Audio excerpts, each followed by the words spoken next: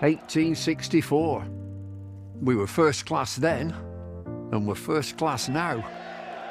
With a dream to spread cricket through Lancashire's towns, where girls and boys, with willow and leather, Become more than a badge, but the red rose together. A club where more than legends are made, but friendships, obsessions, moments replayed on our screens, in our minds, in our hearts forever. 'Cause it's who we are, our DNA, the red rose together. Statham, Briggs, Jimmy, Freddie and Joss, Chappie, Sir Clive Lloyd, Carol Hodges, Kate Cross. What a roll call. It's a hard one to measure, with future names still to be written on the red rose together. We're all about people. It's what the red rose really means. Yeah, the ones signing autographs, but the ones behind the scenes. Our community, grassroots, the ones that feel tethered. Whether you're from here or belong here, we're the red rose together. And what about this place? Talk about world-class venues. Internationals, gigs, events. You can choose from a menu of triumph, of disaster, of pain, or pleasure. We've seen it all at Emirates Old Trafford, with the red rose together. Red ball, white ball, lightning and thunder. Have you ever sat back? Have you ever just wondered how far we've come? The storms we've weathered. Or how far we'll go as the red rose together.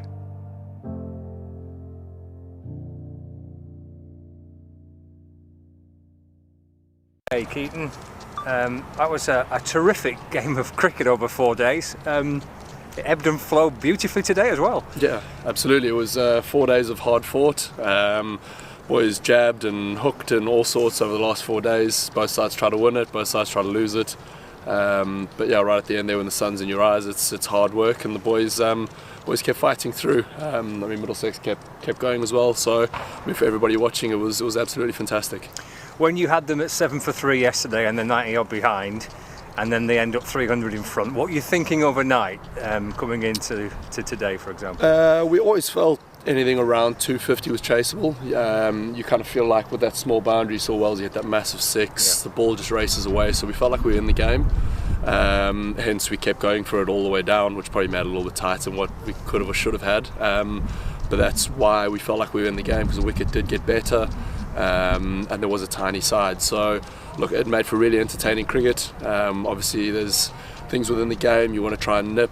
There's little disciplines all the way through that I think if we had tightened up on, suddenly it is a different game. But that's life, that's cricket, that's why, or how the game's unfolded really. Just on that, in their second innings, did you just lack a little bit of that kind of killer edge with the ball, do you think, maybe, just to try and wrap it up, or is that being unfair? Maybe. I also think they batted really well. I think credit has to go to Maxi. You know, he controlled the tempo of the game. I thought the way he played was fantastic. The wicket did change. You can hear the sound of the bat today. When me and Jonesy were going 2 guys in, you can't stop it. So suddenly you get 1 wicket, the ball starts to swing, and the game does sort of unravel pretty quickly. Maybe not. So I think looking back, it was probably a really, really good 4 days of cricket. I thought up front, day one, it was hard work for them.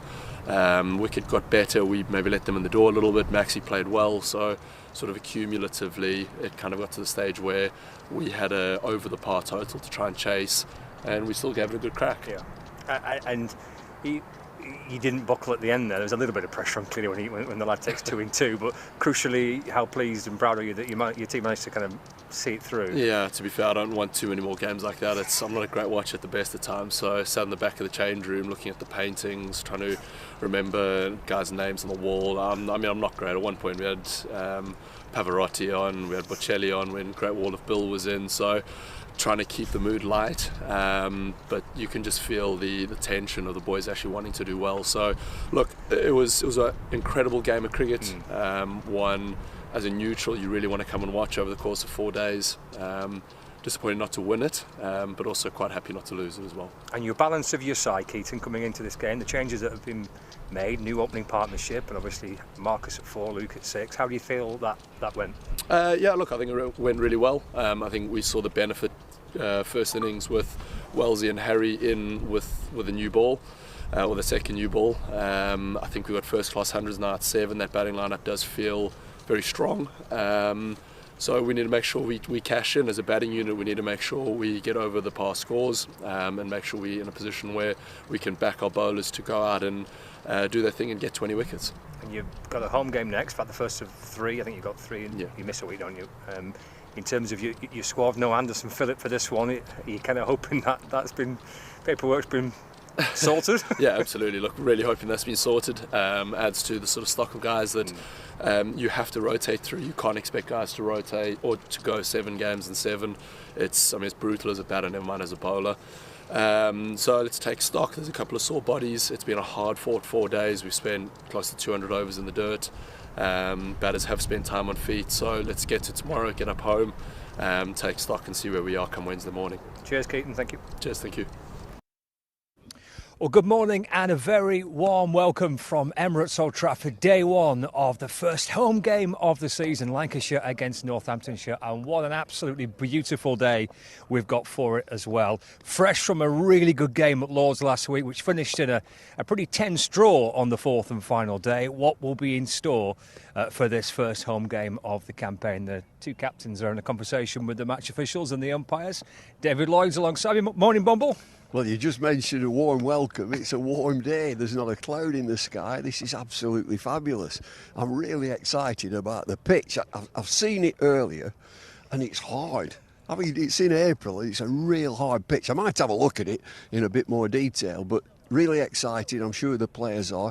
I watched that game down at Middlesex. Hard fought county championship cricket as it should be, and I think this will be the same.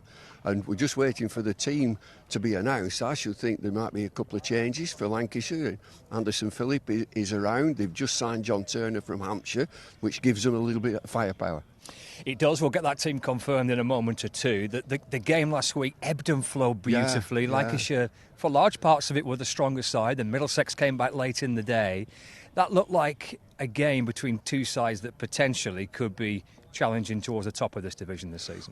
Well, it's a tough division. And of course, Lancashire being relegated, it's imperative that they come back into Division 1. And also for Middlesex, as they all call it, the home of cricket. So they'll be 2 big hitters, Lancashire and Middlesex. And you can see that Lancashire are meaning business when they need a little bit of pace. They get John Turner from Hampshire just for a fortnight.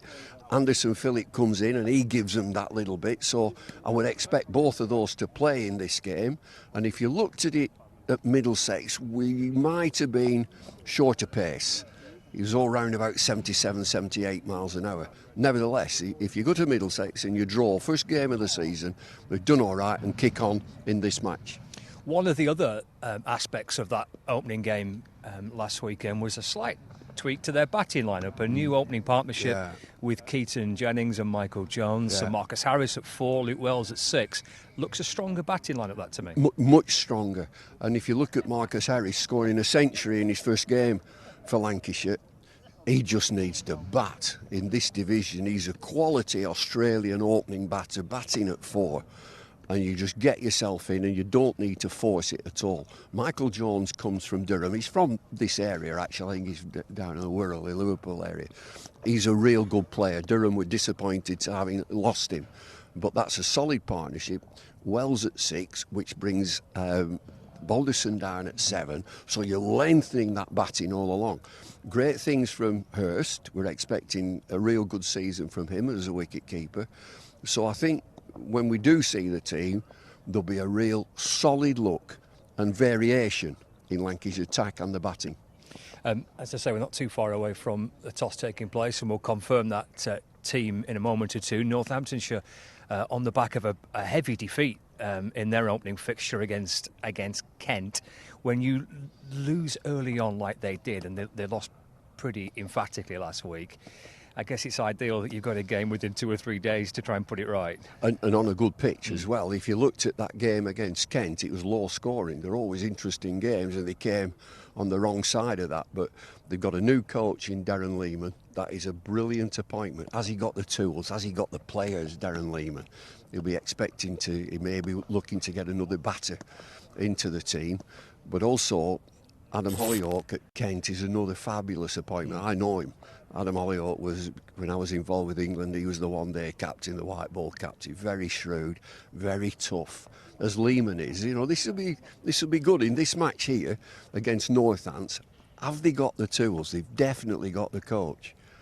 We'll take a look at the picture in a little bit more detail. You'll talk us through have a look. What's likely to potentially materialise over the course of the 4 days here. But in terms of the John Turner signing, 14 days. So he's here for 2 games, and he'll bring Lancashire some real pace. And on pitches here at Emirates Old Trafford, Bumble, how important is that you've just got that little extra bit of X factor almost? Well, it disturbs batters. You know, throughout my career, I started in 1965. I'm some old stager. Throughout, pace disturbs batters from 20 yards away, and so they've got that firepower in the team. And John Turner comes for a fortnight. Looking forward, he might really enjoy it here. If he's not getting a game at Hampshire, come and play up here. So there'll be something for him to look at going forward. OK, let's find out what's happened in the middle. Keaton won the toss last week at Lords. What's the news? What's the news today, Keaton? We're on this game, we're going to have a bowl. OK, and your team changes? We've got 3 changes. Will Williams misses out, Ollie Sutton misses out, and Tom Aspinwall misses out. For Anderson Phillip, John Turner and Tommy Hartley. On Anderson, how pleased are you that everything's been sorted and you've got him here playing now? Yeah, absolutely. He's a quality bowler, quality performer, so to have him in and around your attack, it's another international. So yeah, buzzing to have him. What about John Turner? What's the thinking behind that? Kind of 14-day loan deal? Yeah, look, it's numbers as well. JT's a high-quality performer again. He's got international caps behind him. To get a young, raring, fit, good lad in and around the environment's never a bad thing. Wish him all the best, cap number 718, and hopefully has a good game and a good 2 weeks. And what we're expecting here this week on this? There's a little bit of grass covering. I don't think it's necessarily a bowl the team out in one session. There's a bit of rain around Sunday, Monday. We feel like the best chance of getting 20 wickets is to try and get 10 now today, bat big, and then bowl again towards the back end of the game. OK, Keaton, good luck this week. Thank you very much. Cheers. Thank you very much. Thank you. Cheers, Bumble. So that's the news from the middle. 3 changes for Lancashire, as we thought. Bumble, Anderson Phillip comes in, John Turner starts, and Tom Hartley as well. So 3 kind of international bowlers that Lancashire have got this week. Yeah, so there's a spin option with Tom Hartley, who missed out in that last game. I'm interested in the toss. If you're looking back in the day, you'd see a pitch like this, you'd see a day like this, and you just wouldn't think about it. We'll have a bat.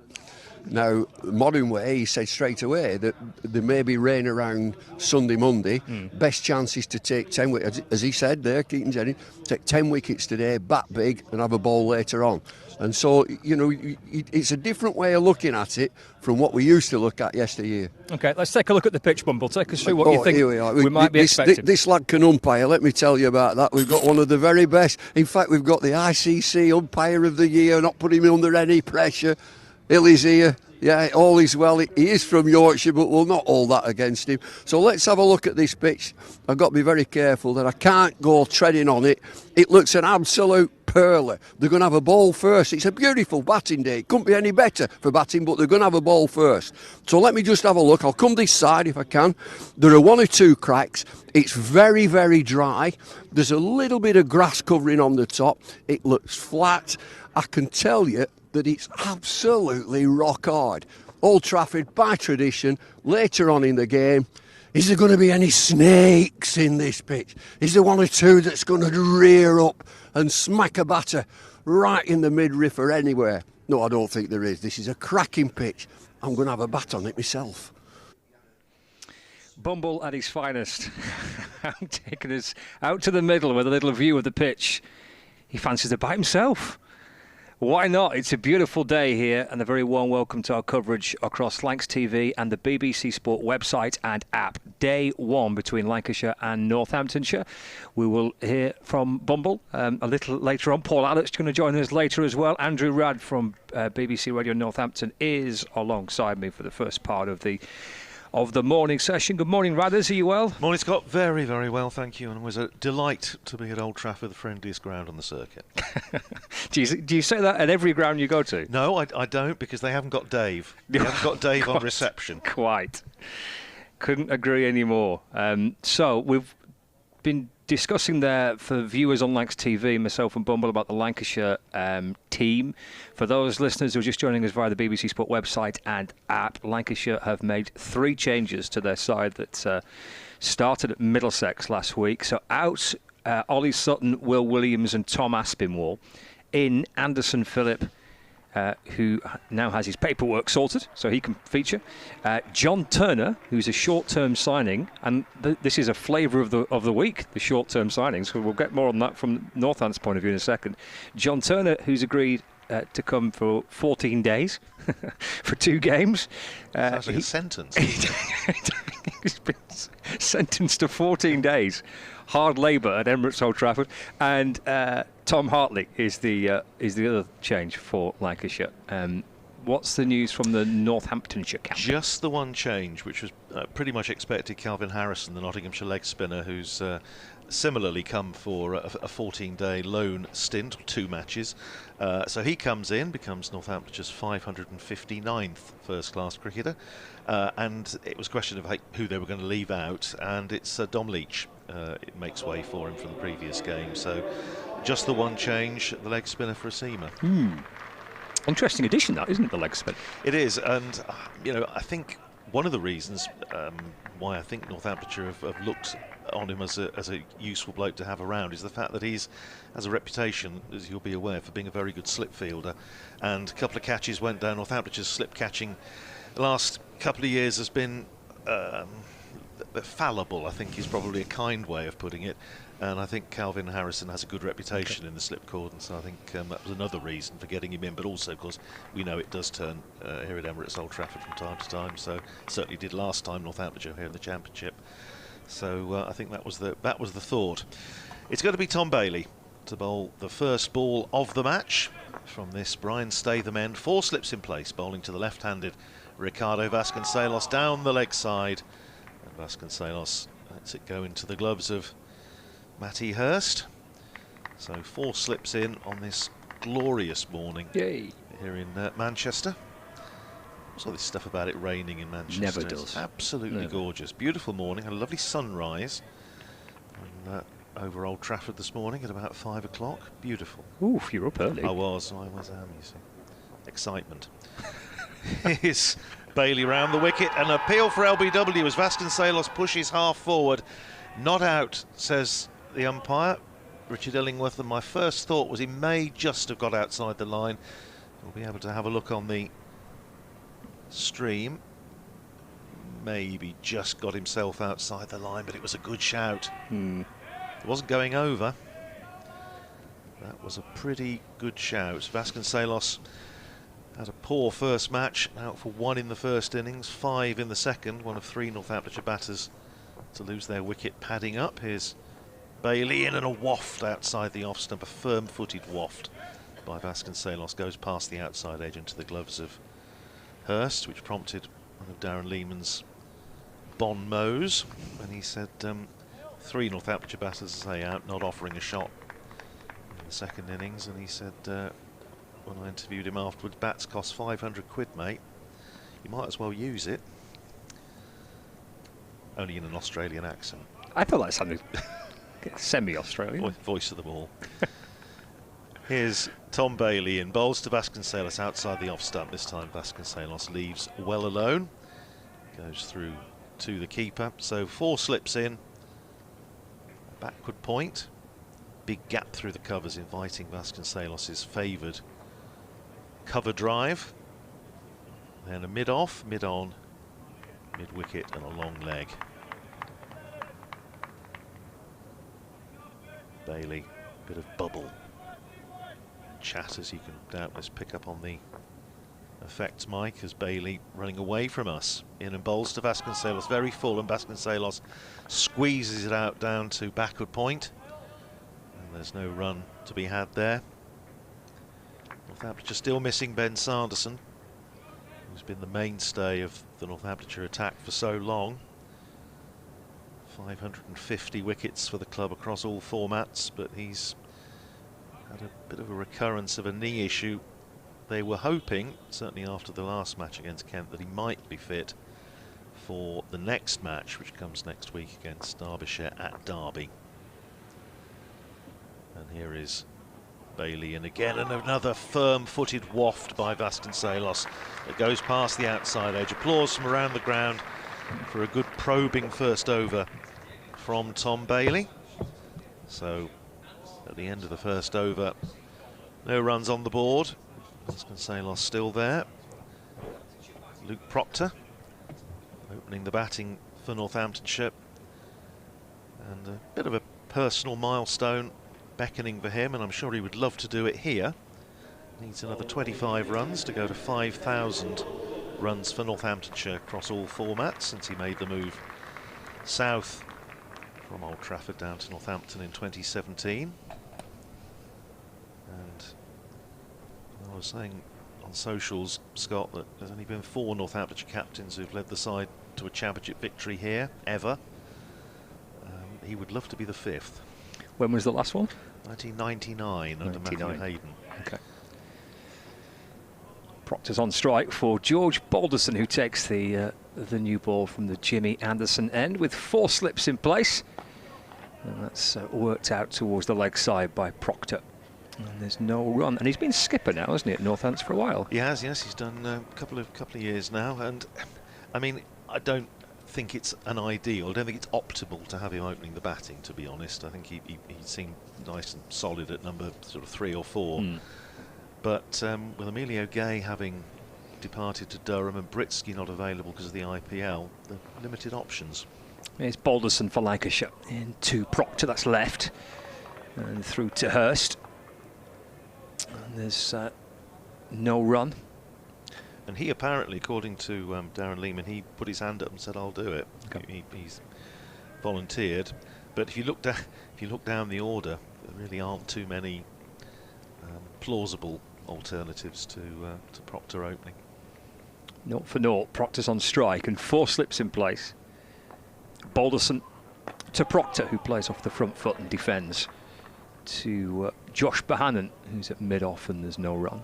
Last time Northamptonshire played here in the Championship, you and I watched him battle it out on the last day on a turning pitch and save the match. It was a good game, wasn't it? That? Well, a cracking game of cricket on the 8th day on that pitch by the end, wasn't it? 4 days in the Test match, and then went to 4 days of the Championship game. Balderson again for Lancashire in to Proctor. Drives down the ground. Balderson gets something on it, leaping up towards his right. Josh Bohannon does catch up with the ball. And Proctor and Vasconcelos jog back and complete 2. So the first runs of the match, off the bat of Proctor, the straight drive, which Balderson got something on, just to take a little bit of the pace off. But Northants are up and running, 2 without loss in the second over. Yeah, I remember that game. It was a belter, wasn't it? Went right down to the final throws of the game. The pitch was spinning quite a bit, and it was a really gritty knock, wasn't it, by Proctor to see it through. Just glanced away off his hip this time by the Northamptonshire skipper, down towards the fine leg boundary. And 4 runs. He moves on to 6, as indeed do Northamptonshire. And it was James Sales in with him for I think a long time, batted pretty much through the last session, if I remember rightly, and it was a wonderful game of cricket. We had that brutal 100 from Phil Salt, which was one of the more exciting innings I think I've seen in Championship cricket in recent years. Remarkable knock. Final ball of Balderson's first over of the day. And Proctor waits and beaten on 6, in and bowls, and oh, he's gone to leave it. That's ricocheted off the face of the bat and down past the off stump and scooped up by Mighty Hurst, and that's the end of the second over. So 6 without loss. Proctor on 6 and Vasconcelos on 0. Northamptonshire looking for their first win over Lancashire anywhere in the Championship for 20 years. 2005 was the last time Northamptonshire did manage to get a win. That was at Northampton. Northamptonshire's 18 Championship wins against Lancashire over the years. 11 have come at Wantage Road. 4 here. 1 at Blackpool, 1 at Southport, 1 at Lytham. Here's Bailey in starting the third over outside the off stump. To Vasconcelos, who leaves it alone. When was the Lytham one? The Lytham one was 1991. Okay. I do remember that. Neil Stanley, who sadly passed away fairly recently. Neil made his career best score in that match, and Andy Roberts, the leg spinner, picked up a 6 for bowling his leg breaks round the wicket, a la Richie Benno on this very ground in 1961. Yeah. And that was a good win. Here's Bailey. Still the 4 slips in. Bowls to Vasconcelos, and Vasconcelos just slightly turned round, squared up by that one, but pushed it up to mid-off solidly enough, where Josh Bohannon fields. And there's no run. Yes, it was Alan Lamb's era as captain. He got runs in the game as well. If Northamptonshire won in those days, it was a fairly safe bet that Alan Lamb would have made a score.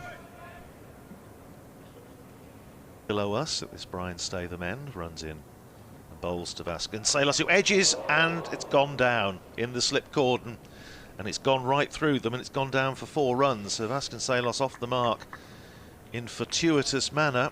It went between second and third, or no, first and second. Now let's have a look. Looked to be certainly catchable height. Yeah, it was between second and third. First thought was right, and it's gone straight between the 2 of them, and it's run down for 4. Lancashire's slip cordon has Michael Jones at first slip, Keaton Jennings at second, Luke Wells at third slip, and Marcus Harris is at 4th slip. So Vasconcelos is away with 4. It's 10 for no wicket. Bailey is in outside the off stump, left alone by Vasconcelos, shaping in towards the left-hander's off stump, with Bailey bowling round the wicket. Has to go down as a chance. Yeah, it does. Yep. Vasconcelos, well, I suppose when you're having a little bit of a trot, and though obviously this is only the second round of Championship matches, Ricardo Vasconcelos, one of the few Northamptonshire batters who hadn't really got a score in any of the warm-up games. So just needs perhaps a little bit of good fortune to go his way. Here's Bailey. In and bowls to him, and that's on leg stump, and he works that into the onside. But there's no run to be had. Anderson Phillip tidies up, tall figure. Did hear somebody down in reception saying that at the hotel yesterday, saying that Anderson was playing. I thought, oh, crikey, he's recovered quickly. But it wasn't. It wasn't that the other Anderson, one. It was the other Anderson. Yeah. But good to see him on the park. As Bailey turns again. Gorgeous bright sunshine, and runs in and bowls to Vasconcelos, who turns that away down to long leg for a single. Much more intentional than his previous scoring stroke. Takes him to 5, pinches the bowling as well. 3 overs down, and Northamptonshire are 11 for no wicket, 5 of those to Vasconcelos and 6 to Luke Proctor. I think for Anderson Phillip, he had a short spell with Lancashire at the back end of last season. He played 3 games maybe, but had a real big impact on the team, and obviously caught the eye of the captain, the coach, the director of cricket. He picked up maybe 6 or 7 wickets in those 3 games, but bowled with pace and kept running in. It looks like a big, strong, fit lad. And that kind of 3-game spell at the end of last season, when effectively Lancashire were probably already down, really, in truth. But he performed really well, and that kind of has secured him the chance to come back for this summer, which it's good to see. As Balderson starts again to Vasconcelos this time off the back foot.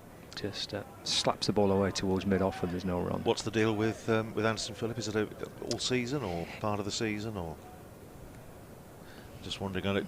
11, I think. It's the first 11 games, something like that. Just very rare that you now get an overseas coming course for the whole season, as used to be the case back in Bumble's day. It's for a big chunk of the season left by Vasconcelos. And through to Hurst, there's no run. Yeah, he's signed for the first 11 matches of the County Championship season, so he's here until the end of July, and there is an option for him to play some T20 cricket as well. Oh, that is a substantial deal then, isn't it? I mean, obviously Northamptonshire had hoped to have Matt Britsky for the first half of the Championship season plus the Blast, but then he got signed up by the IPL, so they're just hoping they see him in the Blast. Balderson over the wicket to Vasconcelos, a lovely delivery that brings him forward. It just slides away past the edge of the bat and through to Hurst, and there's no run. It's one of the reasons, again, why we're talking about Proctor and the fact that he's having to open. Look, there are a couple of other young batters who I think they may have a look at in the not too distant future. Chris Patel, who played the last game of last season up at Headingley, and his first 5 scoring shots in first-class cricket were all 4s. Dear sir, is this a record? 11 without loss, Northants. Balderson in to Vasconcelos. Defends a ball that comes back in towards him and steers it back down towards Balderson off his own bowling. There's no run. He was on Surrey's books, but signed for Northamptonshire. And a lad called Adi Sharma from Buckinghamshire, who's also been getting a lot of runs. Second team cricket last year and the early part of this season. Captain the seconds last year, age 17. And yeah, he's got his rookie contract now, so he may get a chance in some stage in the not too distant. Balderson to Vasconcelos, it's allowed to go past. Of course, seeing George Balderson got that wonderful 100 at Northampton a couple of years ago. Auntie Helen was there, wasn't she? Yes. Remember, as well as George's mum and dad. Yeah. Yeah, I think that was his 2nd century of that season. But very good one. I remember being sat behind his mum and dad in the stand because I wasn't on commentary at the time, and watching his mum and dad anxiously wait for him to get to 3 figures. Just tapped away by Vasconcelos, just drops it towards cover, and that's a nicely taken single. Vasconcelos moves to 6, and he's pinched the strike as well. It's the final ball of the over. So 12 on the board for Northamptonshire. Vasconcelos on 6, Proctor on 6. Lancashire winning the toss and electing to bowl first on what is a beautiful sunny day here in Manchester. We've been lucky with the start of the season. Look at the weather. Just like it was for Lancashire at Lord's last weekend. Blue sky and sunshine, and I'm assuming something similar at Northants last weekend. It was, yes, it was unbroken sunshine the entire Happy match. days. Although, I say the entire match, the 2 and a bit days that it lasted, all over half an hour into day 3. As Tom Bailey round the wicket again, bowls to Vasconcelos, who drives. He's looking more the sort of the check drive. I think he was looking for extra cover, and finished up pushing it up to mid-off where Bohannon fields and there's no run. But we've been so lucky this year. You do feel at some point we may pay for it. It's an unrealistically high bar, isn't it, the start of the season weather-wise? I think the forecast may not be quite as marvellous for next week. But, here's Bailey. In again to bowl to Vasconcelos, and Vasconcelos drives. This is where he was intending the previous one, and that's run away through extra cover, and I think that's going to go for 4, and it does. Well, that was much more like the Ricardo Vasconcelos that Northamptonshire supporters know and love. Maybe, I just wonder whether that little bit of luck, the stroke that got him off the mark, could easily have cost him his wicket. He picks up a quality boundary. He goes to 10, and Northamptonshire to 16 for no wicket after being put into bat by Keaton Jennings. Bailey in again to Vasconcelos, again full and again driven, this time a little bit squarer, but the result's going to be the same, and it crosses the rope in front of the new hotel, and that's 4 more to Vasconcelos, back-to-back boundaries, and Northamptonshire up to 20 for no wicket. 2 lovely shots. You mentioned the weather, actually, Keaton Jennings at the toss with regards to Lancashire's decision to bowl first. Maybe a little bit of rain around on Sunday, Monday. So that, he said was a factor in the decision to bowl first. Yes, I think we're talking about it breaking down a bit next week when Northamptonshire at Derby. Here's Bailey in bowls, and Vasconcelos working that one away off his pads through mid-wicket. More runs for him here. Running out towards the boundary, not quite going to go. Reeled in by Anderson Phillip, sends in his return, and they come back for 2. Vasconcelos to 16 and Northamptonshire to 22 for no wicket. And if the weather does break down and it rains, there's nowhere I'd rather be than Derby. So see all of us. Here's Bailey. In again to bowl to Vasconcelos. That's outside the off stump this time. Vasconcelos leaves it alone. Good leave, quite tight on line of off stump, but good judgment from Vasconcelos.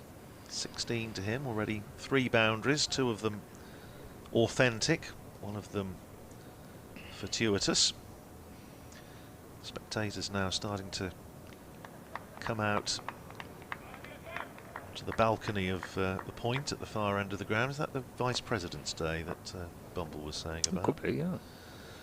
Here's Bailey to finish the over. Bowls to Vasconcelos, who shuffles across, gets an inside edge on it into pad, and it rolls out into the offside, and that's the end of the over. 16 to Vasconcelos, 6 to Proctor. We haven't seen the bowling for a while. 22 for no wicket it is. Northamptonshire after 5 overs. And everyone's playing, actually, just like last week. No issues anywhere weather-wise, so there's a full slate of Division 1 and Division 2 games all taking place. We'll keep you across those scores for the course of the day. Gloucestershire, Glamorgan, Kent, Middlesex, and Leicestershire, Derbyshire, the other Division 2 fixtures this week. 22 for no wicket, Northamptonshire. And there comes Balderson, over number 3 for him. And forward goes Proctor. Calm defence, and just eases the ball up towards Josh Bohannon, who's at mid-off, and there's no run. And I see the 2 form teams in Division 2 playing each other at Grace Road. Leicestershire against Derbyshire, both won in the first round. Did you see that the question was asked about when was the last time Leicestershire and Derbyshire both won on the same day? No. In the Championship, 1998, I think it was, apparently. It's not surprising, that, is it? No. Balderson to Proctor, that's left again, through to Hurst. And there's no run. It was an interesting opening round, I thought, actually, with those wins for the teams that we just discussed. The Kent victory at Northamptonshire as well. They looked at this, the new bowler that Kent have signed, the South African seamer, Keith Dudgeon, picked up 7 wickets in the second innings, and good old-fashioned virtues, line length, bit of movement, bowled really well. Balderson to Proctor, looks to drive, comes off the inner half of the bat, trying to punch it towards or through cover. The ball squirts out towards Bailey, is at mid-on, and there's no run. Darren Lehman made the observation that he didn't think either side batted particularly well in the game, but he thought it was a 250 pitch, and I mean, Kent made 230 in the first inning. That was really down to one partnership, which was Loyeye and Jack Leaning. There's Balderson for Lancashire. From the Anderson end to Proctor, he just fiddles it away down towards fine leg. Anderson Phillip scoops round to complete the fielding. Single for Proctor. He moves to 7-23 without loss now. Said the right thing in the lift to Oldham's finest yesterday, Luke Proctor. We were talking about life in general, and I was saying about how much I enjoy coming here, and he was sort of saying why in particular. I said, well, facilities great, company's wonderful, and it's the people. And he said, oh, it's the people up here, that's right, great people. And so there you go. Oldham's finest was well happy with that. Glad to hear it. Vasconcelos is on strike, putting it off the back foot, and punches towards mid-off, and there's no run. Been great to see actually Proctor, the way he has developed his at Northamptonshire. He's clearly taken pretty well, hasn't he, to life at Northampton? Yeah, very much so, and very popular because he's just such a wholehearted, passionate cricketer, and he puts himself into everything he does, and he's a good man. Final ball of the over, edged, and Hurst takes the catch, and Balderson strikes. With the new ball for Lancashire, George Balderson takes the first wicket of the morning, and Vasconcelos caught by a Hurst for 16. Northamptonshire 23 for 1. Well, we were wondered whether that early escape that Vasconcelos had before he'd scored, whether that might be just the turning point, but I think, to be fair, he had to play at that one, and that was just good bowling and good catch as well, because Matty Hurst had a bit of ground to make, took it in front of first slip, I think, but good bowling from Balderson. Vasconcelos, again, having this time at least, I suppose, made a little bit of a start, but those of you watching on the stream, that just seemed away, took the outside edge. He had to play at it. Good catch. And, well, they say, we know very well that opening the batting in Red Ball cricket in England in April is not an easy task, and Vasconcelos is experienced enough to know that if he sticks at it, it will come, but at the moment it seems a very hard game for him. That was a very fine piece of bowling by George Balderson. That's taken that new ball in this game. He bowled beautifully last week at Lords. His figures 1 for 25 from 15 in the first innings and 2 for 85 from 28 in the second innings. Really reflects just how good he bowled. He was excellent certainly in spells with Will Williams, and has that great chance with the new ball in this game. And has struck early.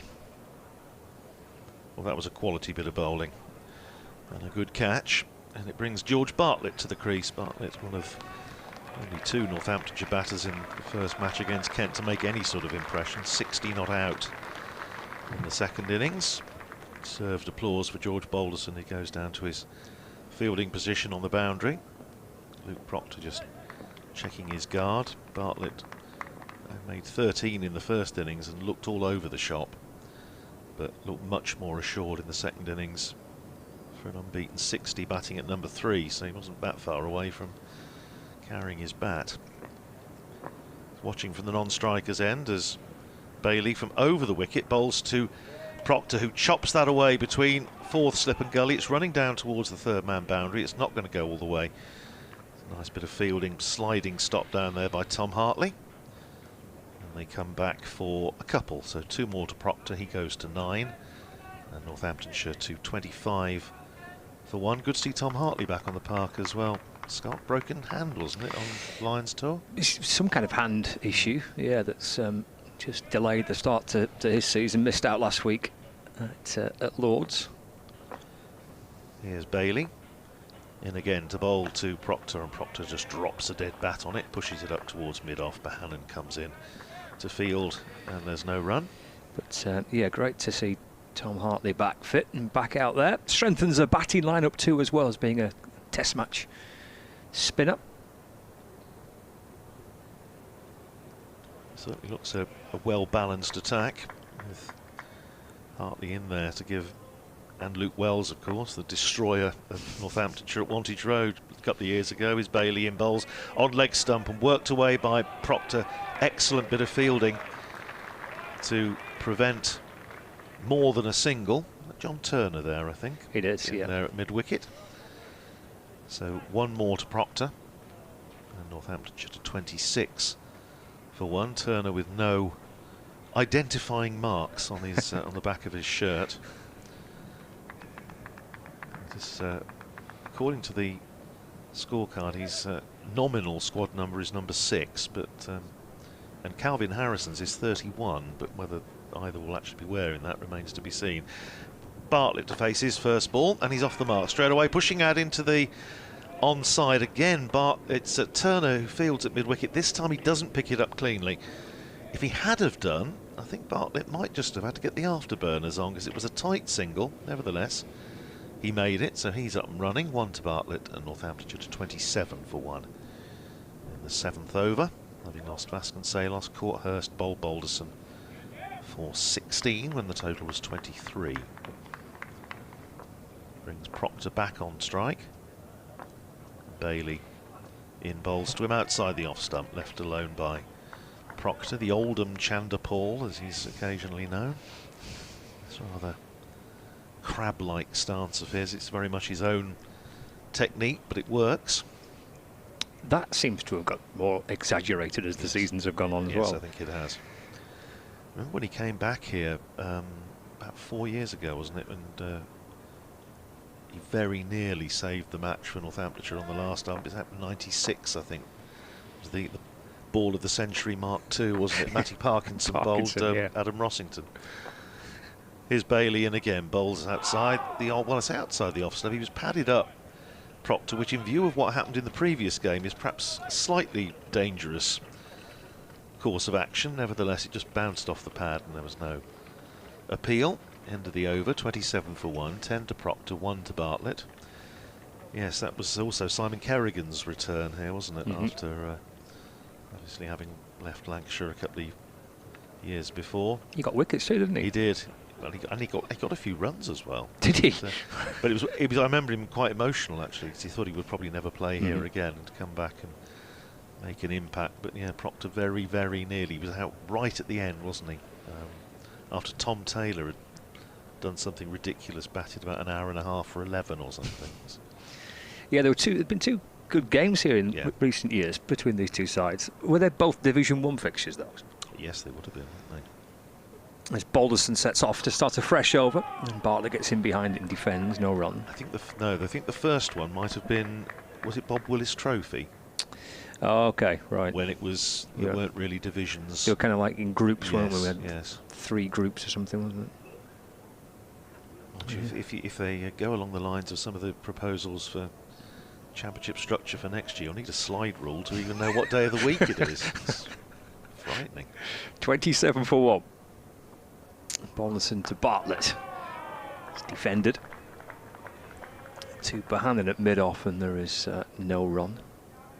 Yeah, the Bob Willis Trophy, that feels like a lifetime ago, doesn't it? It does, yeah. Whatever happened to the Bob Willis Trophy? Who were the reigning holders of the Bob Willis Trophy? Crumbs. Lots of questions there I've just asked. It's a very, very good question. Well, several very, very good questions. What's happened to it? The answer to none of which I can help you with. But where is the Bob Willis Trophy? It's my homework when I come off. Balderson to Bartlett. And his runs here, just off the back foot, punched away to the right of Bohannon, who's at mid-off. He doubles his total as George Bartlett moves on to 2. Northamptonshire 28 for 1. Proctor on 10. Live from Emirates Old Trafford, joining us either via Lancs TV or listening to us via the BBC Sport website and app. First home game of the new season for Lancashire. Having started at the home of cricket in a draw, good game, good 4 days of cricket against Middlesex. Northamptonshire looking to respond after a defeat against Kent, first time up. Balderson to Proctor. Full face of the bat. Plays solidly off the front foot and then rehearses the shot a couple of times. And there's no addition to the score. Yes, it was a Group 3 match, which doesn't quite have the same ring to it, but... Is that a Division 3? No, Group 3. Group 3, right, okay. Proctor, Courtcroft, Bowl, Parkinson, 93 off 294 balls. Balderson to Proctor. Just trying to shovel it away through the onside. Bouncing out towards John Turner, who's at mid-wicket. And there's no run. Batted 6 hours, just over 6 hours. And yeah, Tom Taylor, 13 in 2 hours. Brilliant. Proper cricket. Was. Proper cricket. 1 ball left of the 8th over of the morning. Balderson with the breakthrough so far. In and balls to Proctor. He just nudged away off his hip out towards mid-on where Bailey fields. And there's no run. So 28 for 1, Bartlett 2, Proctor 10. I'll leave you, Riders, and Bumble will come and join you. Thanks very much indeed, Scott. Poor start for Nottinghamshire, just looking at the other scores in Division 1. Nottinghamshire playing Essex. And Nottinghamshire are 4 for 2. Jamie Porter's dismissed both Hasib Hamid and Ben Slater for 0 and 1 respectively. Notts 4 for 2 against Essex. Bring you up to date with what's happening elsewhere. But it's a great pleasure to join David Lloyd. Morning, Bumble. Morning, Radders. Lovely day. Isn't it? But it always is here, isn't it? Well, it is. It's always like this. It's a good pitch. It looks a lovely pitch. It looks to me to be a batting day, although Lancashire opted to bowl first. Here's Bailey. Bowls to Bartlett, and that just nips back a little bit on him, but he pushes it out into the covers, and he's going to get a single as Anderson Phillip fields. Takes Bartlett to 3 and Northamptonshire to 29 for 1. We were saying, Bumble, that Ricardo Vasconcelos had a poor first match, 1 and 5, and just thought whether that little bit of luck, the slip chance, might just have kick-started his season. Played a couple of nice shots, but then it looked to be a good ball from Balderson. You really do, as a batter, as an opening batter. You want your season to get off to some runs under your belt, to time at the crease. Bailey in, bowls to Proctor, beats him outside the off stump.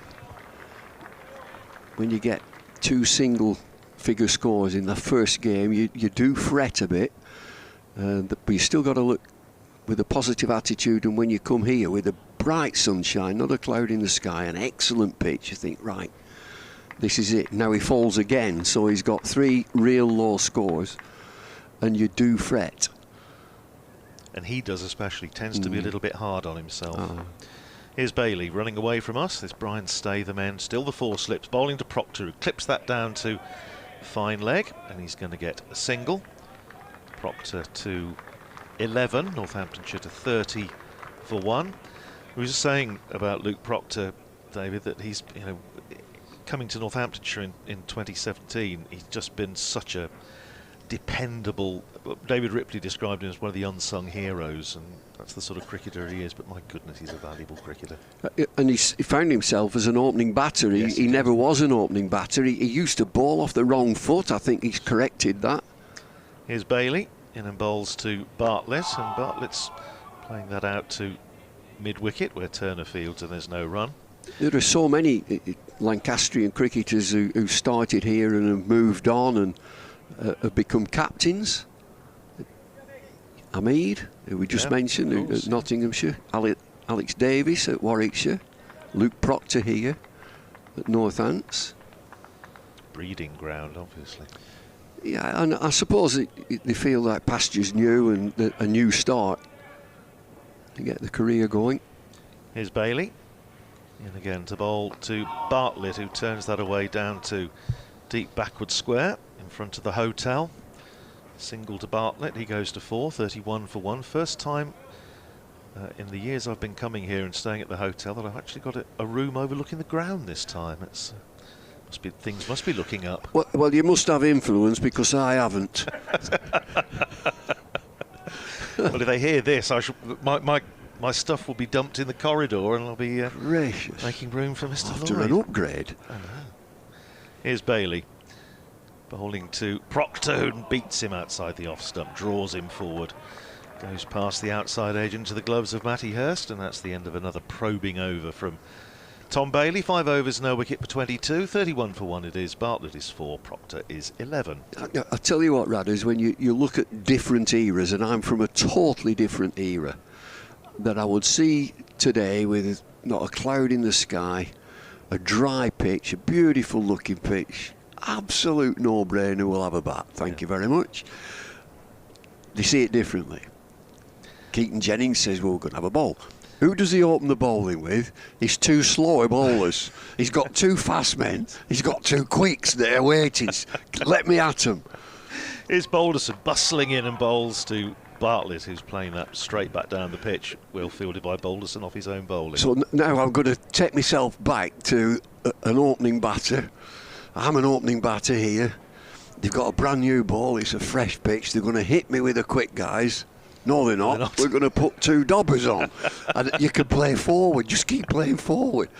And so when I just think about it, opening batter with the ball whizzing around your ears. Here's Balderson in and bowls to Bartlett. Comes right across his stumps, pushes it up to mid-on, no run. And then you get one or two quick bowlers who don't like the new ball, whether it's the feel. It can't be the swing, because these cricket balls don't swing. We haven't seen a ball swing this morning at all. They've bowled a strict line and length, but almost every shot has been, I'm going forward. So as an opening batter, that is so comfortable. Yes, I can just keep going forward, I keep going. He's never going to knock me back. He can't knock me back to the stumps. Here's Balderson in again and bowls to Bartlett. Bartlett defends, plays it up towards mid-off. Yeah, it makes you wonder how long it'll be before we see a bit of John Turner and Anderson Phillip. So this is no criticism. I'm just fascinated by the different thought of the modern captain. And to Captain Keaton Jennings at the toss saying, well, we think we can take 10 wickets today, then bat long and have another bowl at the end. He was saying he thought there might be a little bit of rain around back end of this match. Here's Balderson in again, bowls to Bartlett, nips it back, hits him high up on the thigh pad, thinks about an appeal, thinks better of it. It rolls down into the gully. So many Lancastrian viewers and listeners now, and you will remember Cyril Washbrook. Oh yes. And who ran this place. He ran it. I was captain here, and he pulled me on one side and he said, if you're ever thinking of inserting the opposition, think again. Here's Balderson in, bowls down the leg side, and Bartlett again looking to try and get a little tickle down towards fine leg, doesn't succeed in doing so, through to the keeper. Yeah, well, it was supposedly WG, wasn't it? He said if you win the toss, you bat. If you win the toss and think about putting the opposition in, think again and bat. Yeah, well, Cyril was exactly the same. Well, I was going to ask you what you thought. Come back to that after this ball, because Balderson is running in and bowling to Bartlett. Forward defensive out into the onside. Turner fields, no run, and that's the end of the over. 31 for 1, 4 to Bartlett, 11 to Proctor. Balderson 5 overs, 1 for 9. What sort of return do you think Jennings will be looking for in this first session? I suppose conventional wisdom has sort of 3 wickets, 4 maybe. Well, I would think that you'd satisfactorily 3. That's a good session, and then you'd look to nip a couple out in the afternoon session and get to work in that evening session and perhaps get his 10 wickets that he talked about. He did also say that we've inserted the opposition. We're not expecting to bowl them out in a session. No. Well, that was the previous match. It's Bailey in bowls to Proctor, turns him round, pushes him out into the offside. They'll have to hurry, Bartlett. Underarm shy at the stumps. It's the second time that there's been a tight old single. But if that throw had hit, I think Bartlett might have been home, but it could have been tight. It's a single to Proctor. He goes to 12, 32 for 1, but it was tight. I think it's a good run. I always like the idea, and it's what coaches would always tell you, that rotate the strike, get your singles, get off strike. I think he was in. Proctor in the previous game opened the batting and opened the bowling. Here's Bailey in bowling to Bartlett, pushes it out to the covers, thinks about another single, but thinks better of it. And somebody did ask the question, when was the last time a Northamptonshire captain opened the batting and opened the bowling in the Championship? Suspect possibly Freddie Brown might have done it, going way back. He seemed to do pretty much everything. But Watts? PJ Jim Watts? might have done, yeah. I'm sure he probably would have opened the bowling. Not sure if he... Definite. Yeah. He batted at 3, I think, a bit in the Championship. But here's Bailey in, bowls outside the off stump, and Bartlett leaves it alone. He may well be listening, actually, Jim, because he does follow still the county's fortunes, lives in Wales. PJ Watson, PD Watts. PD sadly passed away a couple of years ago, but PJ still very much with us. Hall of Famer at Northamptonshire, turns 85 in June. Good man. Which I always remember because his birthday's the day after mine. But yes, one of the shrewdest captains around. Good captain. Here's Tom Bailey running in again to bowl to Bartlett and beats him with a Jaffa, and there's an appeal for a catch behind, but altogether or not at all, I think, comes to mind. Not out. It's off his thigh. It's a good decision by the umpire. It's a big appeal from behind the stumps, and it comes off his thigh, pad or his thigh. A definite deviation. Well, Richard Illingworth, as you say, absolutely getting that spot on. You see the replay. Bartlett does tend to set up a long way across, but played with resilience and skill in the previous game against Kent, and that next ball brings Bartlett forward, plays it up to mid-on where Josh Bohannon fields, and there's no run. Freddie Brown was sort of slightly at the centre of when Northamptonshire won here for the first time in 1953, in that he was then chairman of the selectors. He was captain in Northamptonshire and chairman of selectors, pulled out, and they had nobody else to go up, so they got in touch with British Timkin, where a lot of the Northamptonshire players were employed at the time.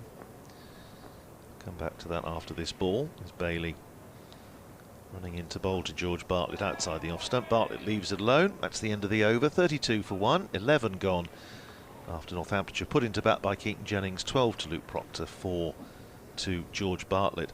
And a guy called Peter Pickering, who was working at Timkin, was told, he was like tannoyed, Mr. Would Pickering please come to the office? They sent him, they called him into the office, gave him the keys to a car and said, drive to Manchester, you're playing. Got up there at lunchtime on the first day. Dennis Brooks was then captain. Yes, yeah. And got runs in both innings. Northamptonshire won by 1 wicket, and he never played again. No. Balderson, who has taken a wicket this morning, is in and bowls outside the off stump. Proctor leaves it alone. And that was his one and only first-class appearance. Good footballer, played for York City. And did he? Goalkeeper. And umpired some first-class cricket in South Africa, because he moved to South Africa later. But he never. That was his only county championship, only first-class match as a player. And George Tribe and him put on a partnership to George Tribe. Northamptonshire squeaked home by 1 wicket. Here's Balderson. In and bowls, and Proctor's solidly in behind that, playing it back down the pitch. Balderson fields, and there's no run. Well, I watch York City. I live in course, York. yes. I just live outside York, so I go and watch York City and in the National League. It'd be interesting. I'll chat to a couple of people and say, do you remember the goalkeeper? Peter Pickering. Peter Barlow Pickering. Yeah. Here's Balderson. The old pavilion behind him, runs in and bowls to Proctor, who is forward, playing it out the onside again. Turner fields. Are you familiar with Coronation Street? Yes. Peter Barlow. Oh, crumbs, yes, absolutely. Well, yes, and funnily enough, we were discussing, it came up in the last match, the late, great Doug Ibbotson, who you may remember, correspondent with the Daily Telegraph. Yes. Doug famously described Wantage Road as Coronation Street with grass. Here's Balderson in and bowls, and here's Proctor again. Dropping a dead bat on it, Balderson fields off his own bowling, and there's no run. I have to say, it was always a bit of a challenge, Wantage Road, when you went down there. That the football pitch, when it was a football ground as well, and the grass was quite long. If you were fielding down there, you'd actually got to find the ball. You go looking for the ball. Is it in this grass somewhere? Whilst the batters were merrily running up and down. And the floorboards in the changing room were all splinters. Yes. Here's Balderson. In and bowls to Proctor, and Proctor again, right across his stumps, playing it out to Turner at mid-wicket, and again there's no run. Well, yes, and certainly in the home changing room, and I'm not sure if they had them in the away changing room, they got some old tip-up seats that Ken Turner had got when they pulled down one of the cinemas in Northampton. We had them here. We had them at Old Trafford here. Well, that was that they were certainly. There was one bath at Northampton. Yeah. Yeah. With, which Freddie Brown used to inhabit, of course, when he was playing there. Here's Balderson. in and bowls and beats Proctor with a beauty outside the off stump. Had to play at it, I think. And beat the outside edge into the gloves of Matty Hurst, and that's the end of another testing over from Balderston. 6 overs, 2 maidens, 1 for 9. Good stuff from him. 32 for 1. Proctor is 12, Bartlett is 4. I'm watching Bartlett set up in at number 3, and I don't know what guard he's on. I would suggest he's round about middle, but he completely covers the stumps. Yep. You can't see, or the bowler can't see his stumps, and sometimes you get a batter that would take leg stump guard and you get a full view of the stumps, but this is a setup which covers everything. Yeah, I mean, I sometimes you suspect he may even be on middle and off. I don't know, but he's a long way. He is, as you say, a long way across. Well, 4 slips still in place. Bailey it is to continue. Start his 7th over from this Brian Statham end and bowls to Bartlett. Takes a hand off the bat as he runs it down into the gully, and there's no run. So I'm looking where his head position is. You can't see the stumps at all, and he's just outside off stump, so that's okay, no problem. But his position at the crease allows Hurst and the slips to go wider. You can go much wider because of his position at the batting crease. Well, Bartlett, previous match, so he made 13 in the first innings and looked all over the shop. Feet didn't seem to be moving at all. Here's Bailey in bowls to him, and he's edged that wider 4th slip, and it runs down to the boundary for 4. No third man. Takes Bartlett to 8, 36 for 1, and certain colleagues of ours will now be saying, why haven't they got a third man in? They'll be wandering out with the pitchforks and the lighted torches, and the third man liberation front will be on the march. But anyway, it's 4 to Bartlett. He goes to 8, 36 for 1. Do you know, it's a conversation that's been around since I started in 1965. There's no third man. Yeah, some colleagues might become almost apoplectic when that sort of thing happens. Here's Bailey in again and bowls to Bartlett, and Bartlett solid in defence, pushes it up to Anderson Phillip at mid-off, and there's no run. The other thing, and we've got a fantastic view from the media centre looking straight down the pitch at Emirates Old Trafford, and you know what strikes me is that the 4 slips that you've just mentioned look tight. They look really close together, and if you look at an Australian setup, they will be much wider, covering much more distance. They look really tight. 1, 2, 3, 4 slips. Here's Bailey running in away from us, bowling to George Bartlett, and Bartlett lets that go outside the off stump, taken by Matty Hurst down by his bootstraps. Mentioned 65 there, Bumble. That was Northamptonshire win at Old Trafford #2 in the year when Northamptonshire probably should have won the championship under Keith Andrew. A wonderful wicket-keeper captain, Keith Andrew. He was my boss at the Test and County Cricket Board before it became the England and Wales Cricket Board. They had a good side. Northampton had a real side. Well, it was a side that should probably have won the championship. Just don't talk to anybody about Ingleby Mackenzie. Here's Bailey in bowls, and it hits Bartlett, I think, on the thigh pad. It's running down towards the boundary at fine leg. I don't think it's going to go. It isn't. They've run 2. Did he get any bat on it? No, he didn't. Signalled as leg byes by umpire Richard Illingworth. 2 more onto the total, 40 for 1. We played a game in the 60s. Ingleby Mackenzie was captain of Hampshire, and he turned up on the morning in like a dinner jacket and dancing shoes under his arm, like them patent black leather ones. Yeah. I wonder where he'd been. Well, he famously declared he did against Worcestershire at Bournemouth, and Worcestershire won, and that effectively won them the championship. Here's Bailey in bowls, and Bartlett steering that one rather more deliberately wide of 4th slip. That's running down towards the boundary at third man, and that's a good bit of fielding right down there on the fence, and he's kept it in. The result of which they only managed to complete 2 runs. Good bit of fielding, saved a couple of runs. 42 for 1 at the end of the over. 12 to Bartlett, 12 to Proctor after being put into bat by Keaton Jennings. And yes, I mean that side. And the bizarre thing was that they had to beat Gloucestershire in the last game to sort of give themselves any chance. And Colin Milburn played what many would say was his best innings for Northamptonshire, 152 in about 3 hours. but it was rained off. Arthur Milton batted a very long time for not many to save the match, and they then had to change the ground over because it was Northampton Town's one season in the top division, and they had 2 days to turn the ground round from potential county championship winners to first division football. Balderson in, bowls start of a fresh over and driven by Proctor, and it's under the body of the diving fielder at mid-off. It's going up towards the boundary, the old pavilion, but they come back for 2. Whoa. And what a throw! Wow. Not middle stump out. Crikey. That's a throw from a very long way away.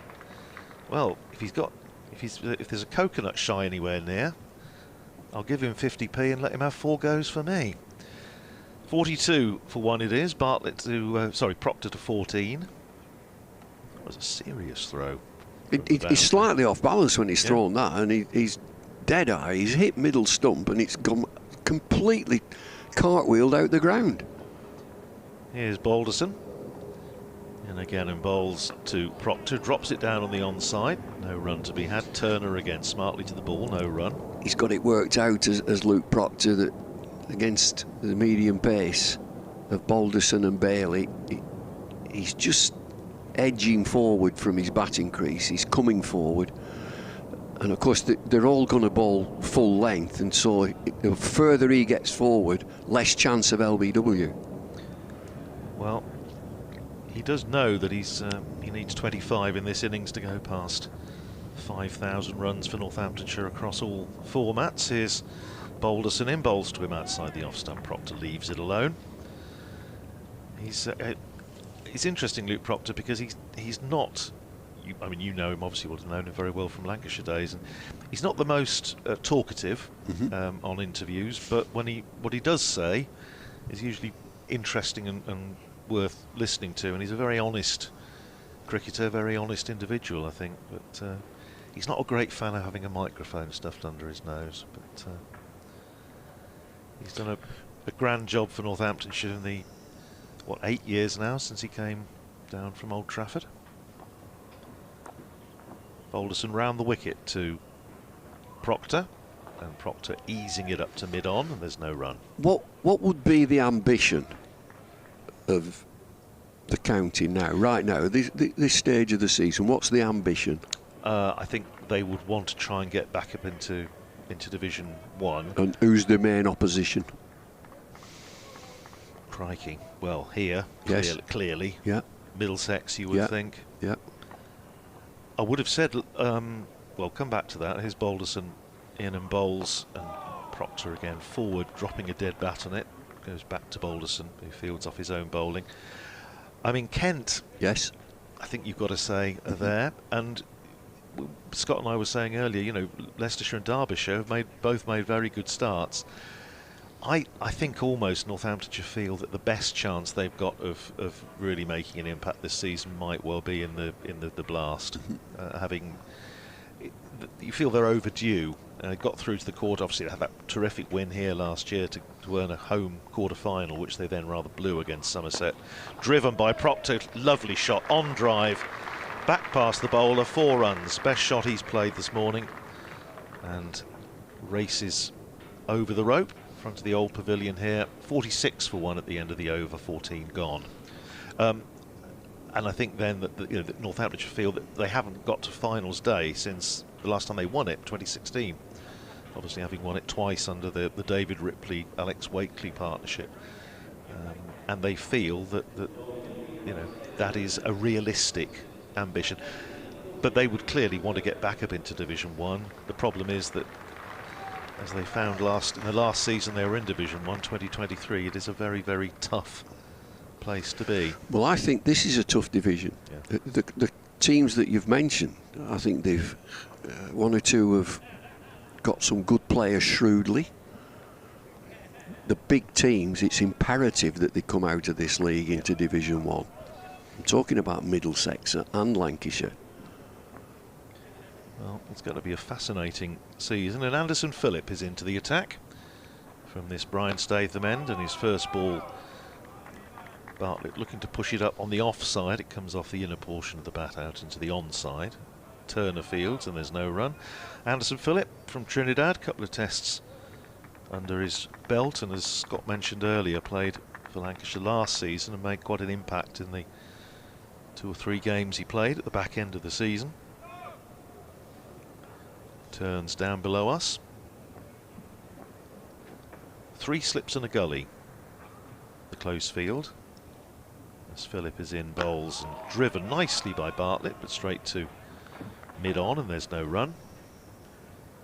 Yeah, I mean, Northamptonshire, they almost did a lap of honour in 2022 because it was the first time that Northamptonshire had actually stayed a full season in Division 1 and still been in Division 1 at the end of it, because the previous occasions they'd gone up, they come straight back down again 3 times.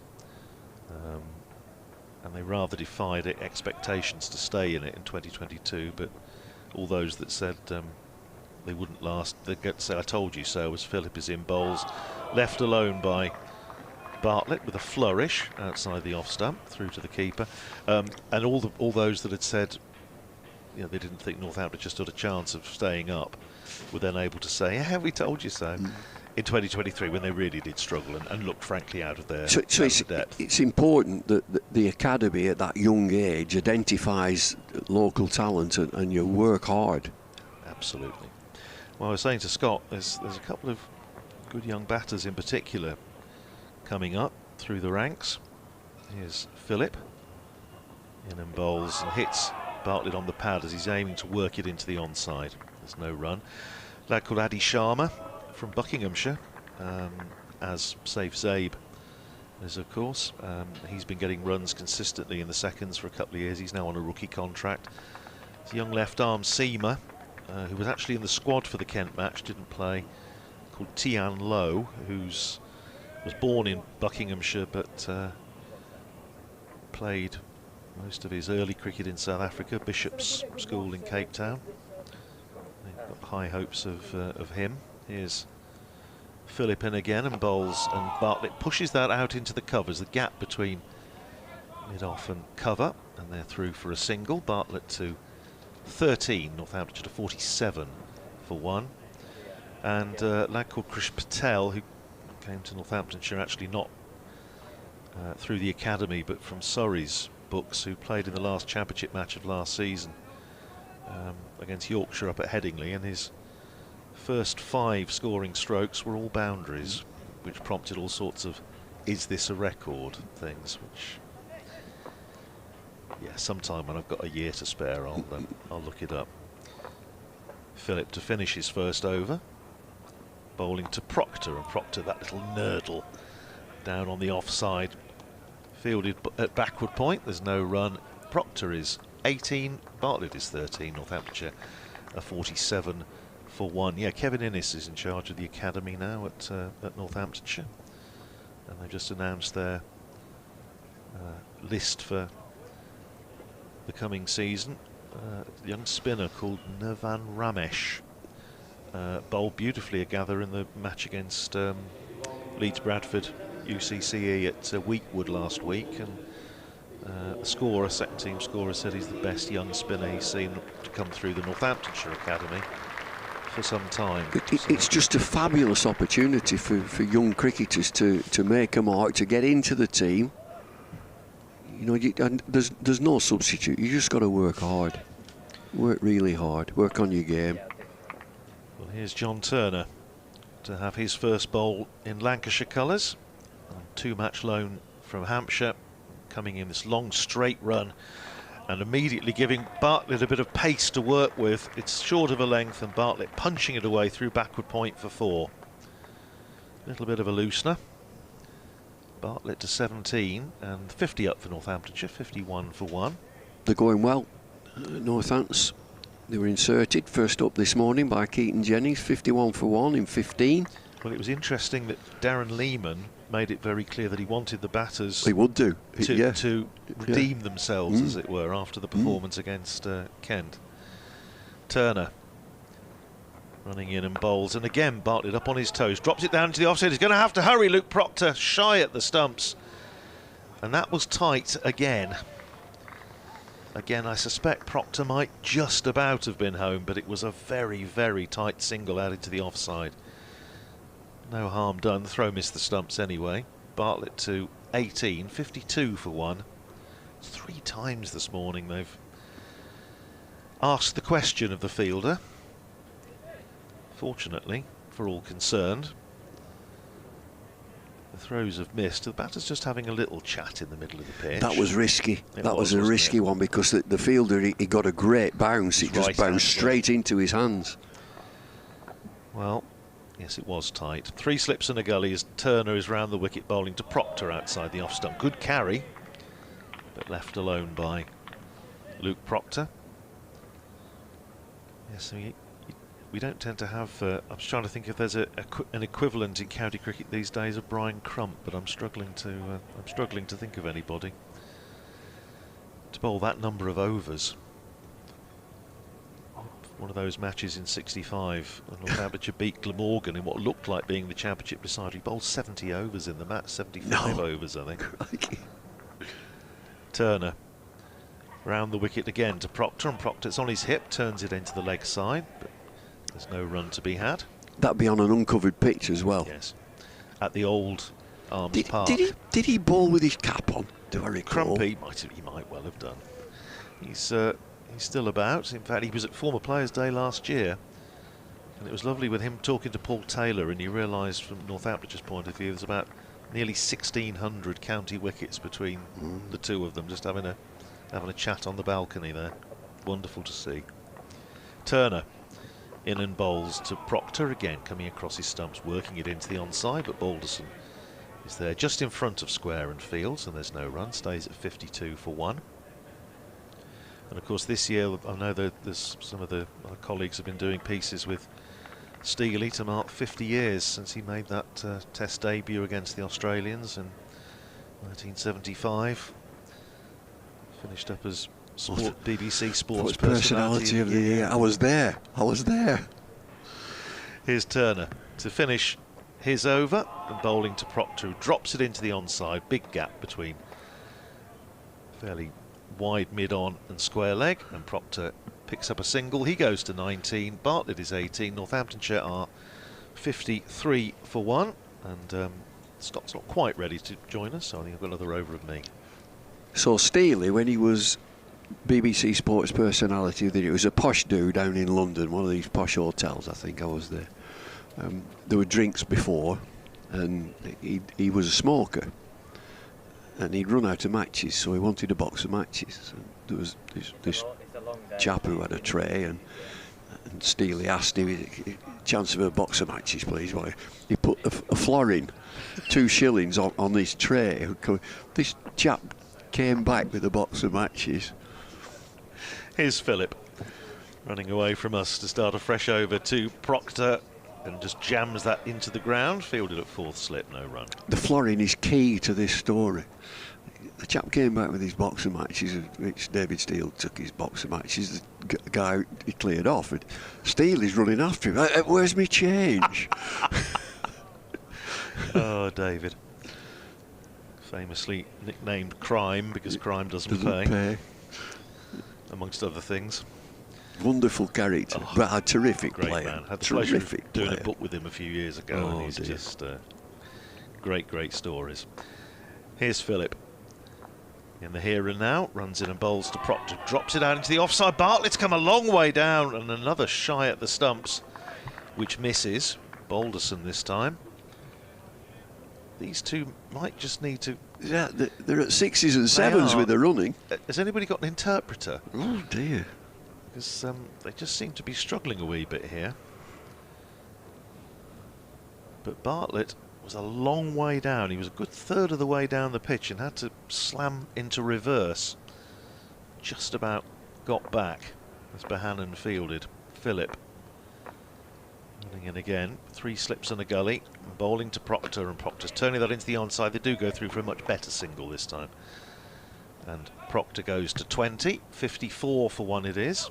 When David Steele moved to Derbyshire, Jeff Miller as captain, do you remember when... Well, they still do. You get a bonus point. They wanted 1 run, 1 over to go. He played out a maiden. Jeff Miller went scatty at him, and Steely said, "I'm sorry, youth." He said, "I could feel a big 100 coming on. I didn't want to risk it." I doubt there's many cricketers around of that era who have more stories told about them. Famously, when he ran out 4 of his teammates in the Sunday League game, here's Phillip in bowls. Very full, hits Bartlett on the foot, and he's out LBW. And Bumble gave it out from here, and it looked absolutely plumb. It was a straight Yorker, hit Bartlett on the boot, and umpire Richard Illingworth having no hesitation in sending George Bartlett on his way. He goes for 18. Anderson Phillip has struck, and Northamptonshire are 54 for 2. Super delivery. He's quick, very, very full, Yorker length. Traps him right in front. We mentioned that you can't see the stumps, and if he stands still, it's a decision that Richard Illingworth didn't need to think too much about. So a quick delivery from Anderson Phillip, and it traps him right on the crease. I think he was expecting the worst there, wasn't he? He was, yeah. I think George Bartlett knew what was coming. 18 or 32 balls, a couple of 4s, few alarms and excursions between the wickets, and I would imagine this would be James Sales coming in. It's interesting that, yes it is, James Sales going out to the middle.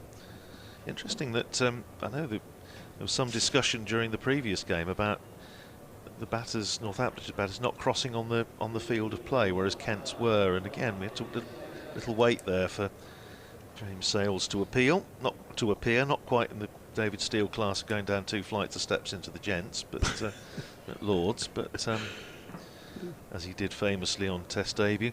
Yeah, James Sales been given a chance at 4, made 2 very good hundreds last year, one on a flat pitch against the Kookaburra against Middlesex, but then on a pitch later in the season against Leicestershire when he made 135 was an innings that I think a lot of us felt he was really coming of age. He must be David's lad. He is David's lad. Yeah, he was a good player, David Sales. Certainly was. Hall of Famer again. I mean, just such a natural player, David Sales.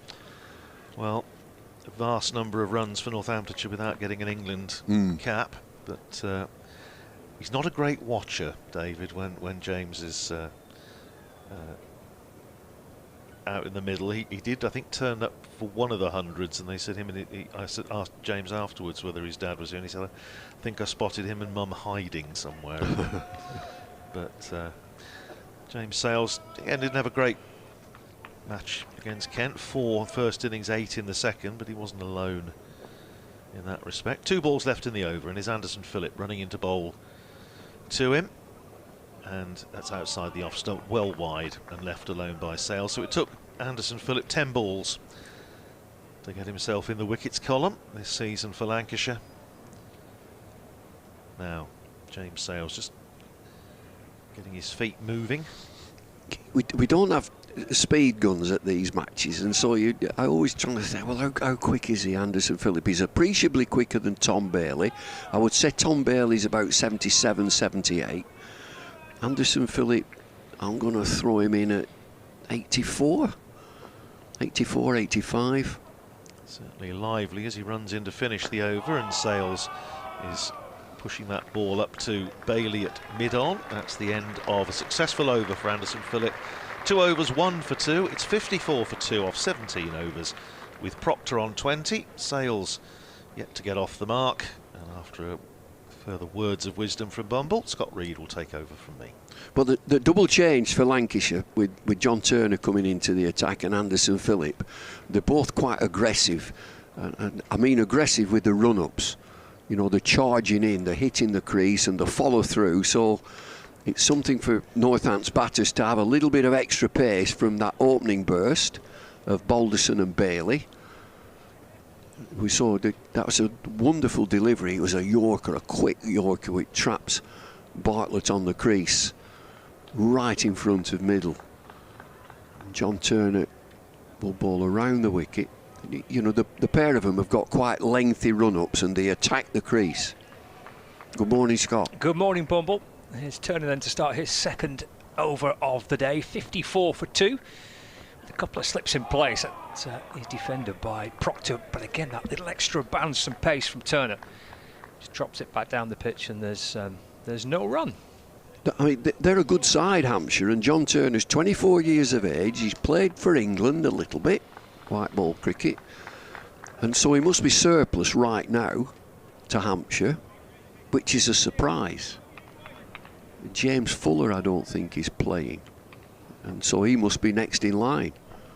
It's Turner from the Anderson end, around the wicket to Proctor, just worked away to the leg side this time, where Hartley fields, and there's no addition to the score, 54 for 2. And again, you've got these two quicker bowlers, and we saw Balderson and Bailey with 4 slips. You get the two quicker, and just took a wicket, 54 for 2. It's not 4 slips now, it's 2 slips, a gully, 3 saving 1 on the offside, 2 saving 1 on the leg side. So they've relaxed the field. There's Turner in the bright sunshine at Emirates Old Trafford to Proctor. Takes a single here, just nudged away down towards square leg, and Hartley comes hurtling around to his left-hand side to shy at the stumps at the striker's end. Sales having to almost frantically get himself back home. Hartley missed and managed to cross for 1. The score moves to 55 for 2. Well, they've tried to rotate the strike, and they've challenged the fielder on 3 or 4 occasions. No, I'm just looking for Sales. It's 3 slips in a gully, so they've just strengthened that slip cordon. They're still narrow. They really are quite narrow. It's Jones, Jennings and Wells, the 3 slip fielders, and Harris at gully. Balderson just backward of point, Bohannon's at mid-off. Bailey is at mid-on, Hartley at square leg, and Anderson Phillip at fine leg as Turner bowls to Hales, a lovely delivery that beats him and through to Hurst. Good signing, Marcus Harris for Lancashire, and slotted in at number 4, gets a century in that first game. He should get plenty. A quality player. I was chatting to him last week after that century at Lords and asked him when did the conversation start about you batting at 4 and not opening the batting. It's Turner, he's in again, 2 Hales, whipped away to square leg, not timed it. Hartley scampering away to his right to field. Sales does get his first run, and Northamptonshire moved to 56 for 2. And he said that Dale Benkenstein pretty much said straight away, first conversation, oh, by the way, do you fancy batting at 4? That's where we see you rather than open the batting, and he was pretty eager to do it as well. Spent all his life opening the batting. He's quite happy to drop down a little bit and bat at 4. Wells coming in at 6 as well now for Lancashire. Proctor drives, it's a no ball. It's punched down the ground. Bannon's scampering after it towards the long on boundary below the pavilion. Just retrieve it.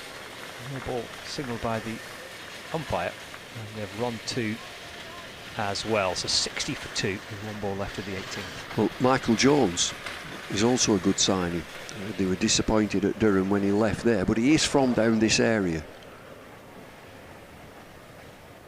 Yeah, so they've just rejigged their batting lineup, Lancashire, with those additions.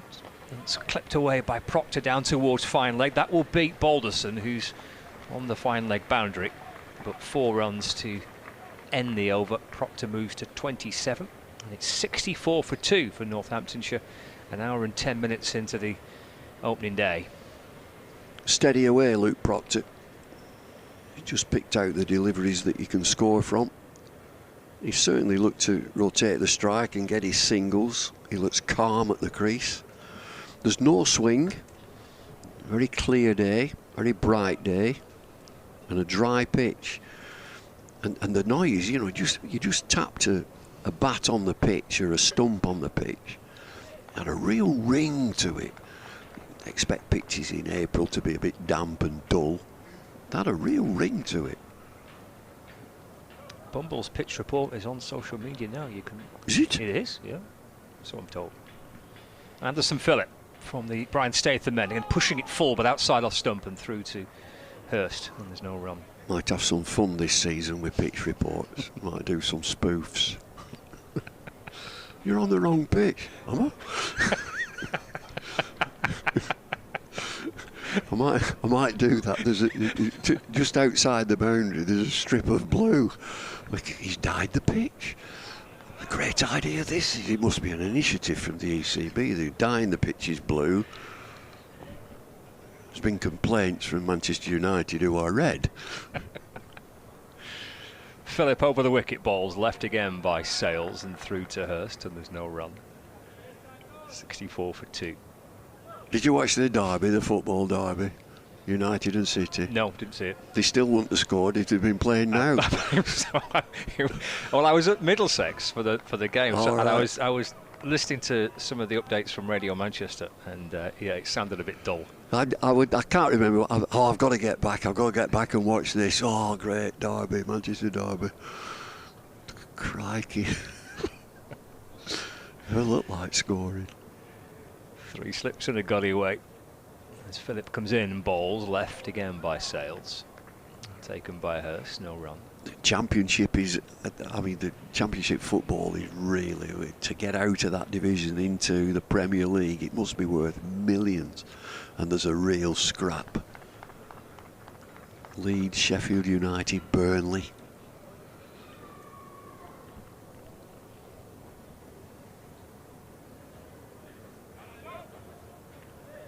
Of course, the last 6 teams that have gone up have all come back down, haven't they? But I Yeah, they suppose do. Yeah, tough division. It's Phillip again. In balls, it's fallen, punched nicely off the front foot by Sales, but to Bohannon at mid-off, and there's no run. Remains on 1. 64 for 2. Proctor's on 27. That boundary that Proctor got off his hip down to fine leg in the previous over, bringing up his 5,000th run for Northamptonshire in all formats. Northampton skipper at the non-striker's end, just leaning on his bat. It Sales with his short sleeves settling into his crease. 3 slips and a gully away. Anderson Phillip. He's back in. Just on towards the pads of Sales and glanced away down towards fine leg. And come back and run 2. Takes the total to 66 for 2. And Sales moves on to 3. I had a chat with Anderson Phillip this morning. I said, you brought the sunshine with you. I said, Colin Croft played here. I said, I could tell you, I used to captain him. He had 7 sweaters on. He did. He had peeling them off one after another. Freezing. I'll be pleased to have a little bit of sunshine, I'm sure. I don't think he's been here long. Just joining up with his teammates just this week. Balls again, forward goes Sales. Solid front foot defensive shot. And gathered by Anderson Phillip off his own bowling. So he's bowled 3 overs, 1 for 4. Picking up the second breakthrough of the morning. John Turner's gone through 2 overs for 16 from the Jimmy Anderson end. We've had 19 overs of the Northamptonshire first innings. 66 for 2. Jimmy Anderson here this morning. Can't keep away from the place. He's got a calf injury, so I saw that he would be missing the first month. So I assume that is, how many matches would that be? 3 matches. Yeah, they miss a round of fixtures, Lancashire, so they play 3 on the spin, and then they miss a week before we get into to May. Turner to Proctor off the front foot in defence, and there's no run. All that money for the 100. They get all that money into the game. How much is it? Is it 900 million? I think that was the figure, yeah. Oh, throw a bit at County Championship. That'd be nice, wouldn't it? £20 million for the winners. Oh, blimey. That'd exercise the mind. £20 million to win the championship and play your first 2 matches in India. It's Turner from the Anderson end around the wicket to Proctor. It's driven, it's on the up, but it's in front of backward point where Anderson Phillips in there to field. No run. Be 2 weeks in India. Tour groups would love it. For spectators to go out to Mumbai or Calcutta, have a couple of weeks out there on a spinning pitch, 2 rounds of championship matches, and play all over Bengaluru. Be fabulous. Have one of them drafts for an Indian player in each of the 18 counties. make another 500 million. That's the way I'd do it. £20 million for the winner. Goodness. They don't want to play. It's Turner in again to Proctor, who defends calmly back down the pitch, and there's no run. What about that for an idea, Well, Scott? it's a radical idea. Very sensible, very cost effective, but an adventure for spectators. When it's not usually like this. In April, play your first 2 rounds. You might go to Dubai if you want, play them in Dubai.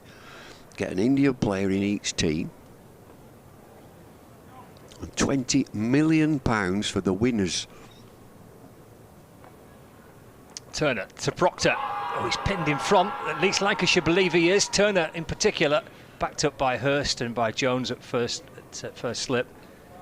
Umpire Debenham says not out. I'm going high. It's high. Just from where it bounced, it's back of a length, in fact short. So it's going to take him way above the knee roll. I reckon that's going over the top. 66 for 2. First shout really for Turner at the start of this opening spell. Into Proctor again. That gets up on Proctor. That's it. Fends it off. Ball disappearing down towards the boundary. And it reaches the rope. And it's gone for 4. Sharp stuff from Turner. So that's quick bowling. That's a quick delivery. He's been so calm as Luke Proctor at the crease. Not in any trouble. And he's hurried him there. He's no idea where it's gone. Maybe off the glove. Gone over the slips, down to third man, and he gets 4. 70 for 2. Proctor onto 31. 2 slips and a gully in position for Proctor, who waits for Turner. Down the leg side and taken by Hurst to complete the over. 4 coming off it, but 4 fortunate runs. The edge over slips down to third man from a sharp delivery by John Turner. 20 overs gone. Northamptonshire 70 for 2. Well, that's good from Turner. We talk about that extra pace. Just dig a couple in there, and the one, he'd no idea where he'd have gone, Luke Proctor. He sort of turned his head away. He gets it on the glove, but it went over slips. I'm still getting over Radders. He rocks up from Milton Keynes or somewhere and gets a hotel room overlooking the ground. I'm overlooking a building site. Believe it. I'm going to get him shifted. Yeah, let's have a quiet word. A word? Yeah, sure you'll be fine. Switch me to a pitch facing room, please. Must be his natural charm that Radders has got, you see. Cheerful face. They are good rooms, though. I mean, I've on occasion I've had a room overlooking. It's fantastic, absolutely fantastic. Here's Phillip over the wicket, starts a fresh over, balls to Sales, flashed away towards mid-wicket. Watched the women's game last year from the balcony. It was brilliant. And just as luck was at it, the pitch was that side. It was hotel side, so you're almost pitch side. Is this in the first hotel or the second hotel? I was in the second hotel. Yeah. And there's a walkway. There's a walkway that connects. There's a good restaurant in there. Really good restaurant.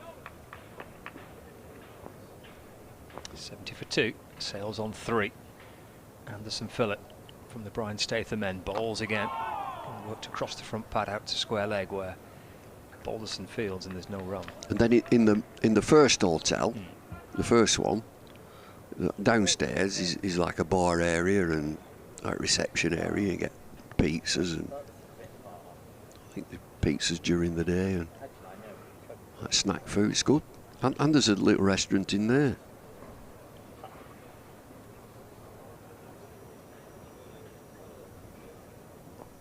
$70 for 2. Sales on 3. Phillip kicking his heels up as he comes in and bowls again, left alone by Sales through to Hurst, no run. You know them Domino's pizza?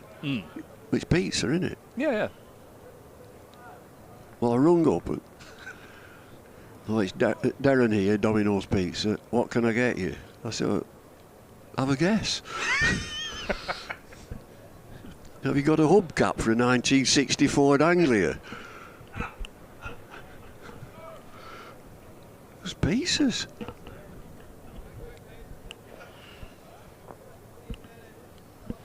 Have a guess, Darren. Sales on 3. Waits for Philip, who's back in and bowls. He plays forward, defends to mid-on, and there's no run. Did you get there in the end with this conversation? Yeah. Good. Well, pizza.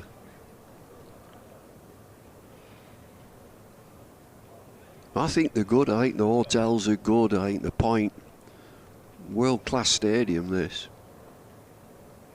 It's handy as well. I mean, with the metro, you just go straight into the city. At the end of this today, I'll just get on the metro and go into Manchester. I'll be down. I'll 2 stops, 3 stops down. Ideal. Right in the centre. You having a venture out, are you, later then? I am. Don't blame you. Square leg drops back towards the boundary. There's a fine leg as well. Oh, Yorker. Worked away to the leg side by Sales. A full length delivery again by Philip. Speared one in to get the wicket earlier on. He's just got that leg side. The wicket was dead straight and quick, and he got his rhythm right. He's tried the Yorker again, and he's just slightly leg side. Squeezed into mid-wicket by Sales. Testing, probing start by Anderson Phillip. 1 ball left of his 4th over. He's gone for 4 so far. And prized out the wicket of George Bartlett from a similar delivery to that Sales just dug out a moment or 2 ago. Short this time. And through to Hurst to complete the over. 70 for 2. I like that from Anderson Phillip. The Yorker, ball 5, and then a sharp bouncer. He played it well. He rocked back, kept his eye on it. It's Sales, and Proctor is on 31 from 53. 70 for 2. They'll be quite happy with this. Well, I think they'll be more than happy.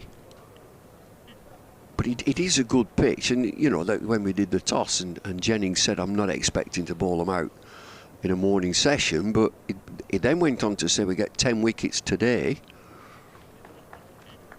I did just think, I said, you got to bowl well.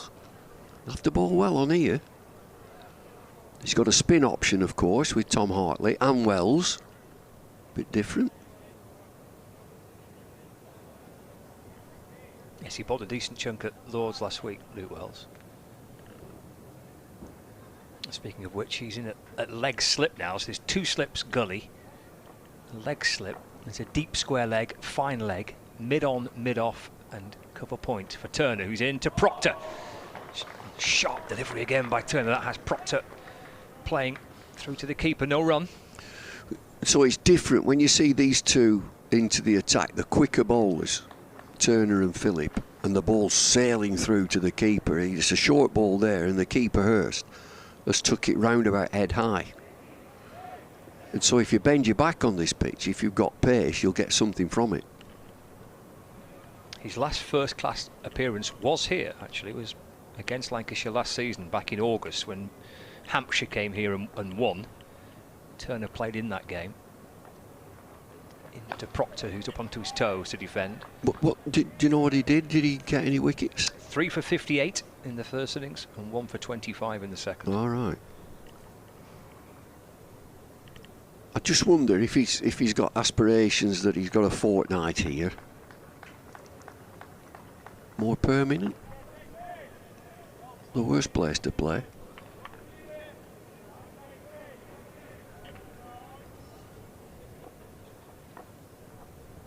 Two-game loan spell for Turner. He's into Proctor.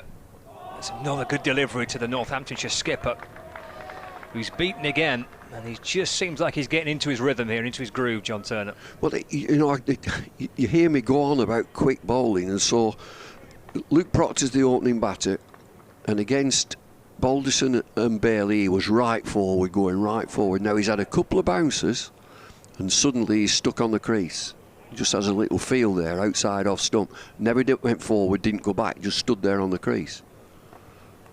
Turner sets off again to Proctor. Just nudges out towards the leg side, where Will Williams comes up from middle, and there's no run. Williams out there as a substitute fielder. Who's off? Tom Bailey. Tom Bailey, I reckon. Yep. Williams, one of 3 changes from the side at Lords last week. Williams out, Aspinwall and Sutton, the other 2 not featuring this week. Turner on debut into Proctor. It's good stuff. There's off the back foot. Proctor trying to force the ball away, and then just taps it out towards the offside. No run. He got married. He got married in the winter, did Will Williams? Over in New Zealand.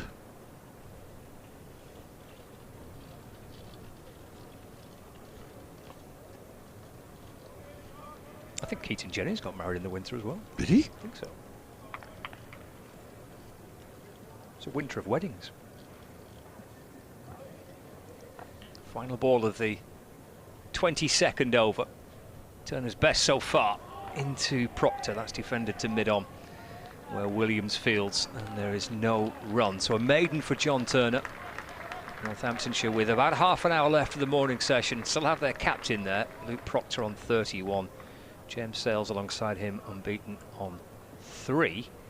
And Lancashire 70 for 2, and we can just see Tom Bailey, for those viewers on Lancs TV, just on the balcony of the Lancashire dressing room. So both these, it was a double change, so Turner's ball 4 overs, Philippa's ball 4. So when you got that pace, captain has got to think, how many? In the first spell, 5. Might squeeze 6. He'd be thinking 5. The bowler might just say, give me another 1. And then he's got to think again. Philip to start his 5th. He Set off and something didn't quite feel right. Slowed down as he reached the crease and eventually stops and turns back to his bowling mark. He's in from the Brian Statham end. There's barely a breath of wind actually here today. The flags on the roof of the pavilion are pretty limp. So calm, still start to this first day.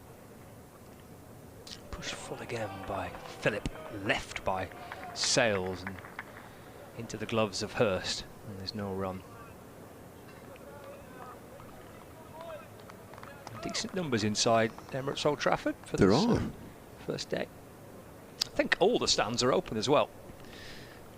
Yeah, stands either side of our media centre, both upper and lower tiers. There's spectators dotted around, and below the pavilion in the sunshine, and underneath the hotel, underneath the point. Watching Anderson Phillips set off and bowls. Oh, that's in the air. Oh. Loops over mid-off where Bohannon will go scampering after it. Sales does get a single, moves to 4, but to his relief, no damage done. 71 for 2. He's looking to turn a full-length ball onto the leg side. Gets a leading edge. It lobs into the air, round about extra cover. If it was a 30-yard circle, it'd land just outside that 30-yard circle. He'd get a single, but he's looking leg side. There's no barrackers these days, is there? You did not. There's nobody barracking. Usually, I mean, there used to be about 3 or 4 here. There was the Pit of Hate under the clock, Norman the Postman, Draft Bass Harry, Big Ed. There's none of them now. Everybody's quiet. It's a good crowd in. Bring back the barracker. Norman the Postman. Norman Williams. And in comes Philip Bowles, playing a miss by Proctor, chasing that ball that's angled across him by Philip, through to Hurst, no run. His pet one, Norman Williams, Norman the Postman, when we were all changing over the other side. Umpire Nigel Long, the umpire, played for Kent. As he came out to bat every time, don't be long, Nigel. Every time he come out. He used to hate it, Nigel Long. Oh, not him again.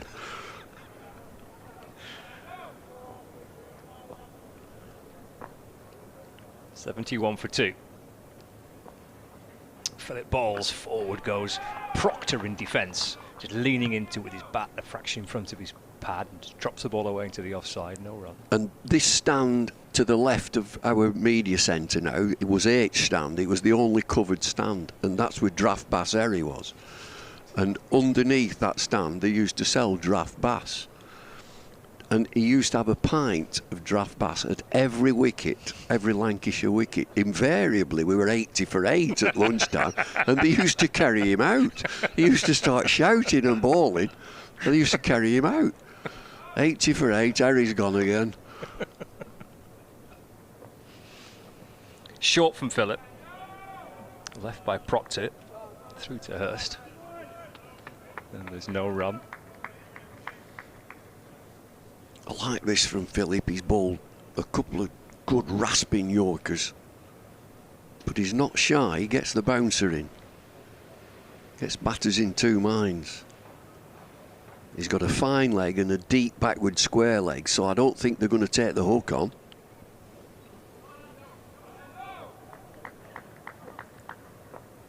He's here for the first 11 championship games. That was the original deal. He missed the first, of course. Short again. Oh, that just get up to Proctor, who has to fend it off, takes his bottom hand off the bat. Safely actually gets the ball down into the ground, Proctor, but hurried by Anderson Phillip. Fiery spell this between Phillip and Turner. Proctor and Sales looking to try and survive with 25 minutes to go before the lunch break. 71 for 2. Well, test him out, and he's certainly done that. That's a well-directed bouncer. Could have gone anywhere. He takes him on the gloves. He took his gloves off now and just having a little look. There's no damage.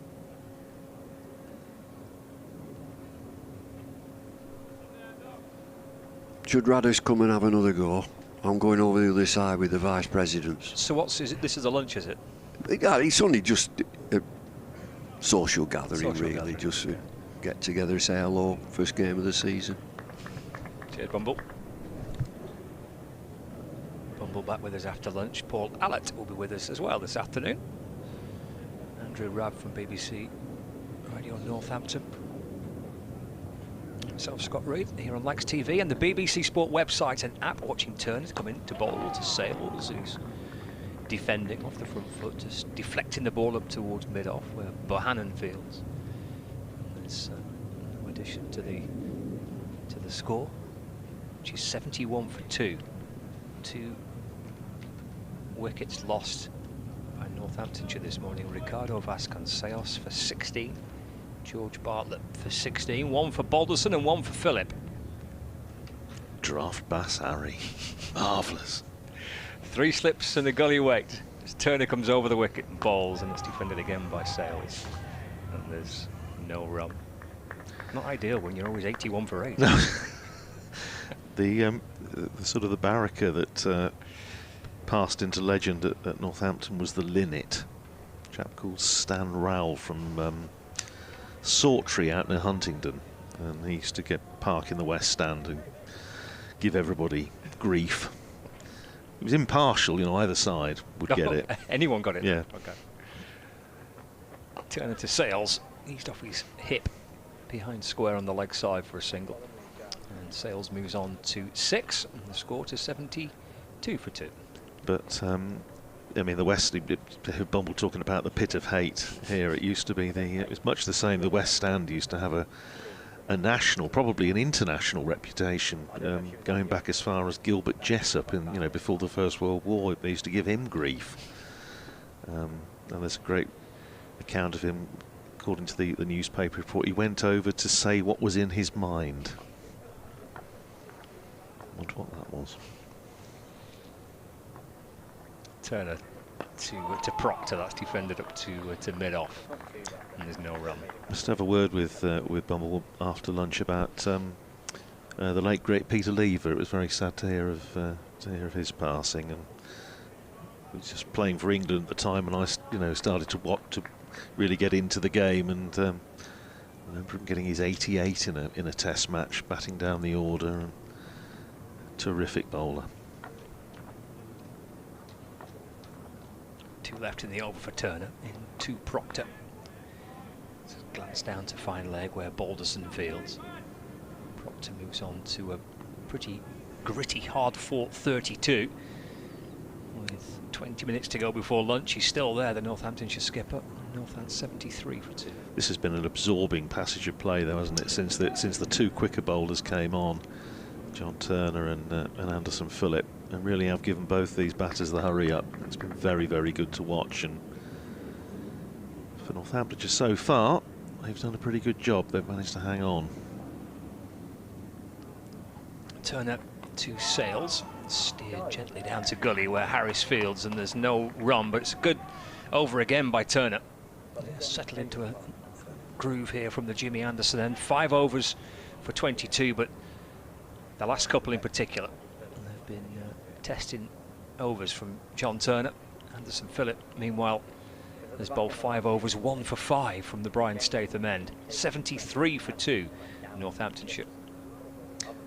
As far as the other matches are concerned, Durham 85 for 2 against Warwickshire in Division 1. They lost Alex Lees early on for 0, and Emilio Gay has gone for 41, having bagged a pair in the previous game.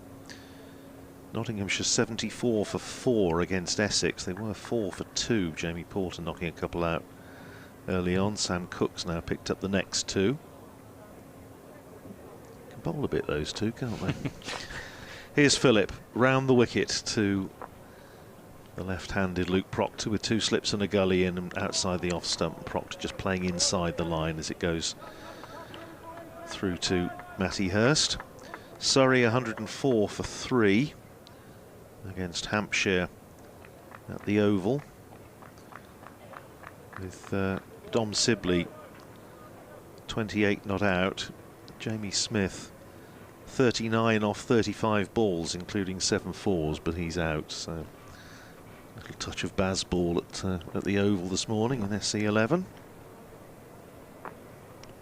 And here's Phillip. Herring into bowl, very full, nicely driven by Proctor, but straight to mid-off. And there's no run, fielded there by Josh Bohannon. Elsewhere,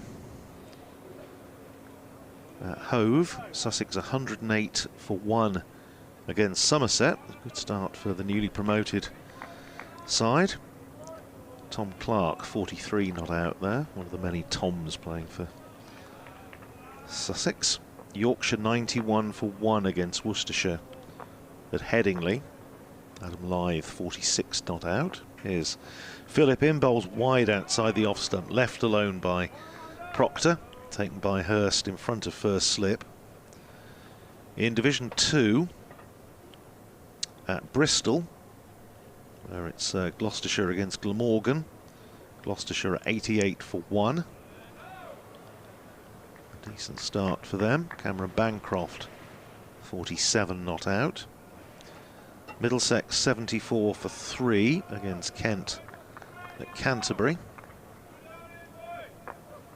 As Phillip waits at the end of his mark down below us and runs in again to bowl to Proctor. Proctor goes for a drive, doesn't make contact, and now he's like a sort of penitent schoolboy with his bat behind his back.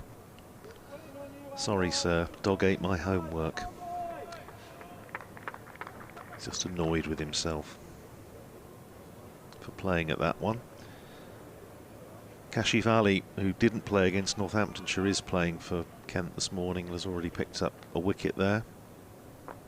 Grant Stewart and Nathan Gilchrist also successful. Max Holden still there on 23. Phillip in and bowls outside the off stump, left alone by Proctor.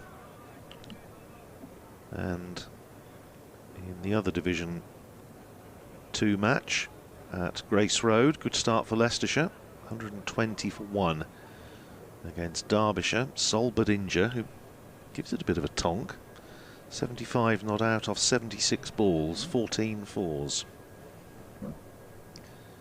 So that's brought you up to date with what's happening elsewhere. Here, Northamptonshire 73 for 2 after being put into bat by Keaton Jennings first thing.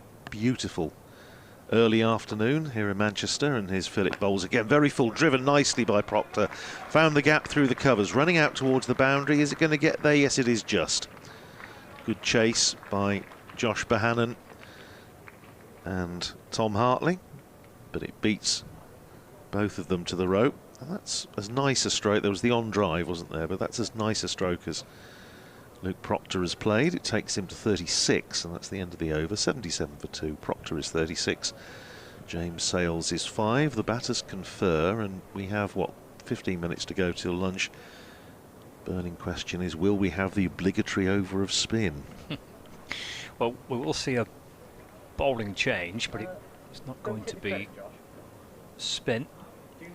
Turn of George Balderson from the James Anderson ends. So John Turner bowling 5 overs for 22 in that opening spell, but the last 3, certainly the last 2, but probably the last 3 overs in that spell were excellent from Turner. And he did settle into it quite nicely. Bowled with some pace. He did. Balderson was also impressive, obviously, in a different style early on with the new ball. Nice delivery to get rid of Vasconcelos, one that he had to play at. And he's back.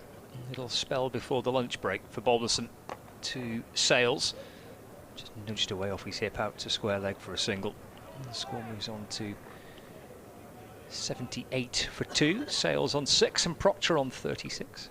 I did ask Darren Lehman about playing here at Old Trafford, and he said obviously it's a great place to play, Test Arena, all the rest of it, but he said they don't like me at Old Trafford, and he claimed it was because obviously he played for Yorkshire for 10 years, and so in the great Roses battles he was always on the wrong side. I don't know if he did anything in particular to rile the Old Trafford crowd apart from just playing for Yorkshire.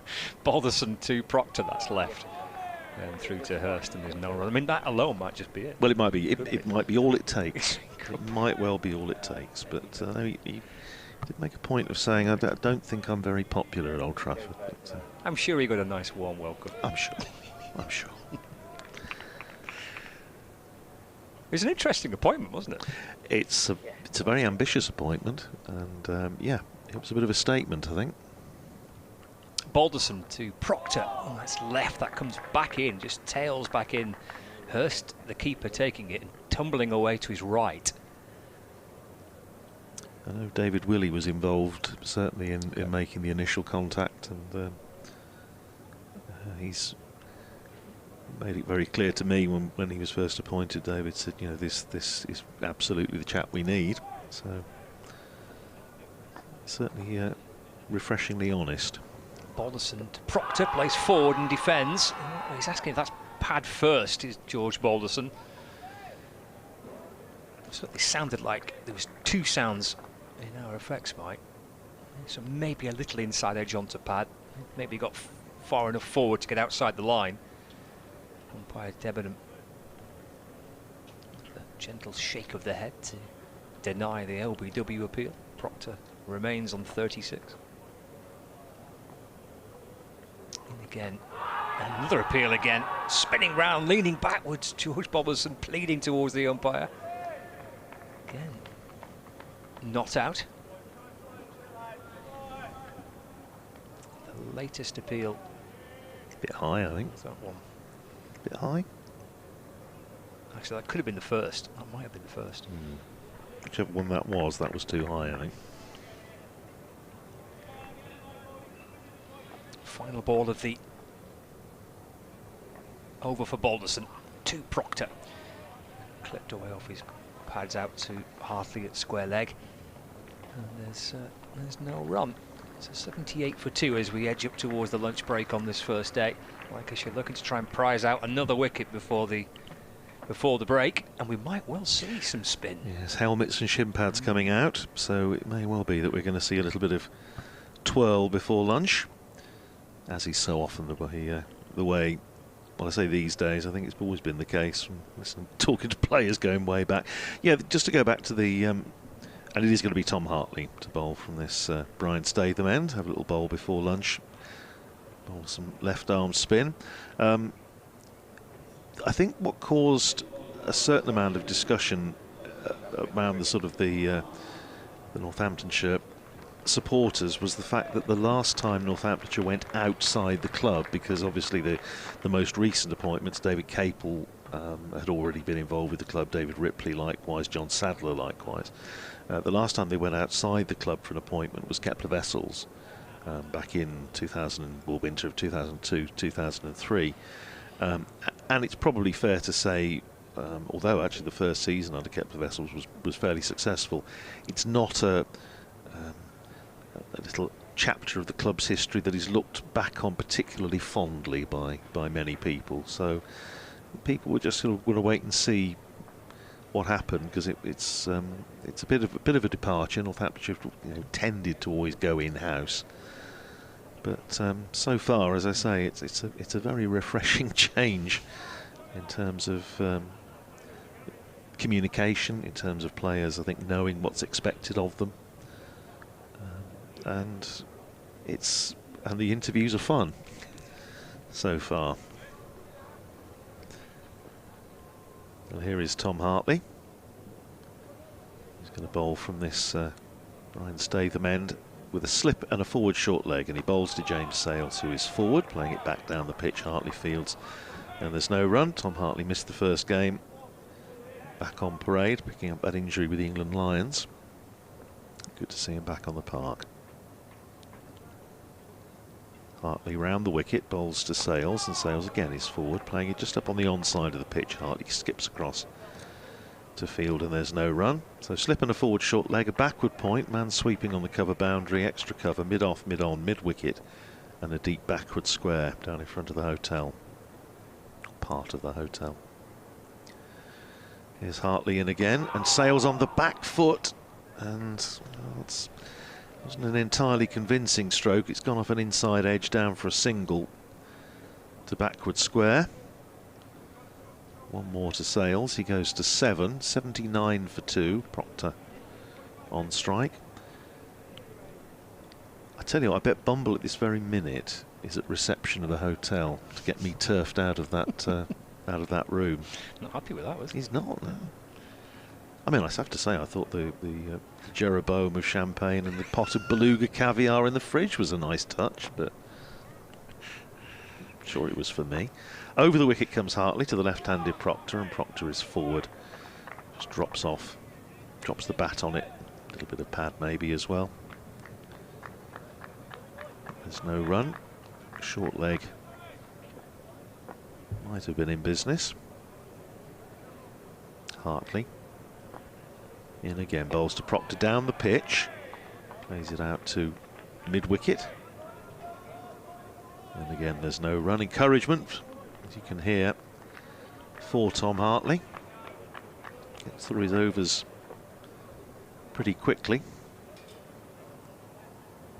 Not quite in the Simon Kerrigan class yet. Here's Hartley in, and that's whipped away by Proctor to deep square.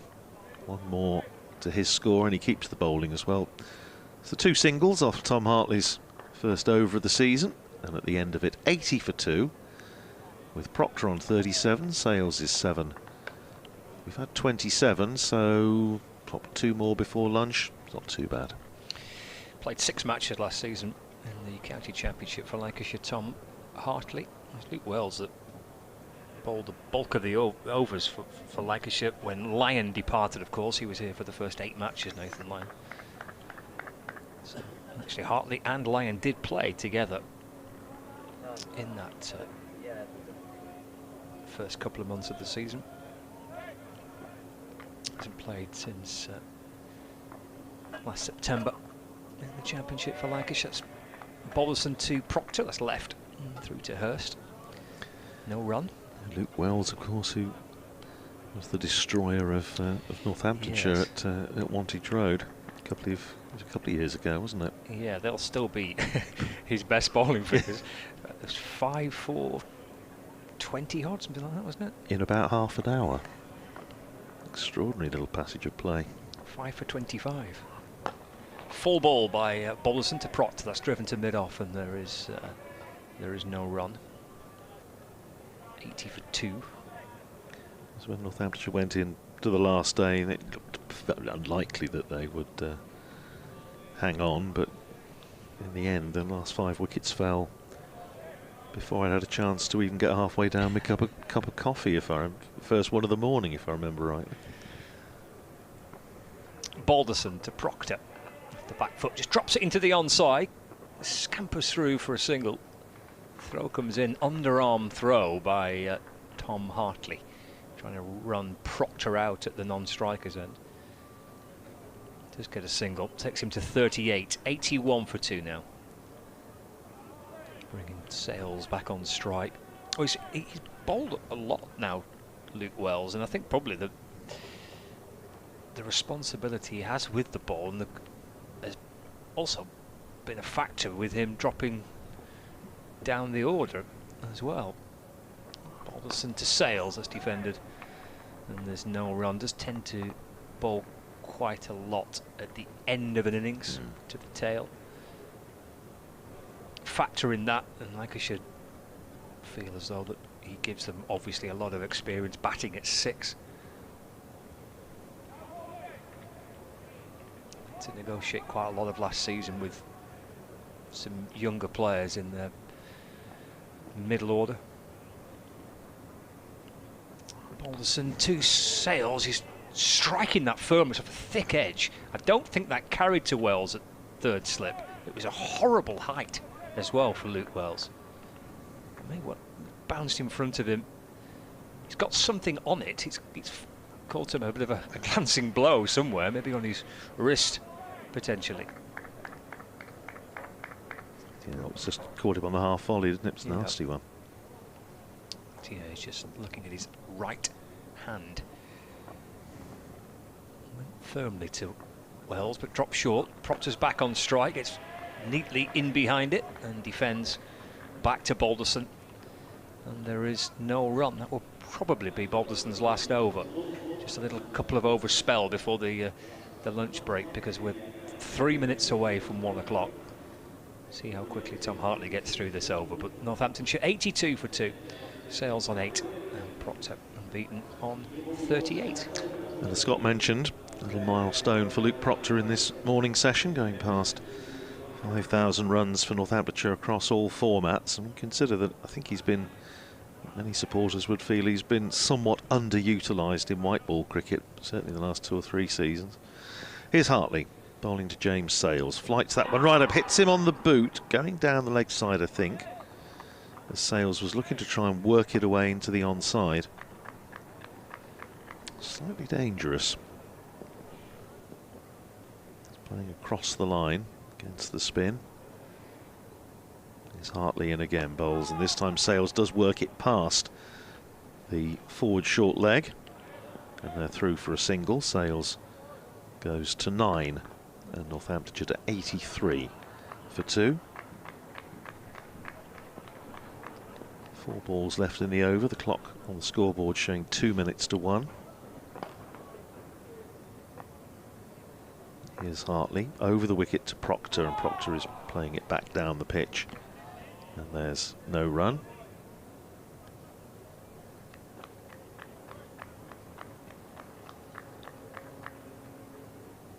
Hartley in again to Sales outside the off, to Proctor rather, outside the off stump, and he leaves well alone. Proctor last 2 of the last 3 seasons has come close to 1,000 runs in the year for Northamptonshire, championship runs without quite getting there. Here's Hartley in again, bowls to Proctor and nudges one out into the onside. There is a man back at deep square. Michael Jones, who is in business, sends in his return. Proctor to 39 and Northamptonshire to 84 for 2. Around the wicket comes Hartley and bowls to Sales, who on drives crisply but can't get it past mid-on. That's the end of the over, and Lancashire keen to try and get another over in if they possibly can. Keeper Matty Hurst is already in place, and I think we're going to have another one. Yes, we are. So we're going to have a nice round 30 in the session. So if Balderson had Thought he was going to have a nice sit down before he had to bowl again. Not to be. Yeah, 1 for 18 for Balderson from his 9 overs in 2 spells this morning. This is the 3rd over of his second spell. And Proctor 961 in 2022 and 923 last year. In comes Balderson to Proctor. Gets neatly forward and defends, and there's no run. That's consistency there, isn't it? It is, and that a couple of years ago when he just finished 30 odd short, I think we'd all thought he was sort of nailed on to get 1,000. He bagged a pair at Taunton. But nobody's actually scored 1,000 championship runs in a season for Northamptonshire since Ben Duckett back in 2016. So it's overdue. Keeper standing up.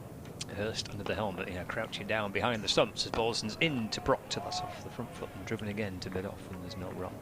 Well, he's been absolutely solid, hasn't he, in the morning, Luke Proctor here. He's been excellent for Northamptonshire. He's on 39. Northam skipper is on the brink of being there to resume after the lunch break. 4 deliveries to go. Here comes Balderson over the wicket to Proctor, back and across. He defends to mid-on, and there's no run. Scott will just go off and update listeners to BBC Radio Lancashire. So talk you through the last 3 balls of the session. Balderson walking back to his mark. Keeper standing up, 2 slips and a gully. Bowling to the left-handed Proctor round the wicket, and Proctor's dropping that down into the onside. Easy single to be had. So Proctor goes to 40, 85 for 2. If you're just joining us, let's catch up with what's been happening in the morning session. Keaton Jennings winning the toss, choosing to bowl first. Northamptonshire lost Ricardo Vasconcelos for 16, caught by keeper Matthew Hurst off George Balderson. Good ball from Balderson that Vasconcelos had to play at, took the edge. He was out for 16, that was 23 for 1, and then George Bartlett, LBW to Anderson Phillip for 18. Here's Balderson in bowls to Sales, who's defensively pushing out into the offside, rolls up to extra cover, and there's no run. And Bartlett caught flush on the boot by a Yorker from Anderson Phillip. Terrific bit of bowling in a hostile spell from the West Indian, matched by John Turner at the other end. Bartlett was out for 18, that was 54 for 2. There's Balderson in bowls and clipped away nicely by James Sales, out through the mid-wicket gap, running out towards the boundary, and that has gone for 4. So nice way for James Sales and Northamptonshire to end the morning session with a boundary. Takes James Sales into double figures, 13 to him, and that is lunch on the first day here at Emirates Old Trafford, with Northamptonshire put into bat going into the break on 89 for 2. Luke Proctor and James Sales doing a good solid job for their side, holding the attack at bay through that excellent spell of fast bowling that we saw at both ends from John Turner, on loan from Hampshire here for a couple of games, and from Anderson Phillip. But good job done by Northamptonshire's 3rd wicket pair.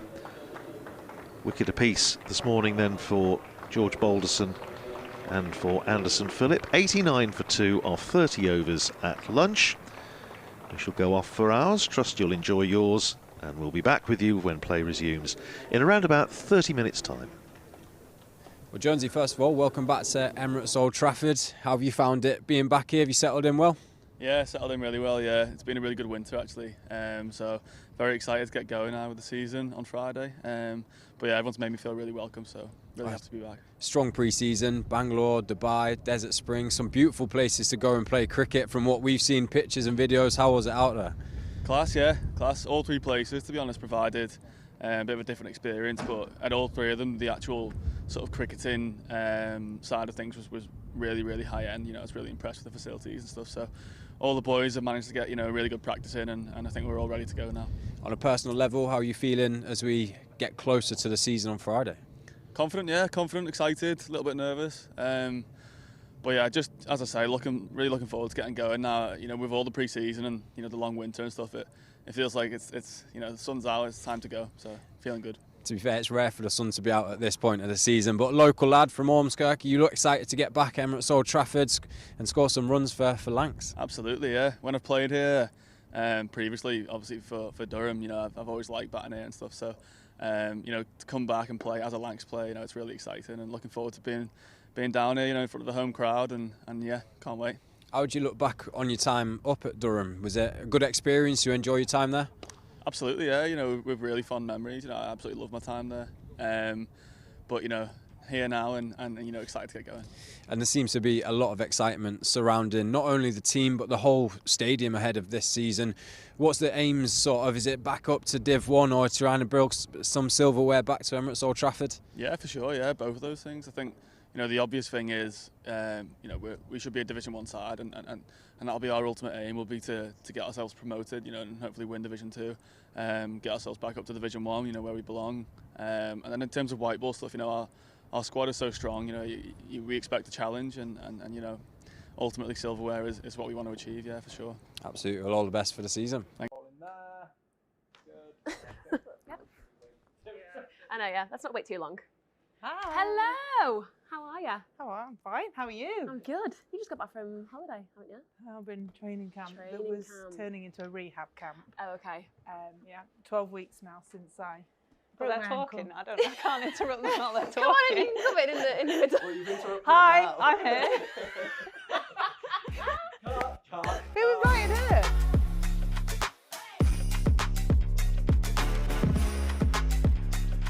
Okay. Hello, Kate Cross.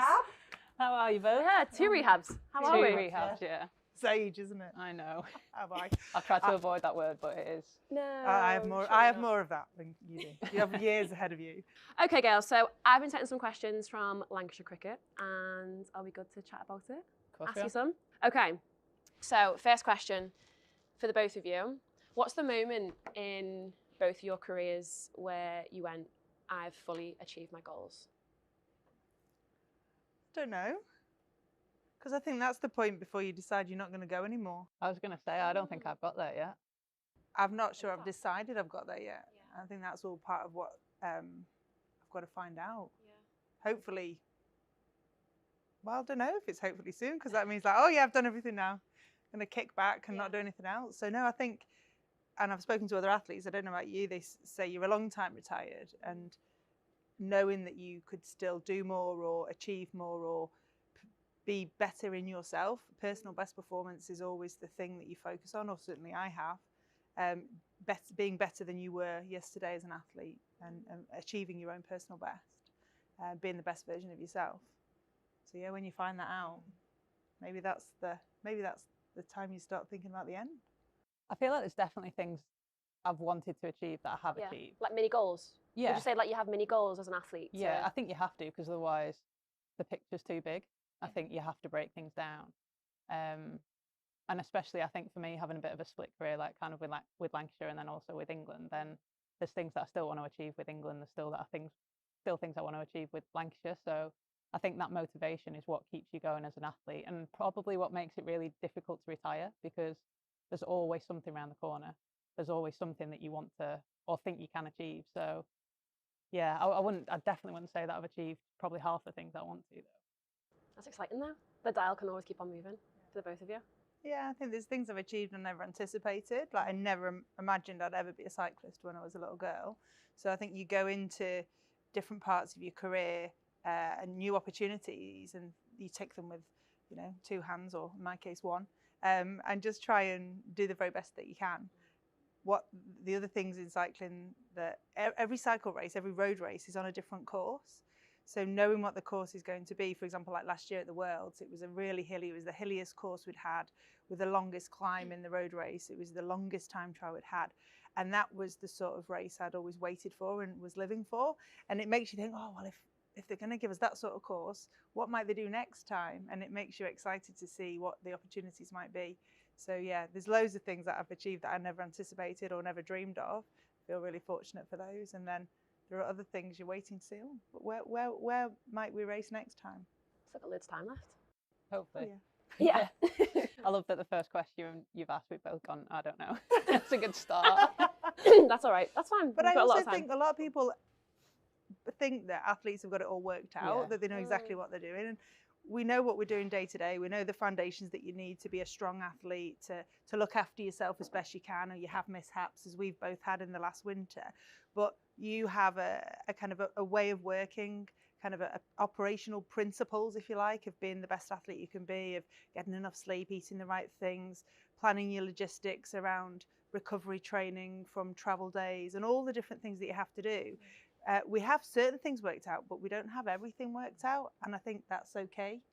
What are the biggest changes that you've both found since being in women's sport? Well, for me, it's definitely going from an analog age into a digital age. Like my first international call-up was in 1992. So were you born? Just, yeah. Just. I was 91. I was like, hang on a minute, I've got to do the maths here. I wasn't there yet, but that's okay. So, No, come back. Only by a year. Only by a year. And so learning how to promote yourself twice, if you like, because when you were trying to promote yourself, get sponsorship, move up in the world outside of your sporting achievements, you had to write letters, like snail mail letters. The internet hadn't been invented. You had to put pen to paper. Not everyone had a computer at home. Not everyone had a printer at home. That might sound daft. You couldn't print something directly from your phone. There was no such thing as wireless. Everything was cabled. So having to learn how to promote yourself twice, and then learning how to utilize the digital age as an older athlete, those have been the biggest changes for me, apart from the sort of sporting things. But you have to be able to get that to be able to settle on the sports field, I think. So do you feel like you've had to promote yourself? You really feel like you have to promote yourself twice? Well, you've had to learn how to promote, learn how to do that, learn how to move forward with a career. Because in sport, you never know how long your career is going to last. So knowing that you've got something to fall back on is always really important. Doing something alongside your sporting career, I think Kate and I both do that and always have, so that you aren't just reliant on one thing. Because if it gets taken away from you because you're injured or ill or something happens, you need to be able to continue to live and work. So for me, that's been the biggest difference, apart from obviously the crowds and the way that you can watch sport, obviously streaming platforms and those sorts of things. But as a personally, having to, obviously very grateful that things like Facebook weren't around when I was at uni. But equally, you've kind of like gone through that learning process twice. I think on that, I think women's sport in particular in the last 10 years, or I've certainly been told that a lot of it is on us to promote ourselves, to have a following on social media so that we can promote games. I mean, this isn't now, obviously, this is where it has changed now, but certainly when I was early 20s, I was being told to make sure I had an Instagram page so that people could follow women's cricket, because the big bodies weren't necessarily doing it for us. So I feel like from a female athlete point of view, it was kind of on us to be the voice. And that's something that's changed massively now. The visibility is huge, and in my opinion, rightly so, because you see day to day what female athletes are going through and working hard at, and you want to put that on a stage so that people can watch it. But from my point of view, it's the professionalisation. Like when I was a kid, you couldn't be a professional female cricketer. It wasn't an option. I would watch the Olympics and see women on the telly, and that would be the only time I'd see really women doing sport, other than maybe Wimbledon for 2 weeks of the year. So yeah, the professionalisation and the visibility of it has been what's changed drastically from my point of view. Even starting my career here a long time ago now. I actually debuted when I was 13, which is frightening. It was 20 years ago. Oh my gosh. But that was a amateur sport then, and I didn't know that I could have this as my job, and it changed whilst I was still having cricket as a hobby. So it all sort of shifted whilst I was in it, like on the journey, if you understand what I mean. So but yeah, they're probably the two things that have changed the most in my time. Okay, so it's kind of similar, if you kind of rolling off that question. So England are coming to Emirates Old Trafford for the first time in 13 years? Yeah, 13 years, okay. So we've just been speaking about this, but where were you in your career at that time? suppose 13 Try years and do ago. some maths. Well, we're approaching the home games for me. Yeah. Right. London 2012. So that was just a huge moment, I think, for Olympic and Paralympic sport. And it started that opportunity for parasport to be better promoted. Sure. Still not a professional sport. I think tennis. So probably tennis was first, like it was for women. Tennis is the only professional sport you can do if you're a para-athlete. And so I feel really fortunate that home games gave me that chance to work in women's cycling as well as part of the team pursuit squad. That helped me to sort of springboard, the qualification for the games helped me springboard my professional cycling career on the road. So yeah, London was just huge, and it's insane to think how much has happened in that time and that we haven't had a women's international here, because I have an 11-year-old daughter who was born the year after that. And so yeah, it's mad. I'm so excited to see what comes, and the crowds, and that partisan crowd is what you live for as an athlete. So England are going to be goosebumps here, and that's similar to how we felt in London in 2012. I'm excited. Kate Cross, What was I doing? So it was around 2012. So I made my debut in 2013, the winter of 2013. So I would have been aspiring to be in that team. And I remember I was really close friends with Sarah Taylor when she was in the squad. And she was up in Manchester, so I came and met her for a coffee before they played the game the next day. And I remember thinking how cool it was that the England girls got to play at Old Trafford, because at that point I'd not even represented Lancashire at Old Trafford. So this was like the holy grail. I'd not even dream. not been out on the grass. It was like a bit forbidden. And I just, in my head, I just thought that that's the norm, that you get to play at your home ground, your home county ground, when you're representing your country. And I've still not been able to do that. And realistically, probably still not going to be able to do that either, because I'm not aligned with T20 cricket. So it's probably unlikely that I'll be able to get to play in that game. But for the likes of Sophie, Lammy, Ellie, all the young girls aspiring to play for England, obviously Sophie's a dead set in that team. But, you know, for all those young girls now, I hope that kind of shifts the narrative, and that we do get more cricket up here, and that this does become a hub for women's cricket, because I've had so many great memories here, and I'm reliant on Lancashire really for the career that I've had. So I want other girls to have that experience, but also be able to then almost take that into their England careers as well, and make sure that this is a place that England women come and play cricket and have success at. It feels really exciting for women's sport, like proper exciting. It feels like it's now, the focus has shifted onto women's sport finally. Well, and really it just feels has. this real big excitement and buzz around it. And it's the depth of that is being felt. So my daughter plays in an under-13 side, and What's your daughter do? She's a cricketer. Oh my God, I didn't She's realise. playing- That's amazing. Well, she's a dancer, but she's cricket, and she's playing in an under-13 side where they've had to split the league into two, because there's too many to do just one. And it was one league last year, and now it's two pools of teams, with like Stockport Georgians and Woodford and Langley and all of the local clubs coming, Marple I think, with Hayfield. So, and they've split it. I don't know who's in the other pool, but literally you're starting to feel that come all the way down. And you know, it gives me goosebumps to think that this is what wasn't possible when Kate started. Yeah. And they'll be able to come as a group, as a league even. They could all come together. I'm going to be making sure as a mum on the sideline, be like, we're not going to play that. You know, it's obviously not going to play that night. You're coming straight from school, you're coming to Old Trafford, because like you say, this is what they should be able to aspire to be able to do on a regular basis, regardless of who's touring. Well, by comparison, when I was 11, I was the only girl playing at a boys' club, and my local team was in Sheffield, the closest women's team that I could play for. So even in that short, I mean, it is a long amount of time, but in the grand scheme of things, and yeah, it's a short amount of time, and things have changed so quickly. And that's just so exciting that those girls can come and watch female athletes. Because again, I was watching Andrew Flintoff down here and Jimmy Anderson and people bowl. Yeah. Like I was never able to watch females do what we do now. So I think it's going to be so great. And the tagline with women's sport is always that you can't be what you can't see.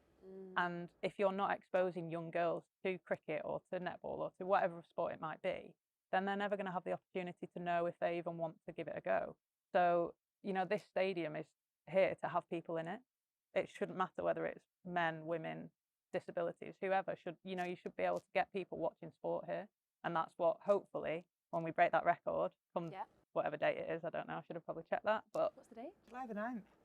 July the 9th. Come July the 9th. Then 10,000 people we want to get, right? We want more than that. We want more than 10,000. Yeah, because we want to break the record. I think the record's just around 10,000. So, but this stadium holds 20,000 people, so we shouldn't just limit ourselves to 10,000 people because that's the record. So we want to sell it out. Yeah. Completely sell it out. Yeah, and set the standard for what women's sport should look like. Exactly. And this goes back to 13 years ago. We'd never had sold out crowds. Like, I'd never competed in front of a sold out crowd at home until the games in London. So we do sport over here. Like we used to talk about the Australians, and I competed in front of 17,000 people in a swimming pool in the games in Sydney, and that was like a goosebump moment. I was really glad I'd gone to the pool the day before my first race because I needed to see it, because I could never have imagined it. I was 22 or 23, I think, and it was just like, wow, this many people in a swimming pool, that's insane. And that's what we need to become the norm, that those full houses are not seen as something that you might or you might not get. It's just something that's there because people enjoy watching great sport, enjoy watching great cricket. I know we spoke about this a little bit earlier about women's sport finally getting the recognition it deserves. And with it getting the recognition it deserves, do you think there's still a long way to go with where we're at now? Well, unfortunately, we still don't get the level of coverage. So globally, sport is worth X trillion, but the percentage of that that's allocated to women's sport is still the same percentage. So it's all grown, and women's sport's got more, but percentage-wise, it's not any different. And that's the problem. And some sports have moved on further than others, but when you put them all together, it's not increased sufficiently. So there's a lot of work to do. That's why we are promoting the way we are for the Lancashire team here now, the Tier 1 system that we have in England, now that we have the international game here on the 9th of July. That's why it's so important that in cricket we do what we do. That's why it's so important that we do what we do in an Olympic and Paralympic sport. That's what's happening over at the other side of Old Trafford with the women's team. That's why each of us who own a little part of it, it's our role to make sure that we continue to lift, because column inches still isn't there and the amount of airtime still isn't there. And this is a pivotal moment, like every opportunity that we get to promote women's sport, especially in cricket, because it's going to be in the Olympics in 2028. That's so crucial. And I think Paris was the first time the Olympic Games had a 50-50 male-female split, which was crazy to think it got to 2024 before that was the case. But that's one of the measures that shows us that we're still not quite there. And also, there were no females in the top 100 earners in the world last year, which is another example of why we're not quite where we need to be. So it has improved and the opportunities are absolutely there. But when you zoom out and look at it from a global perspective, we still need to keep doing what we're doing and keep working really hard. And we need those male allies as well. And we know the names of them, and we need to have way more of them to be able to help bring our daughters and our nieces with us on this journey. Yeah, I mean, I can't really add much more to that, to be fair, but I also think that it's people's perceptions of women's sport that's changing.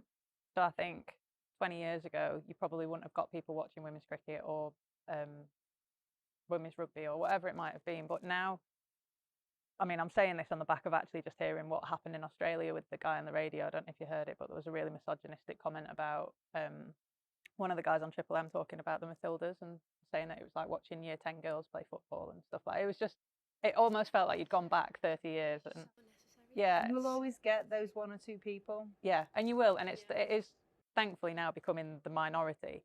But what happens is those comments are still getting people feeding them. So there's still perceptions there that, in my opinion, need to change quite drastically. But you're only going to get that by having the right visibility, having the right columns, having the right split at Olympics, etc. So there is still a long way to go. But if you look at how far it has shifted in the last 15 years, then it has shifted significantly. So it's almost knowing what fires to fight. And I think that's something that I've learned as well throughout my career, is knowing what you can change and what small part of your corner of the world you can change. But actually, some bigger pictures are really difficult to make. It's a marginal gains approach, yeah. Isn't it? If we all do our little bit, when we add it together, it'll make that significant difference. And sometimes when you're at the coalface, as we are, you don't notice the changes year to year. But then, like Kate says, when you zoom out, you do notice that we have made significant strides. We just need to keep that momentum up. I think it's too easy for people to say, oh, haven't we done a great job? And we're doing a great job. I think that's the difference. We haven't done it yet. We're doing it, and we're all still committed to keep, pushing that dial and making it, more possible, so that more girls can be following in our footsteps and in an even easier way. I think when we get to a point where we've got a women's game here and we don't have to have this conversation about how do we break a record, that's when you've nailed it. But we're still having those conversations, and things are happening for the first time, or for the first time in 13 years, or whatever it might be. So there's still, things that you kind of want to push it along and boot it down the road quicker. But like I said, you have to know which fires to fight and when to do it. So both careers, very successful women in sport. If you could relive one of your moments in your career again, one of the moments that you would deem to be like, that was just such a success, what moment would it be? Can I pick it all? All right, that's a great career. If you're picking it all, that's great. I'd love to pick. So as a swimmer, I really enjoyed, I think back to being 14-year-old in Barcelona. I'd probably redo the jump onto the podium so I didn't nearly knock over the Queen of Spain. That would be a good day to redo, but kind of edit. I'd love to be able to do something before I had kids and relive like that opportunity in London in a home crowd.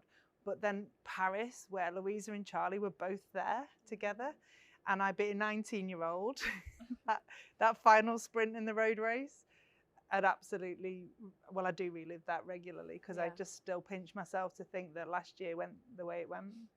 So I've chosen 3 because I'm That's greedy. right, let's do 3. Go on. Oh, I'm not 1 to 3. 1 to 3, Kate Cross. I've not got kids, so I don't need to take any kids back or bring my age up or whatever.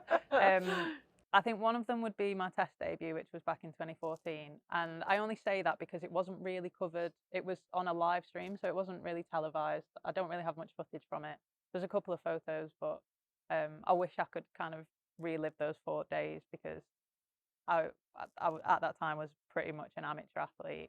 We'd just gone into professionalisation, I think, a month or 2 after that series. So how I got through 4 days of cricket, having never played more than 1 day of cricket before, was quite interesting. My body was quite sore after it. I can imagine. But then I'm probably going to say the Ashes in 2023 as well, and when I batted at Bristol. So it's very, very, very rare that I get to win a game of cricket for my country with a bat in hand. And I wish I could just bottle up how I felt that day, because it was just unbelievable. I've had a lot of scars from Australian games in the past, and to be able to walk off that pitch triumphant with bat in hand was pretty cool. So I wish I could relive that. Okay, so what would you say is, in sport, in women's sport, is a common misconception that you wish could be dispelled? There's a sense that women need to do less. Yeah. And so if it's based on time, so the reason the distance is less is because you're going to take about the same amount of time. But in the swimming pool, the women don't do 90 metres front crawl because it's roughly the same amount of time as when the men do 100. So I really struggle with why other races have to be different. And we've started to address this in cycling. They're still addressing this. So they finally moved the time trial on the track up to 1 kilometre to be the same as the men. But up until I stopped racing the track 3 years ago, we were still doing a 500 metre time trial to the men's kilometre. At the Paralympics last year, my time trial was 14 kilometres, the men was 28 kilometres. So we still have that issue that the women need to be doing less. And it isn't based on time, because some of the men that were doing 28 kilometres were riding half as quickly as me. So that isn't a reason. That isn't the reason. So for me, it's that idea that women need to be doing less for some reason. We're not capable of doing the same. Who's making those decisions there? It's just men. Yeah. It's archaic. It's just been there. That's what it's been like. If you think that women weren't allowed to do the marathon till, was it 1984? They weren't doing the steeplechase on the track and field track until 1992. There's other events. I mean, they still do the heptathlon instead of the decathlon. Don't know whether that needs to change. That's something for the track and field athletes to kind of dig into. I know the women in tennis attempted to increase their sets to 5. They play 3 sets. But it's a regular issue that the women's race or the women's event is less. And I think that's something that needs to be addressed, because it's not because we're not capable of racing at the same amount of time. And I was part of a campaign to bring back the women's Tour de France.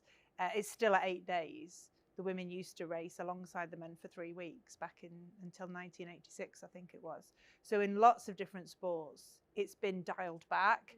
at the convenience of men's sport, and we haven't quite shifted the dial to reclaim our space. And the argument with that is now there's money in the women's side of sport that they can fully concentrate on being an athlete, can't they? I imagine 20, 30 years ago, you're juggling a job, you're juggling motherhood, you're juggling all sorts and still trying to perform as an athlete. Whereas now you can have a job that is a professional sports person. So I feel like we had a few arguments like that, you know, women were having to take time off work to go and do an Ashes series. So that's why it could never be a 5-test match series like the men's is. But now we're fully professional athletes all the time. So we have that time in the calendar to go and do that. So I think tradition often is a really wonderful thing, but you still need to move with the sport. And I think that's sometimes what doesn't happen, especially with how quickly the women's game has moved. I think sometimes you don't catch, we're playing catch up, rather than actually being proactive with everything. And the other misconception that I think is spoken about a lot and used against us quite a lot is the whole, they're asking for equal pay. I don't think I've ever met a female athlete who has ever asked for equal pay to a man, but all I've ever asked for is an equal opportunity to what a male counterpart would get. So if that is training here at Old Trafford the same amount of hours that the men get, then why shouldn't the women have that?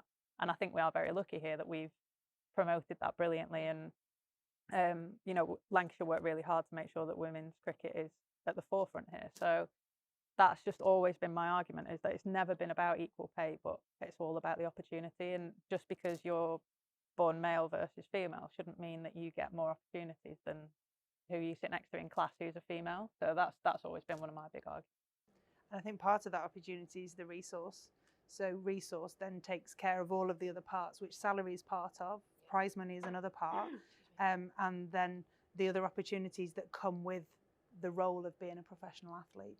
And it's not about one thing. And I think one of the dangers is that organisers of events have focused on, we've provided equal prize money and therefore we're providing the same event or opportunity to the women as we are to the men. But that it's not just about the finance, it's about everything else behind it. So if the race is less safe, it's over fewer days, it's over a shorter distance, then the money side of it is just one small thing. Absolutely. And if you don't have the opportunity, you can't prove yourself to be, you shouldn't have to prove yourself, but you can't promote yourself in the same way because you're not getting that chance to, with eyeballs on you in the stadium like this. It's not just one tick box. There's a lot of things you've got to do. It's not just the money. So what are some of the challenges that you faced as a woman in sport that might be surprising to people listening to this or watching this today? I don't think mine would surprise anyone, but it's just the fact that I've had to wear male clothes for a lot of my career in cricket. Male clothes? Yeah, like everything was male fit kit. It's only probably been in the last 5 or 6 years that our sponsor brands have started making female fit kit.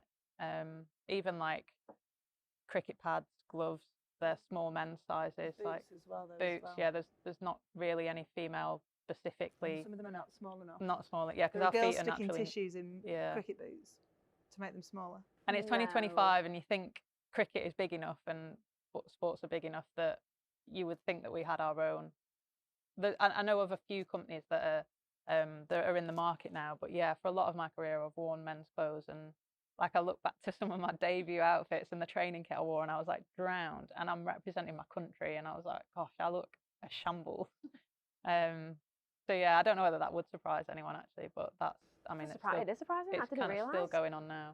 Well, I think the other thing that kind of follows on from that is that we got women's fit in cycling, but I opted for men's fit because women's fit meant it was shorter shorts, it was a shorter jersey, it didn't account for what an athlete body was, like it was just one shape. So I wanted something that was narrower, that was longer in the leg because it's more aero, didn't need it to be super short. I wanted the jersey not to ride up to above my belly button because I have a long body. So for us in cycling, whilst it was an attempt to create a women's fit, for me just going for the extra small men's was the better way of doing it. And I think it goes to show that all shapes and sizes do sport. So what we need is to have that breadth of range. We don't need to have just this sort of fit. Like if jeans can do it, you can have different, you can go into a shop and be completely confused by the different styles of jeans. The short, the boyfriend, the this, the that, the skinny, the not skinny, the bell bottom, whatever they are. Why can't we do that in sports kit? And So yeah, I've tried to go female fit, but it's not for this female. Yeah. One of the things I didn't anticipate when I became a mum was just how often babies would need feeding. Even I know that. No, but like literally, you finish feeding them, you'll get one effort in, you'll need to feed them again. Like that effort was less than a minute. You're hungry again. So I basically had either of them in the other end of the track centre away from the GB pet area where Barney was with them playing, and then I'd go and breastfeed in between efforts to make sure that A, there was not anyone screaming the velodrome down, but B, to make sure that then I could concentrate on what I was going to do. So having a settled and fed baby, however frequent that feeding was the best way for me to handle that early few months of motherhood before they went on to solids and mixed feeding. But yeah, it's just like, okay, so we're going to have you in the track centre and I'm just going to feed you after every effort. That'll be the way we do it. And that surprised me. I didn't expect. Yeah. But I also didn't expect how it was possible to juggle. And obviously I was lucky that Barney was able to come with me and do everything, or my mum was able to come with me and help support that. And it certainly meant that I came back quicker from each of my pregnancies. But yeah, it was the lengths that you go to, and you can turn anything into a breastfeeding sports bra if you need to. Absolutely. One thing that's not necessarily been a challenge for myself personally, but I think something that still surprises me in 2025 is how little research is done around women and periods and athletes and sport and stuff like that. Because I feel like a lot of our blueprints are taken from the men's side of sport, and actually, you know, it happens once a month to every single female around the world. So there should be so much more research and a lot more training that is tailored towards women, I think, than there is isn't. Actually a lot of opportunity, but the challenge we have, so I work with Manchester Met Uni, is that a lot of athletes don't want to contribute their data.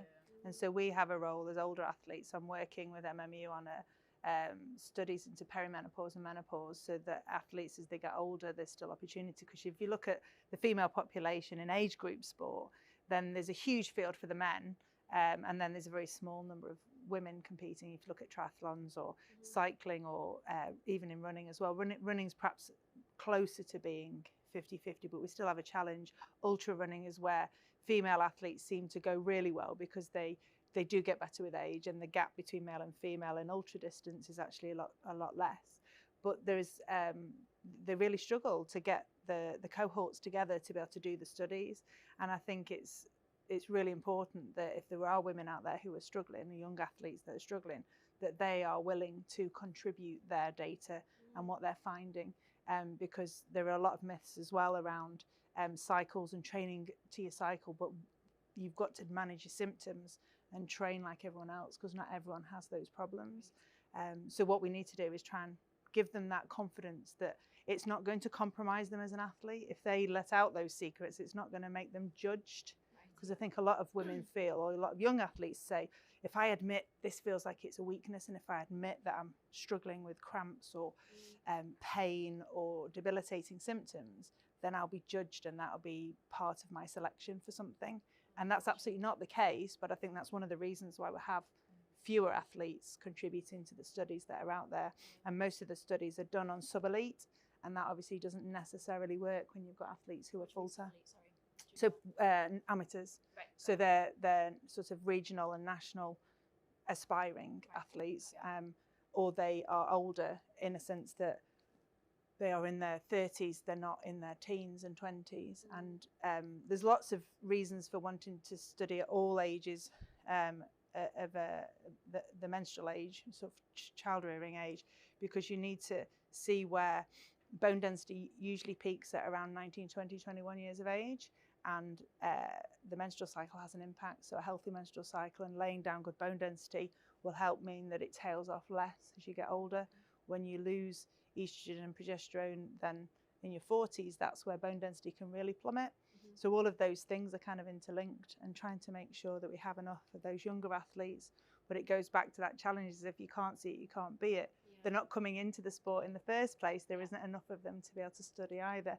And then they have that, oh gosh, what if I'm judged kind of feeling. So there's lots of challenges. Yeah, it's the taboo though, isn't it? It's still the taboo within the country of periods are just things to be quiet about and not have to talk about. And if you're having trouble, there's absolutely lots of support that can be provided to make sure those symptoms don't impact your ability to train, because there's lots of people who have no symptoms at all and are being really successful, and that shouldn't be the case. And I've got friends in cycling who have, and also in canoeing, who have come back from really debilitating endometriosis and won gold medals. And they were told, oh, you'd never be able to do this, you'll never be able to do that. And I think there's a difference between kind of primary care medicine through the NHS route and then sports medicine, and the support that we can give people with more challenging conditions around the menstrual cycle to mean that that doesn't impact on their ability to perform as an athlete.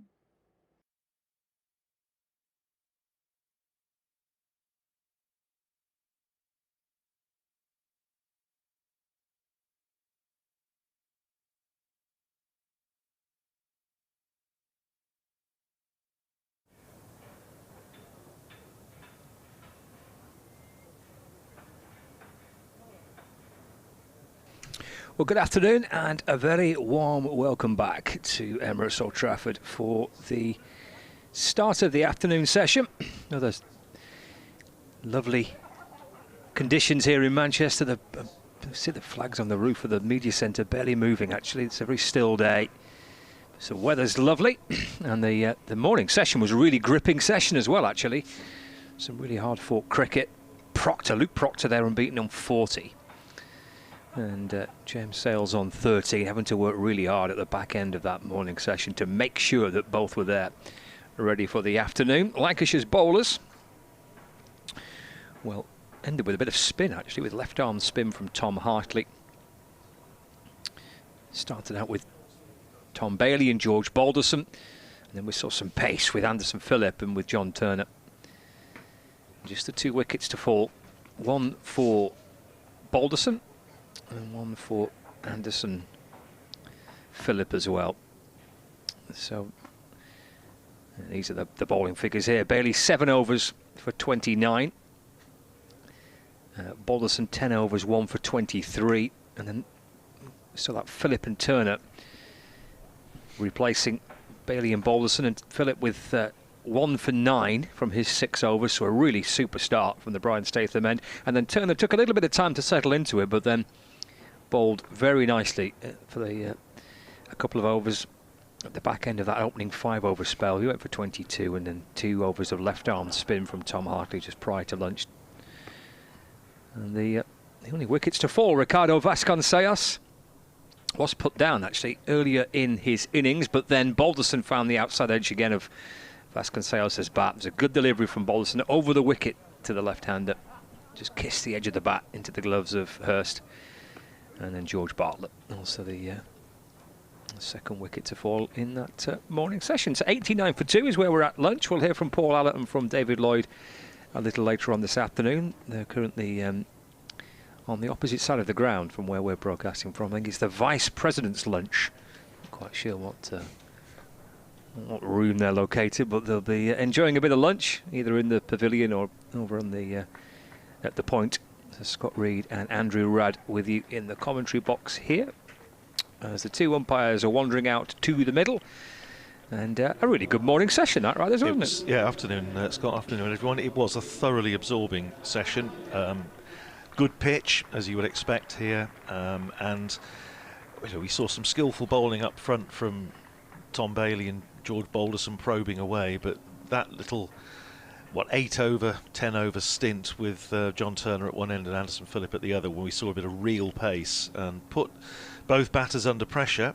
Proctor took a couple of painful blows. James Sales was discomforted a time or two, but they held on, they hung in there, and given Northamptonshire, I thought a decent morning session really. I think certainly it exorcised a few of the demons of the Kent match, but still a lot of work to do, and these two, I know, will want to take it on deep into the afternoon if possible.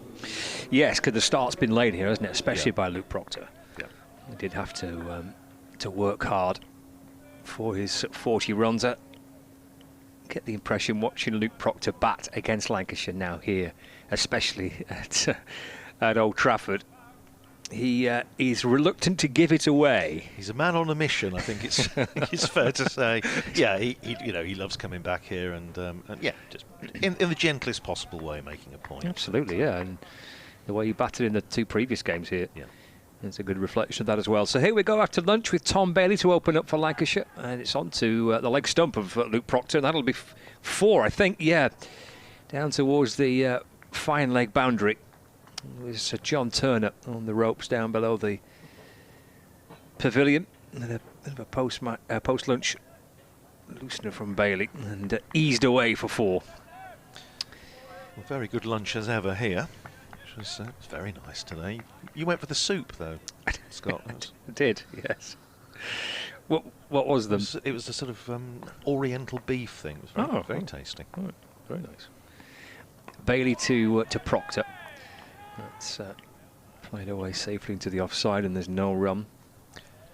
It occurred to me when I was lugging all my stuff into position, into our commentary spot, that I'd probably bring more clutter with me for one commentary stint than I did in the whole of my 2-week holiday. I think you sort of travel light. You seem to carry an inordinate amount of clutter around with me. But well, it's your magic book, isn't it? Well, it's the magic book, yeah. Your stats and things. It's a good ball by Bailey. That beats Proctor as he's kind of groping forward, and the ball flashes past and through to Hurst. Yes, the turquoise file of doom, as it's known. It's a mighty impressive. Well, yeah, you just hope the great law of you know what means that the thing that you actually need is the one thing you haven't got. But hopefully, most contingencies are catered for. 93 for 2. There's Bailey. Sets off from the Brian Statham end. Again, leg side to Proctor. It swings away down the leg side, past the gloves of Matty Hurst, and down towards the boundary for 4 byes. Well, every little helps. Tom Bailey might have had an extra portion of Oriental beef, do you think? Quite got his radar just right on a couple of occasions in this opening post-lunch over. Bowled the beauty to Proctor the previous delivery, mind you. Just straying away down the leg side. It's a 97 for 2. And Bailey in once more. 2 slips in the gully. Bailey bowling over the wicket. Proctor plays off the front foot in defence. Drawn forward by Bailey to defend. And again, there's no run. There's a fielder at point, which is Tom Hartley. Luke Wells at cover. Josh Bohannon is at mid-off. Anderson Phillip at mid-on. George Balderson's at mid-wicket. And John Turner at fine leg. Final ball of the over. And again, Proctor defend, just spun around a little bit. Plays it with the full face of the bat. And drops it back down the pitch. So we're underway after the lunch break with Northamptonshire 97 for 2 in their first innings, with Proctor on 44 and James Sales on 13. Yes, Luke Proctor made a very good 100 against Yorkshire last year, and it meant a lot to him, I think, because it was against Yorkshire, and I'm sure it's for any Lancastrian, it's always nice to whoever you happen to be playing for to put one over on the old enemy, but also it was his first 100 as captain after any number of getting into 70, 80 and not going on and converting. And I know he actually took a picture of him when he was coming down the steps to do the interview, because he just got a wonderful radiant smile. Nice. and it was really nice to see, and it was clearly an achievement that meant a lot to him. Now we're going to see Anderson Phillip, who generated real pace in that spell this morning of 6 overs, 1 wicket for 9. Picked up the wicket of George Bartlett with a toe-crushing Yorker, and he's running in to bowl to James Sales, and Sales is solidly in behind that. Plays it up to mid-on, and there's no run. Bowling from the James Anderson end, 3 slips and a gully, a backward point, inviting gap through the covers, then a mid-off, mid-wicket, mid-on, and long leg down to our left. Little bit more breeze. It's very still this morning, judging by the flags on top of the old pavilion. They're just rustling a little bit more after lunch, but it's still a beautiful afternoon. A little bit of high fair weather cloud as Philip runs in and bowls to Sales. Outside the off stump, good carry, slapping into the gloves of Matty Hurst, left alone by James Sales. Mentioned earlier, Sales getting a chance back end of last season, having for reasons that nobody could quite explain been out of the side, having got 100 against Middlesex early on in the Championship, then just seemed to disappear for 3 months from the first team. Came back with a bang with a very good 100 against Leicestershire. Facing Philip, and on the back foot, punching it back down the pitch. Anderson Phillip gets a hand to it, and Luke Proctor obligingly picks up the ball, tosses it back to the bowler. Stays at 97 for 2. After Northamptonshire were 54 for 2. James Sales also last year joined the illustrious group of players, Northampton born to score a championship century at Northampton, which was a nice one. Philip in bowls, and he squeezes that away. It's a full length ball outside off stump, and Sales just squeezes it down through the slip cord and all along the floor. It's not going to go for 4, and Tom Hartley cuts it off just inside the boundary rope, but they come back for 3. So Sales goes to 16, and that's the 100 up for Northamptonshire. 100 for 2 in the 32nd over. Yeah, good start this, isn't it? Really encouraging by Northamptonshire.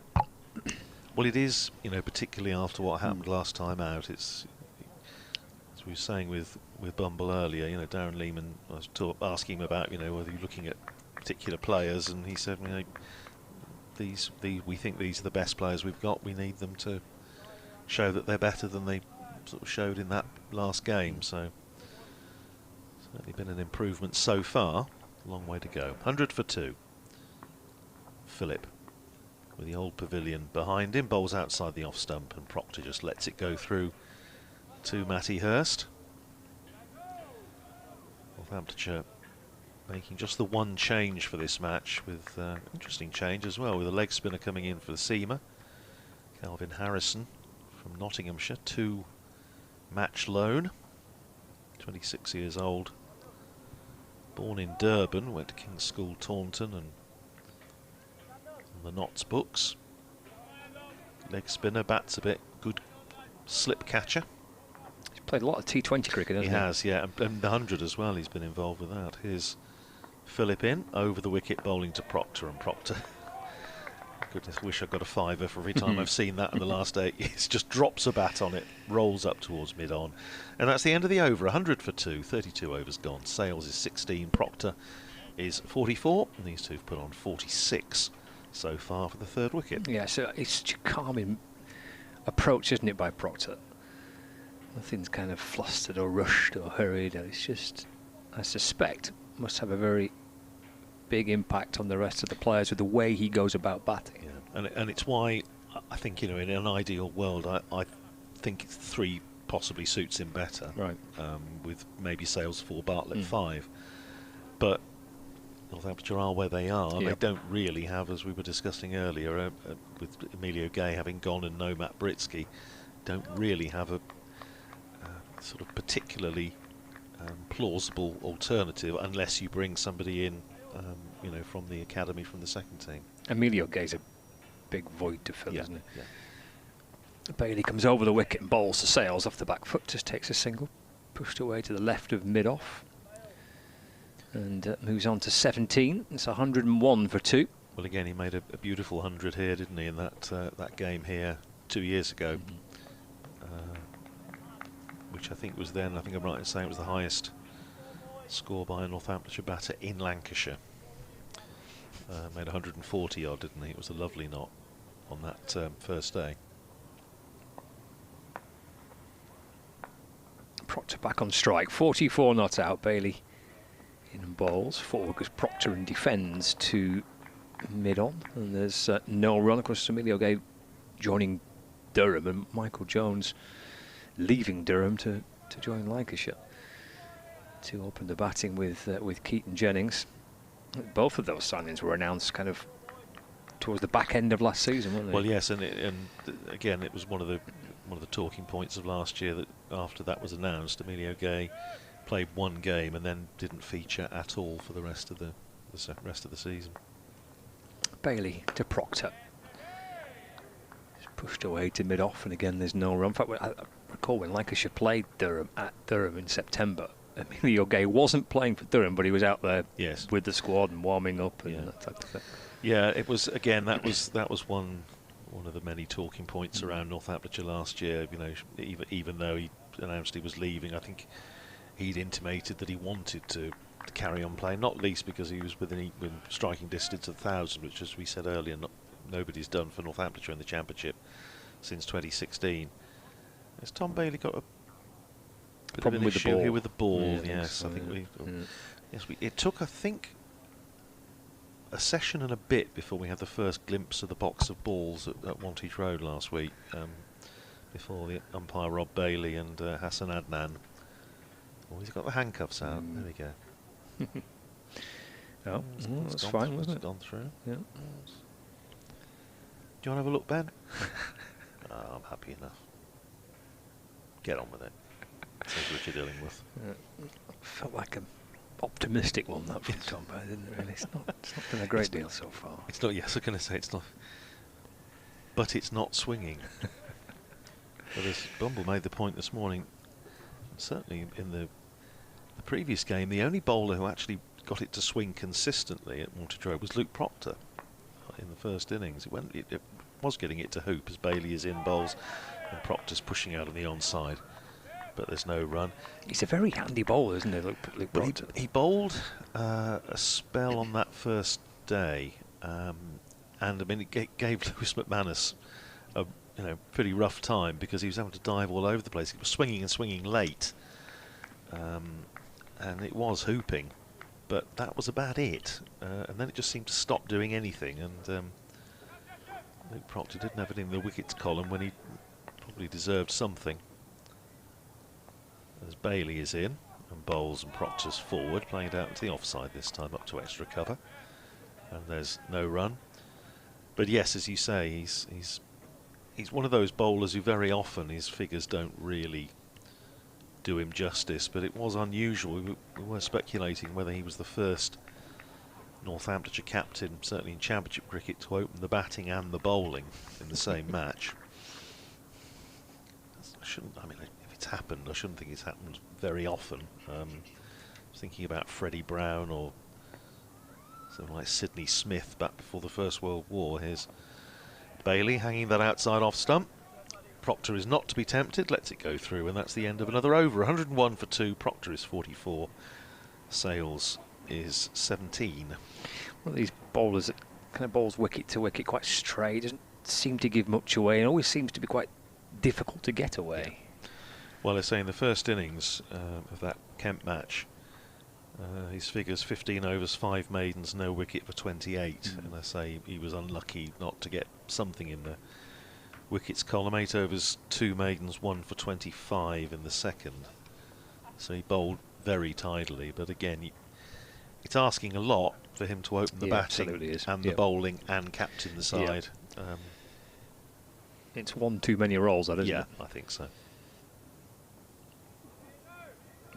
Don't get too many players opening the bowling and opening the batting, do you? I mean, you can remember David Lloyd doing it for Glamorgan, not our David Lloyd, but David Lloyd doing it for Glamorgan a year or two back.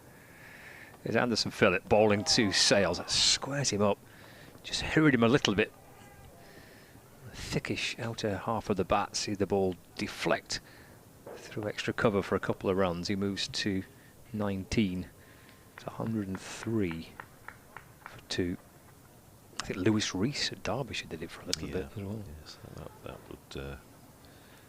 There's a few possibilities, but as far as captains doing it are concerned, it's most of them have got more sense, haven't they? It's sort of although I can think of one or two captains who probably would absolutely relish club cricket, especially. Get your money's worth. 103 for 2. Philip bowls to Sales, pushes at that delivery. Nibbles away past the edge of the bat and through to Hurst. Gets a nod of approval from Matty Hurst, the wicketkeeper. Quite like the look of that from Anderson Phillip. Sales on 19. Testing opening spell from the West Indies international, Anderson Phillip, this morning. He's bowling from the Brian Statham end in the morning session, but having a go from the Jimmy Anderson end. Here comes Phillip into Sales. He's clipped away out towards mid-wicket. And there's no run. Nice to see Jimmy Anderson presenting John Turner with his playing cap this morning. That's another thing that Darren Lehman has introduced and actually put a post on the there's a former players WhatsApp group, and we put that on at the start of the year, that he's very keen for former players to present playing caps, and Lee Daggett did it with Liam Guthrie in the Kent match. I didn't see you presented Calvin Harrison with his cap this morning. Might have been Rory Kleinveld, possibly. Here's Phillip into Sales. With a flick of the wrist, just snaps the ball away to the leg side, and there's no run. Yeah, Jimmy Anderson was doing some light training at lunch. Very gentle, a few stretches and a little bit of jogging, that type of thing, during the course of the lunch interval. Not going to be playing for the first, well, I think he said on media day 3 rounds. I think he's targeting the 4th round for Lancashire, which would be the first weekend in May. Yes, same as Northamptonshire. They missed the 4th round, like the round 4, if you like. Phillip again to Sales. That's edge, but bouncing in front of Keaton Jennings at second slip. But testing spell this from Phillip to Sales. And James Sales needing to have his wits about him to survive, giving the pitch a slightly nervous prod. 103 for 2 it is. Similarly, Northamptonshire, of course, without Ben Sanderson, the mainstay of their attack for the last decade or so. There was hope, certainly last weekend, that he might be fit for the Derbyshire game, which starts a week today, up at Derby. Here's Phillip in and bowls to Sales, runs it down into the gully, hard into the ground, bounces up nicely for the gully fielder, Marcus Harris, to retrieve. Applause from around the ground, and well deserved for Anderson Phillip, who's looked absolutely on the money this morning. 8 overs, or today I should say, 8 overs, 1 maiden, 1 for 14. 103 for 2 it is. Proctor is 44. Sales is 19. Good smattering of spectators all round the ground. Tightly packed in front of the old pavilion down at the far end of the ground, but good smattering elsewhere. Some in the sun, some preferring the shade. A few on their hotel balconies, both the old and new parts of the hotel here at Old Trafford. And here is Tom Bailey to continue, starting his 10th over. In from this Brian Statham end, and bowls to Luke Proctor, clips it away down to long leg, and he's going to pick up another single. Northamptonshire captain goes to 45. John Turner fielding down on the boundary. Northamptonshire to 104 for 2. Quick look at what's happening in the other games. Scott mentioned earlier, it's very nice to see every match underway on time. Bailey in bowls to Sales, forces away nicely off the back foot, down through backward point, and that will run away for 4. Chased down there by John Turner, but raced over the outfield, which is pretty quick. Slightly shorter boundary that side as well, the net side, and it brings up the 50 partnership between these two. 54, so they've doubled the total. 108 for 2 it is. Sales is 23, Proctor is 45. They came together at 54 for 2. Bailey in again to bowl to James Sales, who edges and again doesn't carry to second slip. Played it quite softly, didn't he? Sales didn't jab hard at the ball, but seen quite a few edges now that haven't carried. Certainly 3, I think, from Sales. Durham 129 for 2 against Warwickshire up at Chester Street. Ben McKinney, of whom much is hoped and a lot of conversation about him. He's 54 not out.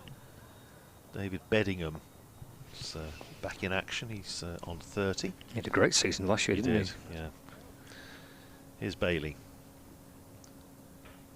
In again to bowl to Sales outside the off stump, and he leaves well alone. Not still struggling against Essex, 86 for 5.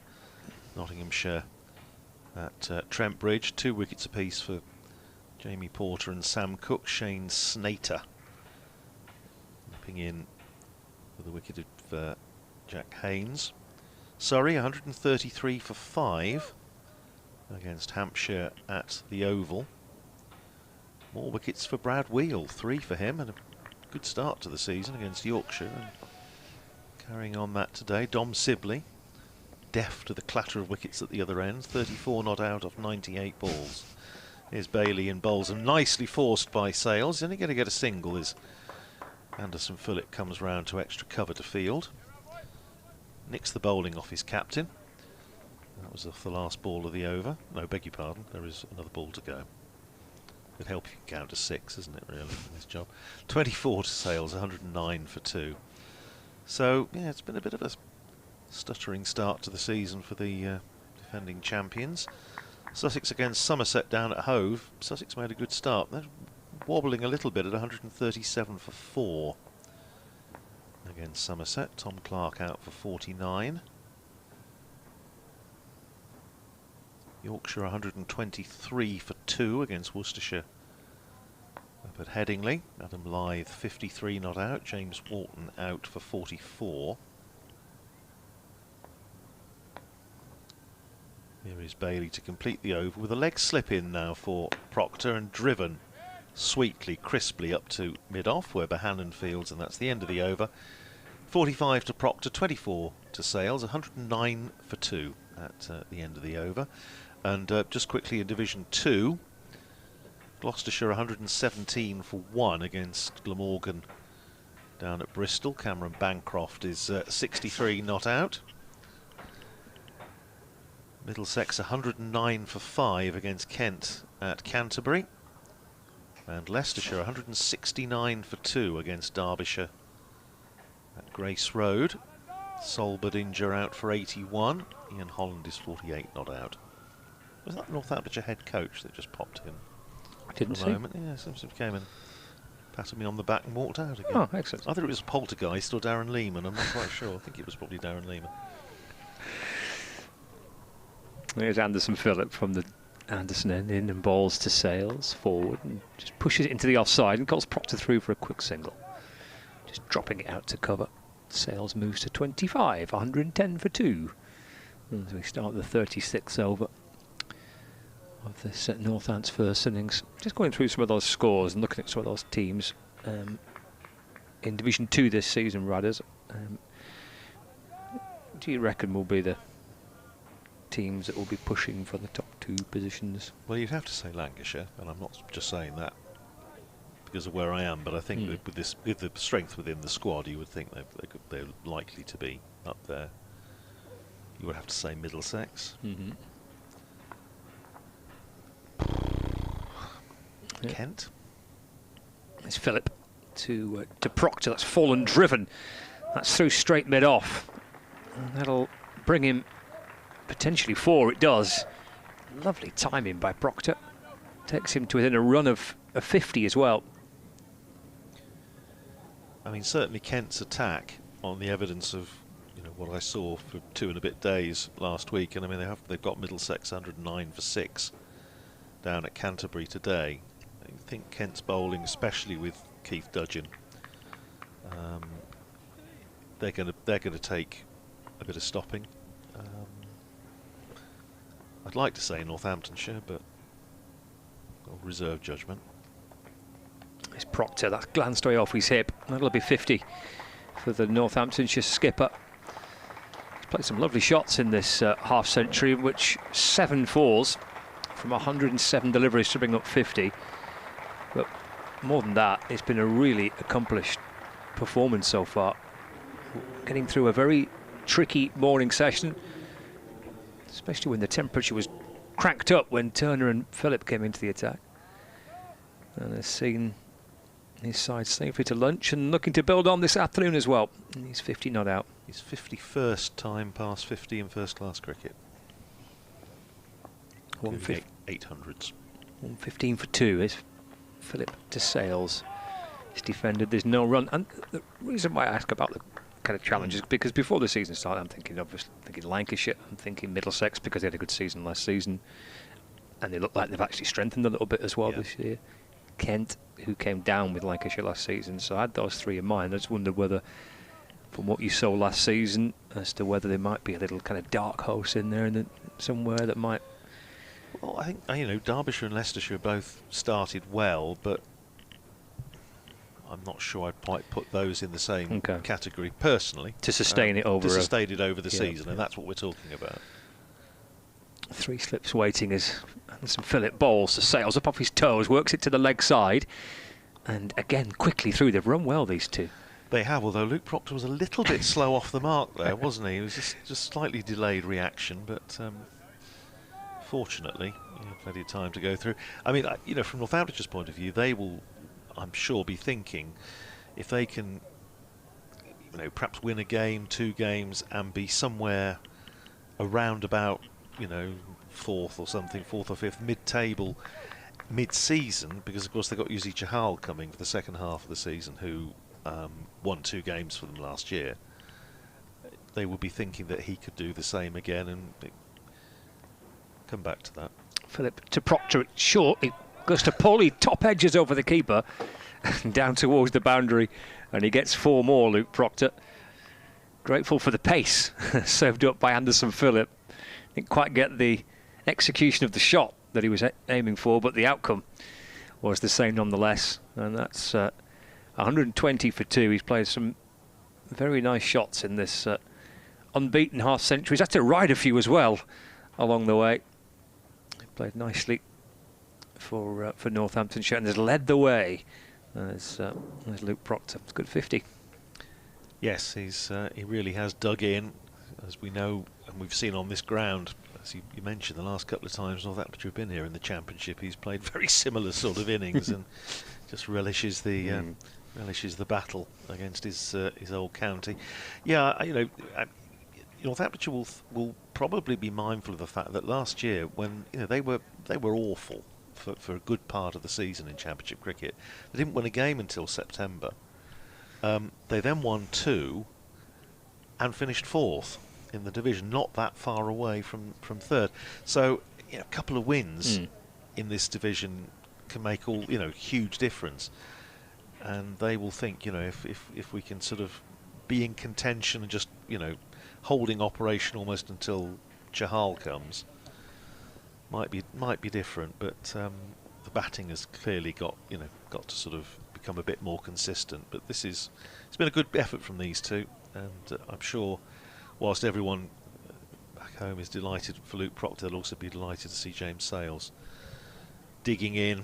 He's facing Tom Bailey, drives that hard into the ground, where Bailey stops off his own bowling and there's no run. As is always the case, doesn't matter which county you're in, there's always a lot of goodwill towards the local boys in the side, and obviously James Sales, son of David, as we were discussing this morning, but a Northampton boy, has played league cricket in Northamptonshire, and pushed up the order back end of last season, turned into the onside next ball from Sales. Seemed to have plenty of time to deal with that from Tom Bailey, fielded by Marcus Harris, who's there on the drive at short mid-wicket.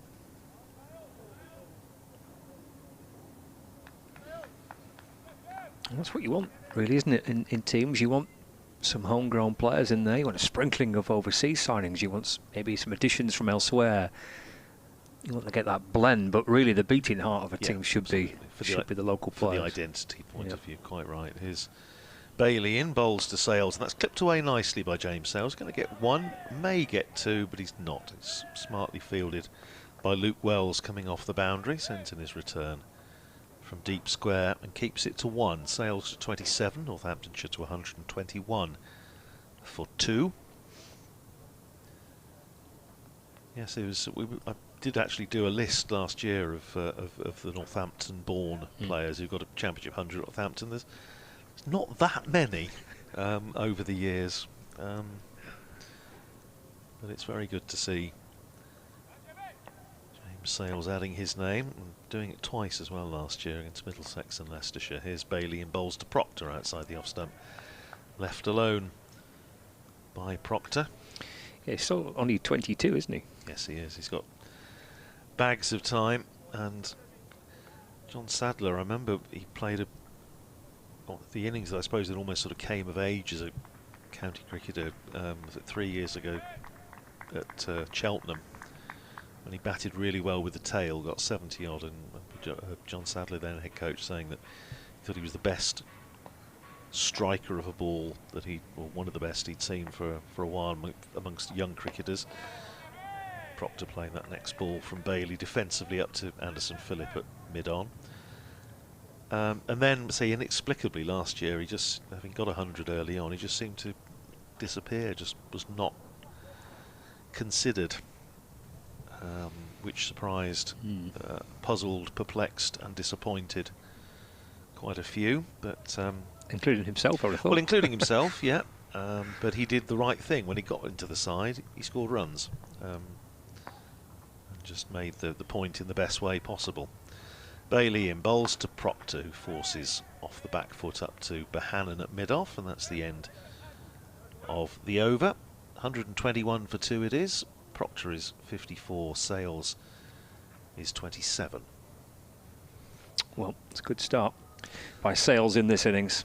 A good partnership between Sales and his captain. The other thing we haven't mentioned today is the heavenly birthday of Gordon Garlick, who's played for both these counties, so it seemed appropriate on the day that the two sides meet. Gordon Garlick, born in Kirby Lonsdale, which I think is actually not, is it West used to be Westmoreland, I don't know which county it's in now, but played for Lancashire before the Second World War and moved to Northamptonshire thereafter. It's just a lovely name, isn't it? Terrific. Gordon Garlick. Yeah.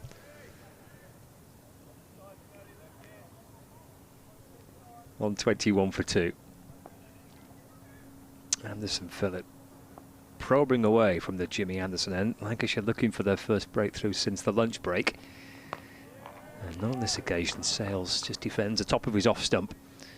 Taps the ball away into the offside. Luke Wells comes up from cover to field, and there is no run. Must ask Bumble when he comes up, but he probably played against him. Had 3 seasons with Northamptonshire, 48, 49, 50. But he said he found the physical demands of 3-day cricket a bit too much. Too much. Went back into the leagues. Bit too much 3 days. Phillip to Sales. It's driven away through point. And that's 4 for Sales. Crashed away out towards the hotel. 4 runs takes Northamptonshire to 125 for 2. Put that away nicely.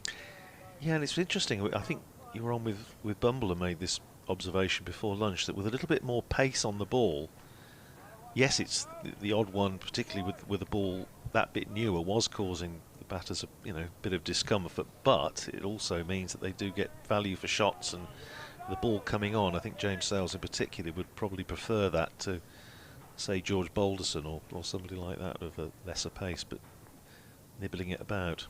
Takes him to 31 not out.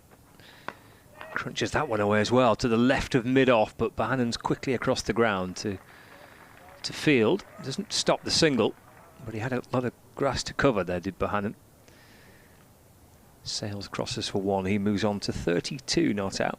126 for 2. 4th over this for Anderson Phillip in this spell post-lunch. 1 for 30 now, his figures. He's got Proctor on strike. 2 slips and a gully. Backward point. Mid-off, mid-on, mid-wicket. Deep square leg and fine leg. Over the wicket to Proctor. Hammered away through the covers. 4 runs for the Northamptonshire skipper. He moves on to 58. 130 for 2. Lovely shot. Yes, sort of 3 shots in this innings of Proctor's that come to mind. There was a lovely extra cover drive this morning. There was the on drive back past the bowler, and that one. I think those are all right out of the top drawer. You don't necessarily think of Luke Proctor as the most aesthetically pleasing player, but he's capable. He's hit some nice shots today. His 9th boundary in this innings. Change of line here from Anderson Phillip, having been over the wicket. Come around the wicket to Proctor. Just leans into this onto the front foot and just strokes the ball to the right of Bailey, who's at mid-off. I think Bailey may have actually landed on the ball, potentially there. Ouch. Just rubbing his upper thigh. Proctor takes 1, moves to 59 not out. 131 for 2.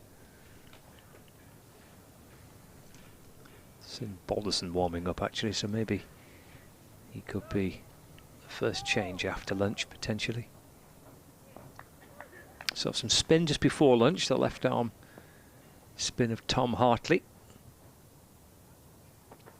into Sales, and that's defended to cover, and there is no run, but a tidy over that from Northamptonshire's point of view. A couple of boundaries in it as well.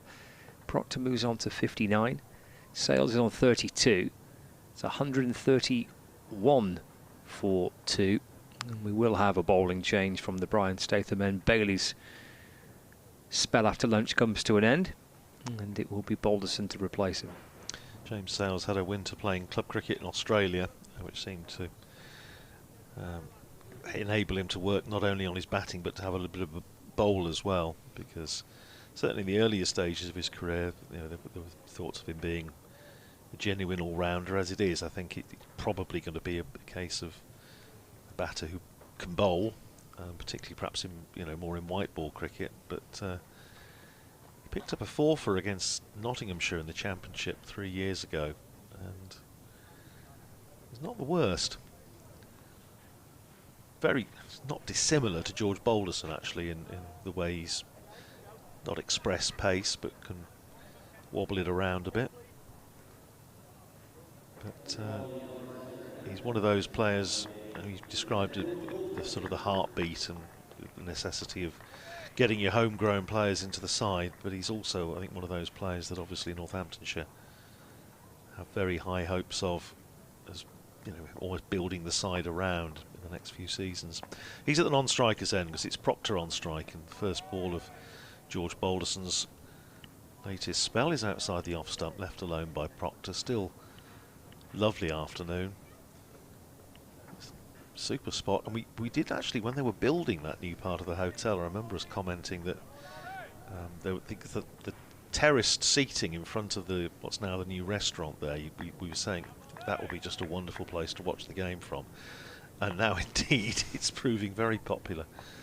Here's Balderson outside the off stump, well outside the off stump, and left alone by Proctor. Seats in front of the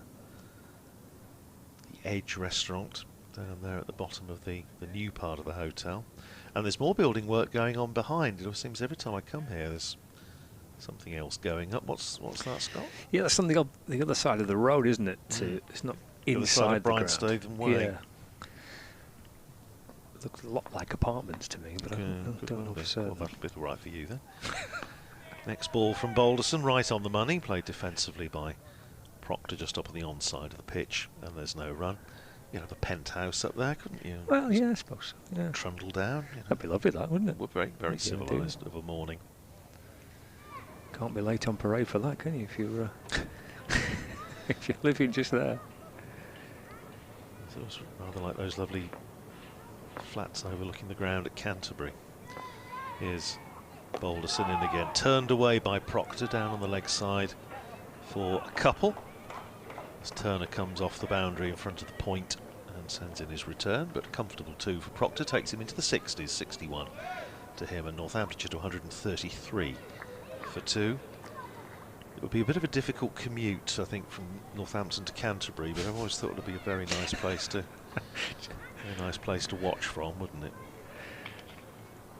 Again, and they're in the sun all day, those flats at Canterbury, aren't they? That's a real sun trap. Here's Balderson in and bowls to Proctor on the back foot, plays it up to short mid-wicket where Marcus Harris fields, and there's no run. Marcus Harris, I'm sure, will fancy having a bat on this when the time comes. 190 runs in his first game for Lancashire last week at Lord's. 138 in the first innings, 52 in the second. That was some sort of record, wasn't it? I think I spotted somewhere the most on runs on debut or something. Here's Balderson in, bowls outside the off stump. Proctor leaves well alone. That's the end of George Balderson's first over of his afternoon spell. 11 overs, 2 maidens, 1 for 25. Tidy stuff from George Balderson, Northamptonshire. 133 for 2, with Proctor on 61, Sales on 32. Yes, Harris is 189 runs in the match, the most by a Lancashire player on debut in the Championship, beating 176 that John Crawley got on his Lancashire debut back in 1994. And he was the first Lancashire player to score 100 and a 50 on Championship debut as well. John Crawley still living in Northamptonshire, teaching at Arundel School. Oh, nice. There's quite a few connections, aren't there, between these two clubs? Oh, yeah, absolutely. Lots of former players.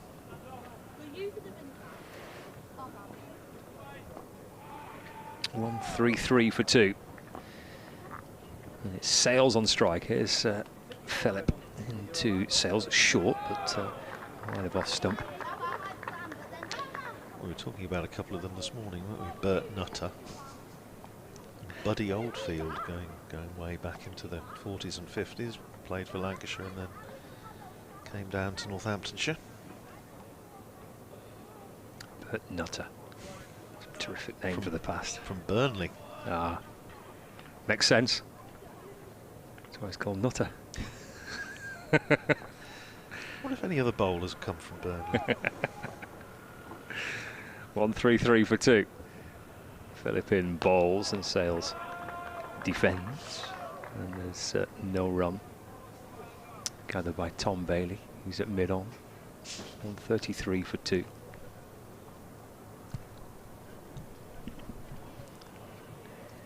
With Sales on 32, Proctor on 61. Probing away, looking for their first breakthrough after the lunch break here, Lancashire.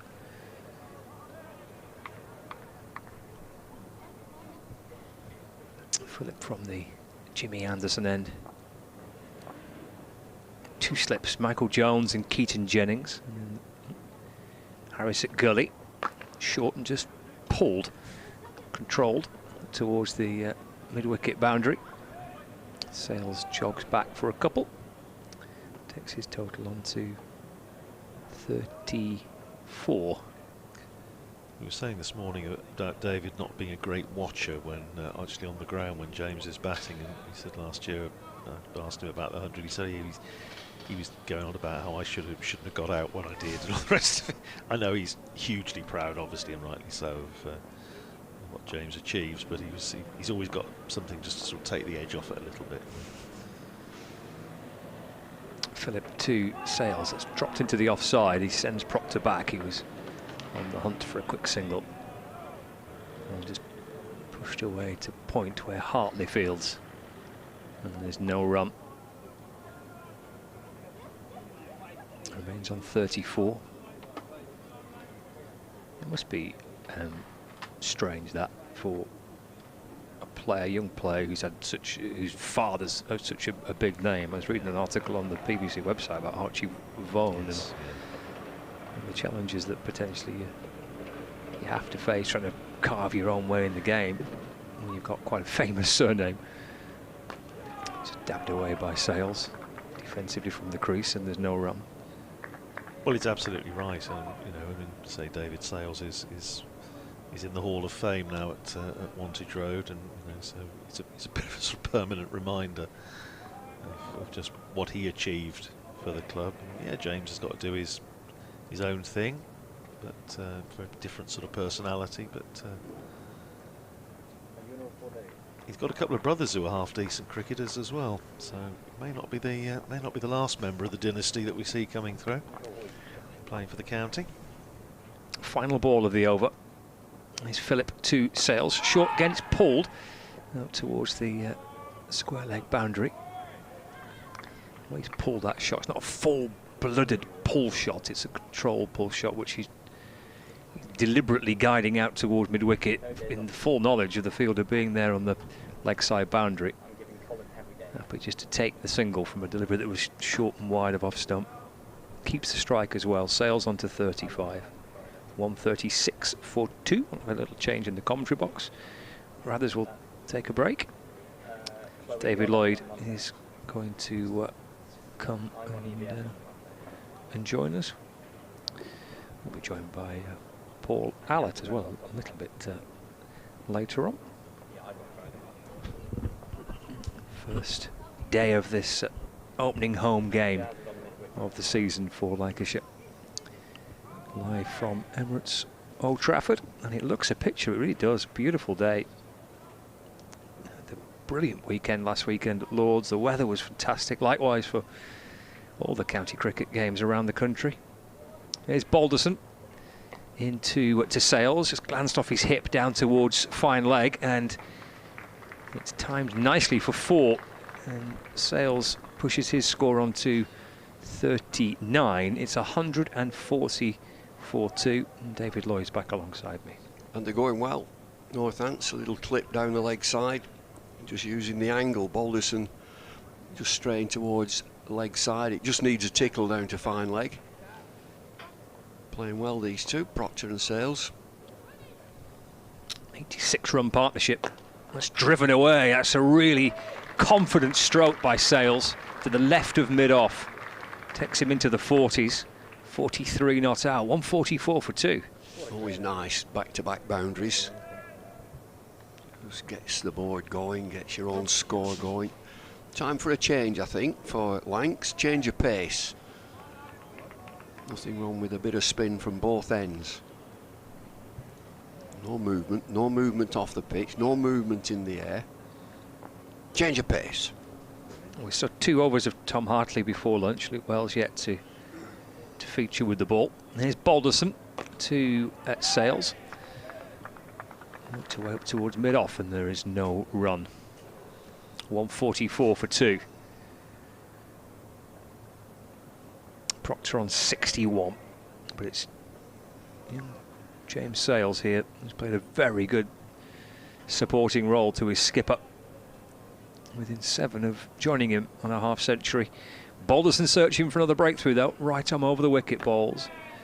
Back and across. And carefully and calmly just defends. And the ball bounces out towards cover where Bailey fields, and there's no run. 144 for 2. So how was the lunch? Lunch was nice. Good. I sat with the Northants president and a lad who I played cricket against, Ian Peck, who was a very notable rugby player.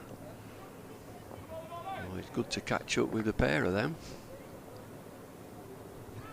Balderson to Sales, driven to mid-off by Anderson Fields, and there's no run.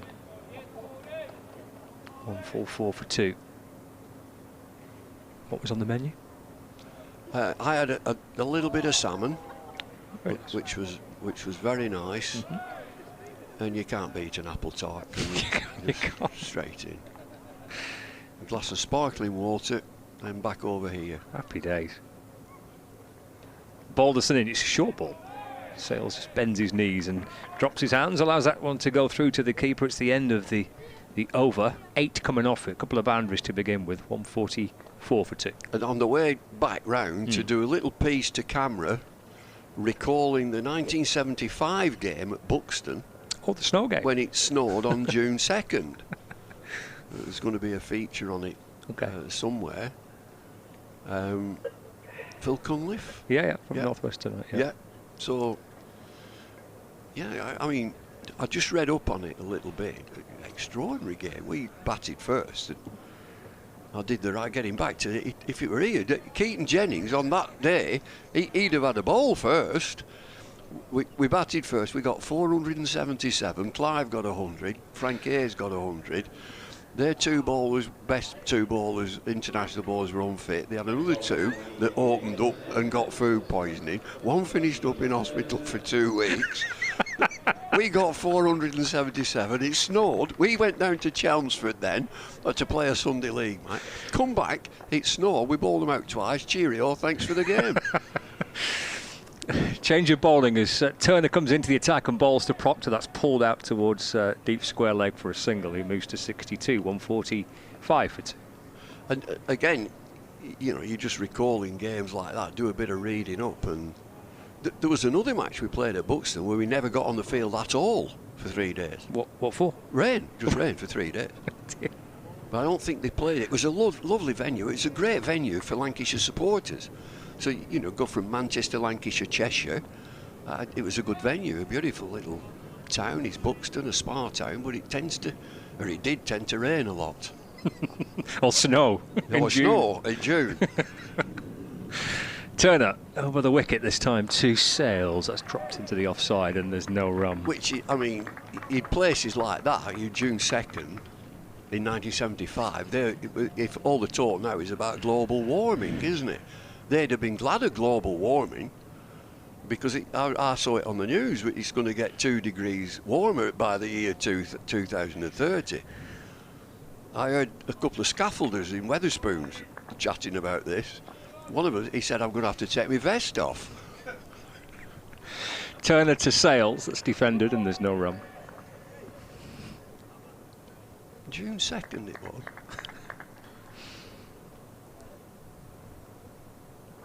I was reading some of the tributes to Peter Lever because he played in that game. And did he refuse to bowl because he was concerned about the safety of the opposition? Yeah, well, he said it wasn't a fair contest, which it wasn't, but it was the regulations that you play on. We were on an uncovered pitch. Turner into to Sales and defended to the onside where Bailey Fields, no run. And he certainly took wickets and played his part in the first innings, but I think our attack would be Lever Shuttleworth Lee. And so if Peter didn't bowl too much in that second innings, the other two would. Yeah. 145 for 2. Sales on 43 not out. And Turner into to Sales, forward again, solid on the front foot. Sales defends, ball ricochets up towards mid-off, and there is no run. Remains on 43. So Turner, they've gone back to from the Jimmy Anderson end, his first spell of the afternoon. You've noticed these two batters now are confident enough that short ball, which caused problems before the break, now they're taking that short ball on. They know the light, they know the pitch. Turner to Sales, playing a miss on that occasion. Ball sneaks through towards the wicket-keeper Matty Hurst. It's the end of the over. 145 for 2. Proctor 62 and Sales on 43. Yeah, a false shot, a flashing blade, looking for that square cut through the offside, goes through to the keeper. A little bit of extra pace, but yeah, I just get back to there's nothing wrong. We just change the pace. A couple of spinners on. They're comfortable, these two. They played well. Proctor very watchful in that first session. It's at this time 145 for 2. When you just know as captain, when you've said you can have a bat, when your teammates are thinking, right. Balderson to Proctor, angled across and snakes past the edge of the bat through to Hurst, no run. and one or two of them out there in the middle, they'll be saying, look at that, 145 for 2. Why are we not batting? So your captain wants something. He needs something. I always think that when it's like change it, completely change it, take the pace off, get the spinners on. Balderson right arm over balls, forward goes Proctor. He's been utterly solid in the innings as Luke Proctor. Defends again to mid-off, no run. Hartley's been named in the side. Luke Wells, as we know, increasingly bowling more and more for Lancashire in red ball cricket. So there is the left arm spin and a leg spinning option there for Keaton Jennings. It's been predominantly pace so far, led by Bailey and Balderson, backed up by Turner and Phillip. Again, Proctor defends. Back to the bowler, and there's no addition to the score. Well, they put him in trouble, Proctor, in that first session with a bouncer. When Anderson Phillip came into the attack and that bit of extra pace. But he seems to have weathered that. He certainly took that short ball on a couple of times quite easily. There's a short mid-wicket, deep square leg and a fine leg. He just plays late. Just guides the ball down towards Keaton Jennings at second slip. It's been a really watchful innings, hasn't it, by Luke Proctor? He has played some innings against Lancashire here in the last couple of years in which he has been clearly utterly determined not to give anything away against his former side. Real captain's knock so far. Can he go on and turn this into 3 figures? He's 62 not out. Here's Balderson to Proctor, just calmly back and across in defence. And there's no run. Well, they lost the first game, Northampton, so there's been a challenge by Darren Lehman. Look, we've got to bat better than we did. But it was a tricky game, a low-scoring game. They come out on the wrong side of it. So they'll be happy that they come here and onto a pristine batting surface, that you can get your start, as he has done. Proctor's got his start, been very watchful. Watching here as Balderson's in, driven away to mid-on. Slightly closed bat, and works its way up towards Anderson Phillip, and there's no run. It's a maiden from Balderson, his third maiden of the innings. It's the end of the over, 145 for 2. Sales has 43, Proctor has 62. Bumble reckons some spin could be required here. A few more thoughts from you, David, and then Paul Allott will join you. Well, it's going to be pace again. Batsmen are in the middle of the pitch and shouting off for a drink. I'd stop that. That's one of my laws, one of my regulations, one of my rules. There's a drinks break, that's when you can have a drink.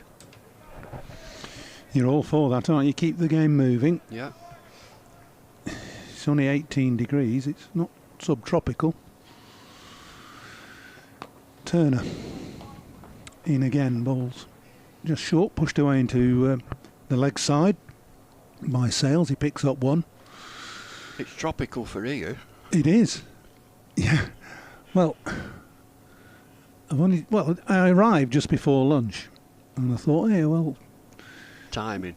Northampton, yeah, it was. There's a surprise, eh? I thought, well, Northampton, yeah, what were they? 70 odd for 80 odd for 2. I thought, not a bad toss to win then. Anyway, we've probably done enough of that, have we? Why Lancashire fielding? Well, it's just no criticism. It's the modern way, and he explained it at the toss, did Keaton Jennings, that yeah, we just feel that we've a good chance of taking 10 wickets today, bat long, and then bowl last on this pitch. But he would say that. Of course, because that's what he's thought about. So, the intrigue from yesteryear, with weather like this. Turner in again, short, pulled away by Sales in front of square. It's fairly evenly paced, that, and that's rattled away through mid-wicket for a boundary. The 150's up, it's 151 for 2 with that shot Easy pull, almost off the front foot. But it's interesting, isn't it, that from an era that we played in a day like this, we'll say we'll rack them up, bat first, we'll rack them up and we'll ball you out twice. I was going to say, what's the psychology behind having an opening bat as captain? As Turner comes in again, similar delivery, similar shot, not quite timed this time. Bit of a fumble on the deep mid-wicket boundary, and they come back for 2. So that ball's getting softer now. Just before the break, there were a couple of tasty bounces went through, which puts batter into trouble. Sales has reached his 50, but now the ball's getting softer. The pitch is just dying a bit. The sun's on it, and so it's sitting up nicely for that pull shot. Just 78 balls, 119 minutes for his half century.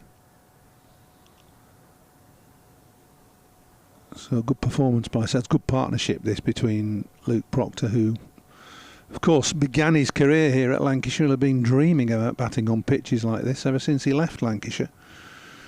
Always determined to perhaps rub salt in the wound of the county that released you.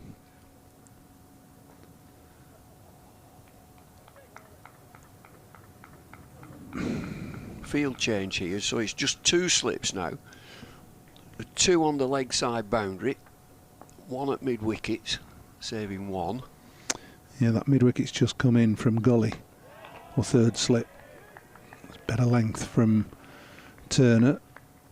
Solid forward defensive stroke though from Sales, just pushed back to the bowler. No alarms there. We haven't really seen any alarms, certainly for the batters, David. There's not much in it, is there? As you say, the pitch is pretty flat. The ball is getting a bit softer, and I agree with you. It's probably time for a change of pace, bit of variety, bit of variation. 2 spinners in the Lancashire lineup. Turner again, Fuller this time half driven, punched to mid off. Bohannon does the fielding and jogs round. That's the end of the over. 153 for 2 then, 44 overs bowled. Yeah, just change the pace, a new impetus in the game for the fielders as well. Give the batsman something else to think about with an orthodox spinner and a wrist spinner. Tom Hartley and Luke Wells. I mentioned the psychology of captaincy and opening batters. And you were, of course, in the same boat as Keaton Jennings, weren't you? Left-handed opening batter, captain of Lancashire. Is there sometimes a tendency for the batsman in you as a captain to say, we want to bowl here rather than we want to bat? Well, I can only go back to my time, and it was drummed into me by Cyril Washbrook, who ran the show here. It was absolutely drummed into me that you win the toss, you bat. And so we very, very rarely. And I would, if I was wanting to bowl, I would get my bowlers and said, do you fancy a ball first on here? I'd ask them, do you want a ball on here? Particularly Peter Lee. No change, it's Balderson in again from the Brian Statham end. It's just a good length ball pushed straight back to him by Proctor. Yeah, I mean the old adage was, if you want to bowl, think about it. That's it. We did that and this then morning bat. Once you were away before lunch. Did we? Sorry. Okay. What was good with an old adage? It's Balderson again. Just full of length again. Just turned to mid wicket. Just a slip and a gully waiting. Now at 2 slips, is it? Yeah, no, Jennings. Jennings is chatting with is that Luke Wells or Tom Hartley at cover? That's Luke Wells. So he's gone to him, and I think he's just said, which end do you want? Which end do you want to bowl at? He might have said. He might have said, "I wish you were batting." It's well bowled from Balderson. It's up in the air and it's just looped over mid wicket. That really got Proctor in a mess. Good short ball from Balderson, which Proctor looked to play, then looked to leave, and ended up just flapping at it. Got away with it. And that single brings up the 100 partnership. Taken just a shade over 2 hours. And has taken 168 deliveries. So a glimmer of hope for Lancashire as Balderson surprised Proctor with a short ball, but to no avail. It just lobbed. It's Marcus Harris who's the fielder. It just lobbed over his head at mid-wicket. He was scrambling to get after it, wasn't he? Sales on strike now. Again, a solid push. That used to be the line, didn't it, as captain? I remember that line as well. When you're in this situation, it's like 160, 170 for 1 or 2. You go, which end do you want? Neither. Yeah. There's not much in it. These pitches at Old Trafford, they're generally flat. They need something, a point of difference to take wickets. Balderson full, leg side, beautifully driven by Sales between mid-wicket and mid-on, and that's going to race away, keeping the fielder interested, but it's gone for 4. That is a lovely stroke from Sales. He's threaded it through mid-wicket and mid-on, just on the angle from Balderson over the wicket. And it's a full-length ball, really, really full, just drifting onto leg stump, and it's a clip. You just clip it. You get a good bat and nice piece of timing, he gets 4.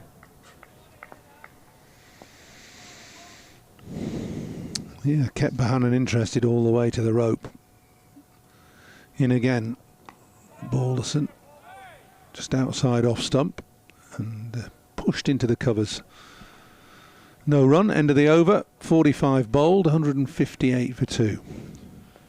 Well, it's a tough division, is this? There are some likely teams who will be hell-bent on getting out of Division 2 into Division 1.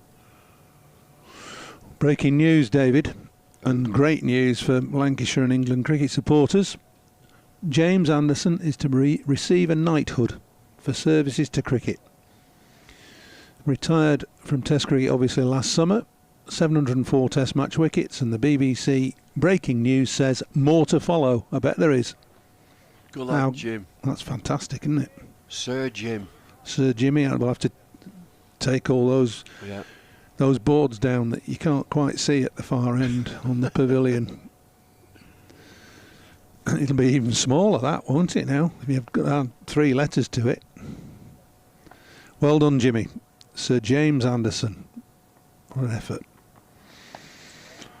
So Turner still coming in from the Sir James Anderson end now. He could finish up like Beefy. He could be in Lord. the House of Lords.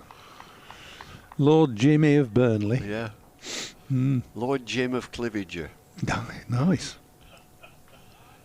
Lord Jim of Townley Park. I played golf with him last Thursday. God, he hits a good ball. Lord Jim of the Stoops Estate. Yes, Turner. That's just pushed away into mid-off by Proctor. No run. Yeah, James Anderson. Well, I suppose it had to come, didn't it, really? Absolutely. I mean, it's a phenomenal effort. And still going. Yeah. He's wanting to play. He's missing 3 matches, so this is the second one. He missed 1 more before he's eligible to come back. That's right. Turner short down the leg side. Has Proctor got something on that? He has. A little bit of a glove or a feather. He doesn't like it particularly much, but Lancashire are delighted as Hurst takes the catch down the leg side. It was a short ball from Hurst. Proctor trying to play the pull stroke, deemed to have got something on that bat or glove, and the keeper taking a comfortable catch. Yeah, he's nudged it. I think it's just off his glove down the leg side. He waited for the decision, and the decision was good. It's a good decision from the umpire. You hate them, a little glove down the leg side. So Lancashire have got the breakthrough. It's a short ball that's done it, and that will definitely delay spin coming into the attack. They will persevere with the quicker bowlers. And you can see this it just hits something. I think it's the glove which takes the pace off the ball. But he's played well there, Luke Proctor. He's very, very watchful. 64 from 133.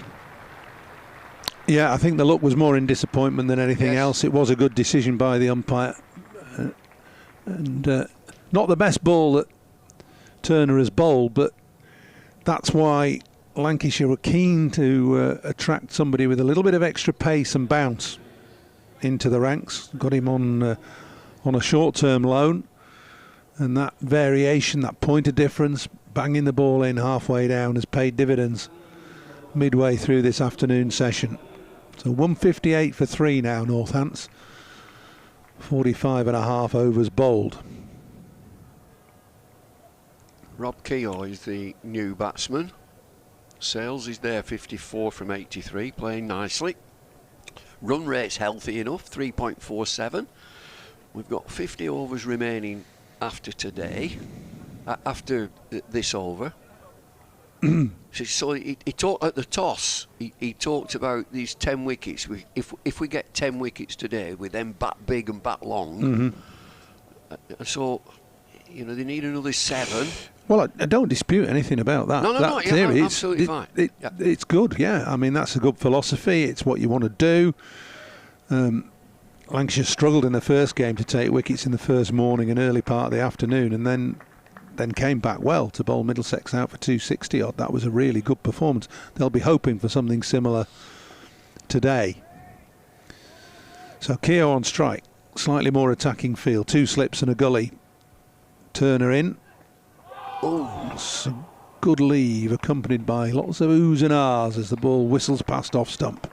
It is a good leave. And in the last game, we hear that 3 of the batters, Northants batters, were out shouldering arms. To which Darren Lehman said, "These bats cost £500, why don't you use them?" I bet they're not paying for them though, are they? These lads don't pay for them. No, I think they probably get the odd one free, don't they?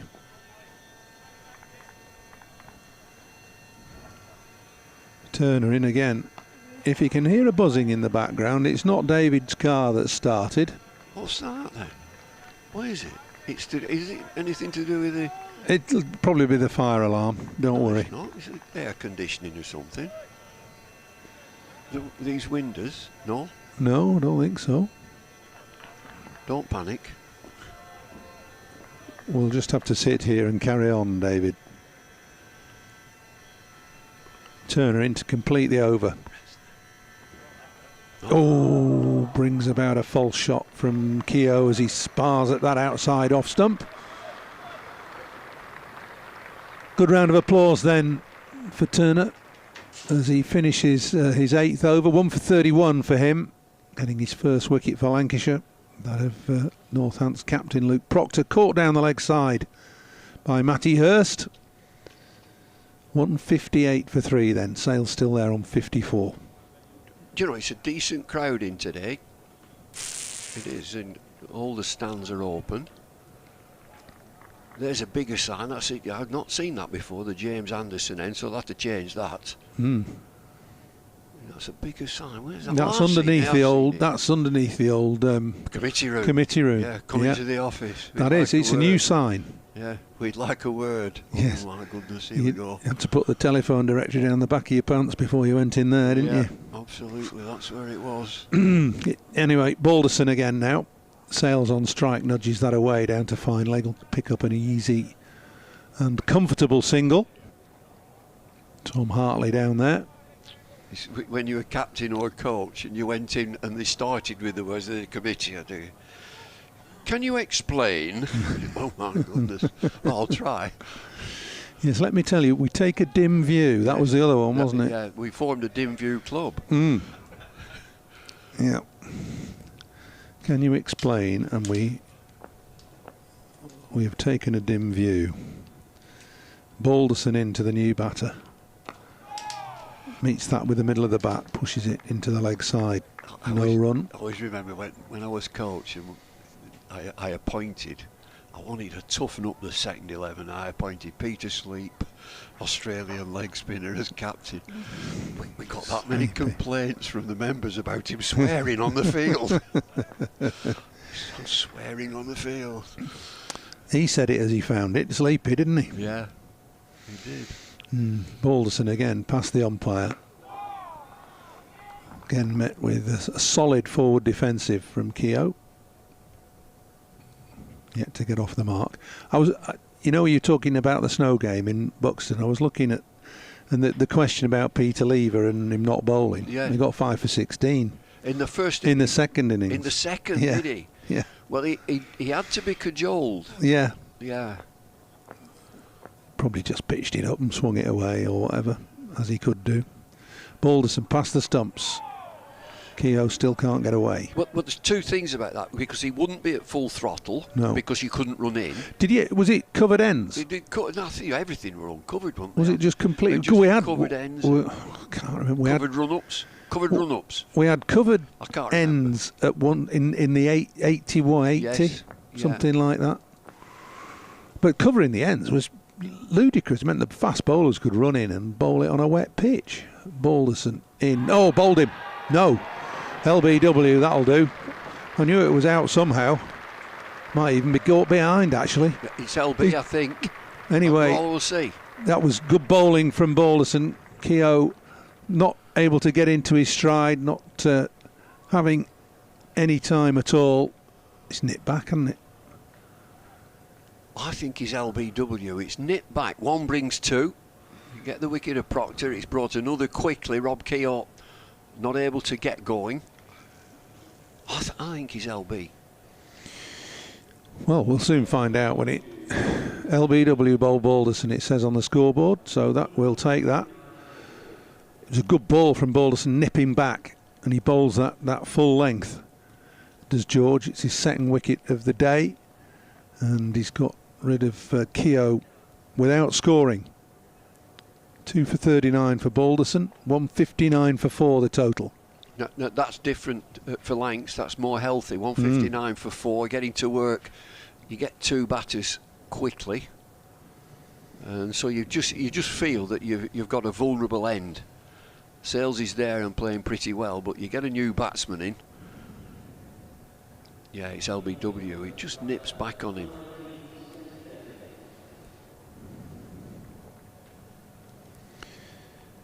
New batsman is Zabe. Diminutive batter, he's a little chap.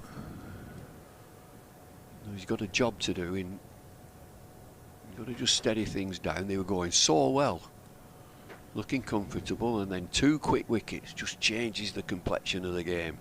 159 for 4, coming to the end of the 47th over.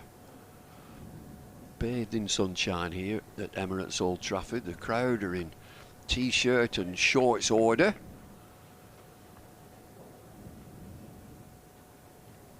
It's good when you see these young bowlers like George Balderson. You can see, now a replay is side on, and how can you improve that? Always looking at a bowler, how can you improve? Drive through, really drive through. He's medium pace, about 78 miles an hour. Got quite a whippy action. Good cricketer. So Zabe on strike and Balderson in. He leaves that comfortably. And it goes through to Matty Hurst. It's a good over from George Balderson. Gets an enthusiastic and well-deserved round of applause from a decent crowd here at Emirates Old Trafford.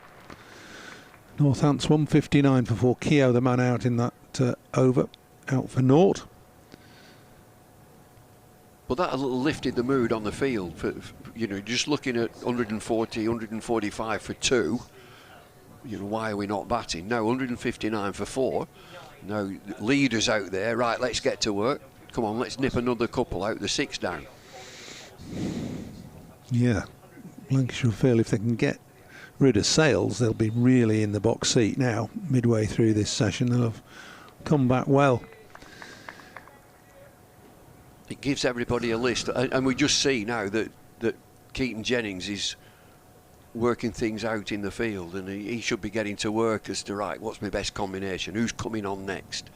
Somebody out there in the field, lift all the fielders, hunting wickets.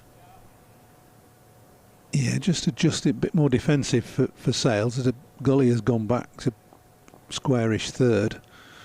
Turner in again, pushed into the leg side mid-wicket. The newly placed mid-wicket comes round to do the fielding.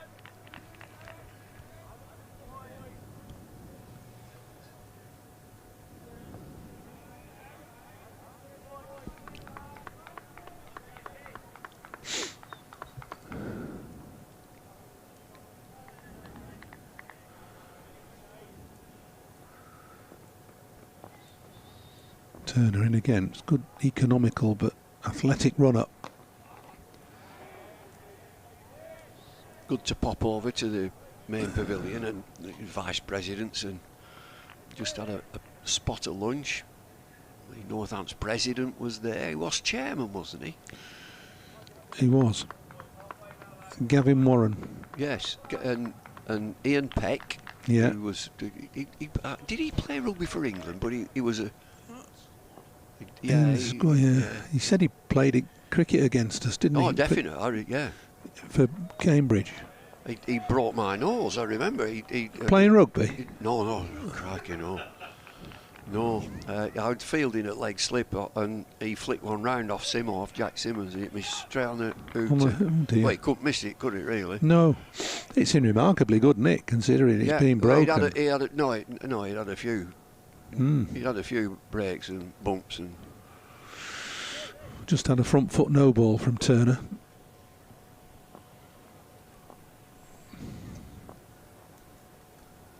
In again. Fuller this time, driven firmly to mid-on, no run. So go on then. He was a bit confused. He thought I'd taken 8 wickets against them. University, when you'd actually taken 8 for 48 against Northampton. That's right, yeah. When Michael Holding played for us. Yeah, I was quicker than him. I know you were. Yeah. I don't know. Turner in again. Ooh, Sale's reaching for that, but he's reached for it nicely. That's a really good cover drive. On the up, all along the floor. It's a lovely boundary from Sales. Well, this is a super shot. There's a balance. Just ease it through. Outfield's quick. Square looks very green, doesn't it? Brilliant. Not seen it look that green. But we managed to take all the grass off for the pitches. Yeah, I know. There's a bare pitch in the middle there, isn't there? Yeah. Turner full. Good length delivery, just played comfortably to cover this time. No hint of a drive. Back home where I live, I've got a big field. I've put a cricket pitch in. You were telling me this? Yeah. It is work in progress. It's not meant to be flat. Is it like one of those you used to do the pitch report on for Sky? It is. And got a sort of manhole cover in it. Locals are saying, why can we have a charity match on this? A few daisies. About 3 ambulances if you do. Turner short, gloved and taken at slip. Well, given not out. It looked as though that had run down the bat or off the glove. The Lancashire fielders and bowler in particular look slightly aggrieved. It's off his back, right arm, forearm. Yeah. Now it's real close to the glove. There'll be a bruise, that's for sure. Well, he'd have been rubbing it, wouldn't he? You'd have thought. He probably will be. We'll see this again on replay. Yeah, I mean, the umpire can't give that. He's rubbed his arm immediately, just round about above his wrist. Above his wrist. He's not rubbing it now, but he did all the right things because he tried to drop his hands. Get his hands and bat down. Anyway, not out, and Balderson's in again, and Zabe is off with a punch away through backward point, which will run away for 4. It's a lovely way to get off the mark. Nice controlled stroke. Takes the total up to 169 for 4.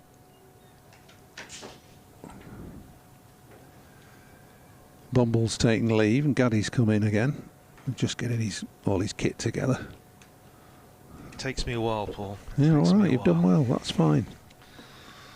Computers, books, binoculars, pen. It's more than most people take on holiday. I was going to say, you have to be paying excess baggage for that. Yes, you wouldn't get the old light fare with this, would you? So Balderson in again, full. Zabe pushing that to Bahanan at mid-off. I loved a comment then about the 8 for 48 at Northampton. I do remember that because everybody turned up to see Michael Holding. It was his championship debut, wasn't it? And He rather overshot. He got 2, you got 8. Well, Matthew Engel was a Guardian cricket correspondent at the time, and he was a Northampton boy at the time. I think he lived close. And I remember this. I don't remember much about my career, but I remember this in the paper, saying everybody turned up to see Michael Holding, and ended up being upstaged by a blonde-haired bowler from Cheshire called Paul Allott, and that's what it was. Because I'd played a few games in the late 70s and whatever. Yeah, Matthew and I co-wrote the official history of Northamptonshire County Cricket Club, and yes, he has a great turn of phrase, does Matthew. But I remember the game well, and of course later in that season, the never to be forgotten, certainly from a Northamptonshire point of view, NatWest Trophy semi-final, which yes. Oh, I think I remember playing in one of those at Northampton, and we should have won and didn't. It was then Jim Griffiths batted out. That was the one. That's the one. When he got chaired off the field, him and Tim Lamb. That's it. Got chaired off the Bumble field. had to bowl the last over. That's right. And Foxy Fowler was keeping wicket. Oh, and he went through his legs. 4 byes, was it? Or 2 byes. Jim Griffiths got interviewed by Richie Benno. It was wonderful. Dear old Griff. That's a good ball from Balderson. Just a little bit of extra nip in that. Zaid getting, well, caught out really, neither forward nor back. And ending up prodding at it outside off stump, going through to Hurst. Must get some reaction from one Lancashire international bowler to another. Amazing news this afternoon about Sir James Anderson. Paul, it must be a proud moment for anybody involved with Lancashire. Yeah, as Balderson bowls another, that's well left. Well, it's a fantastic honour, obviously, to get a knighthood, isn't it? And Jimmy, the most modest of individuals, actually, he'll be obviously delighted about it. And it's well deserved, isn't it? I mean, he's taken more Test match wickets than any other seam bowler in the history of the game. And the longevity that he's had within the game as well has been phenomenal. He's still as fit now as he was 20 years ago. Balderson gets pushed into mid-wicket. There's no run. It's 169 for 4. There's an awful lot of noise all of a sudden out in the middle. 49 overs bowled.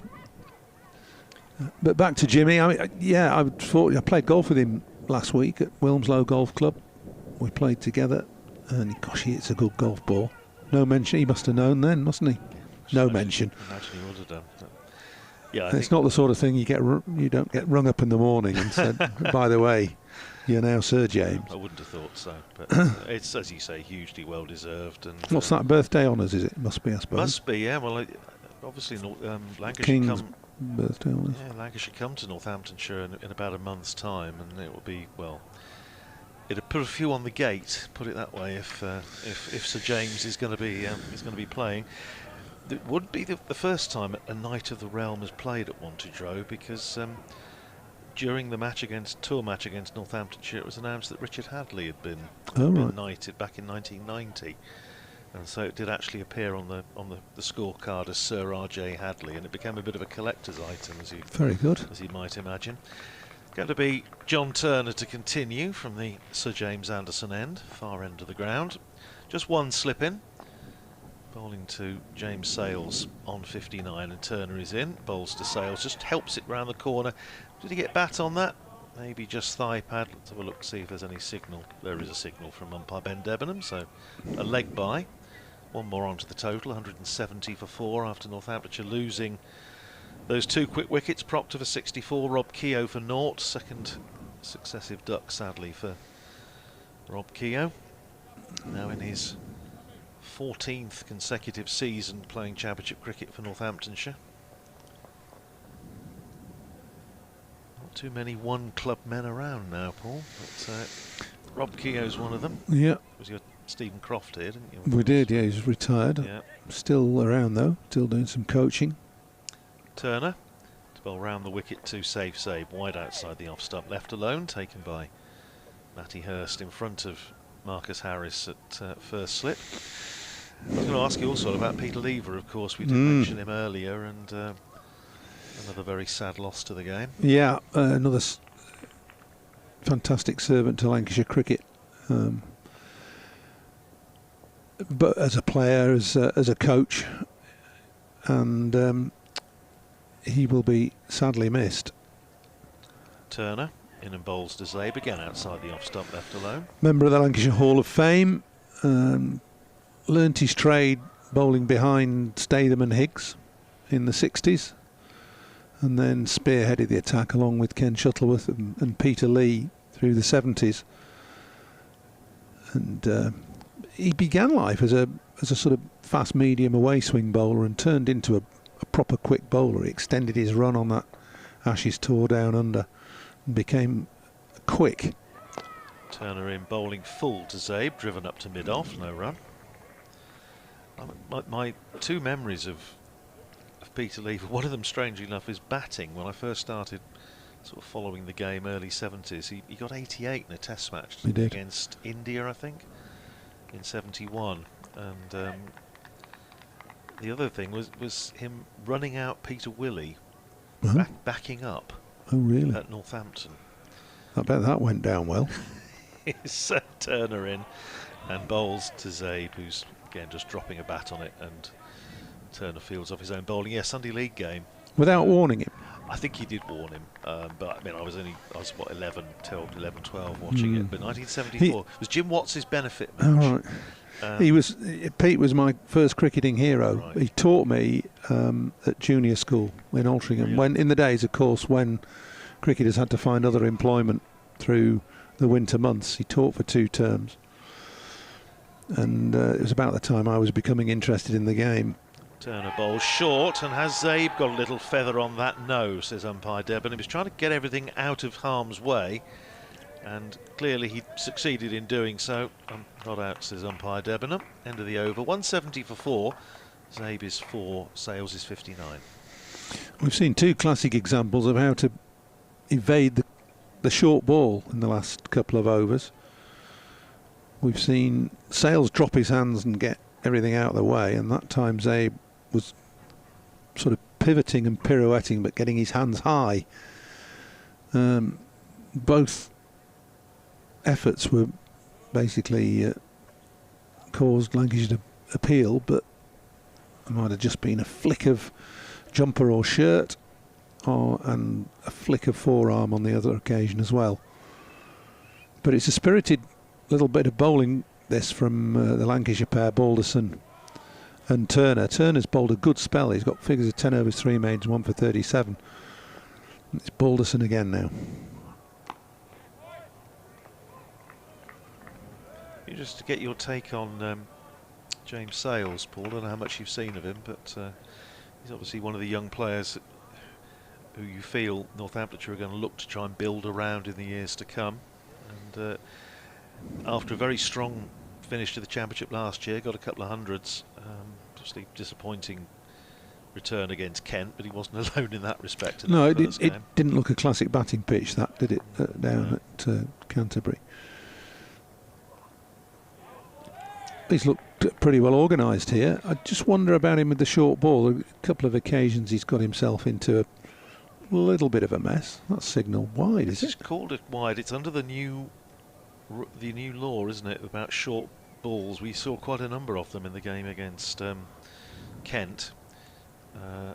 Liam Guthrie, Northampton's left armour, got called for 2 in an over that both went for 5 wides, basically, much to Lewis. And this is relief as Balderson goes full, pushed up to mid-off by Sales, and there's no run. Philip fields.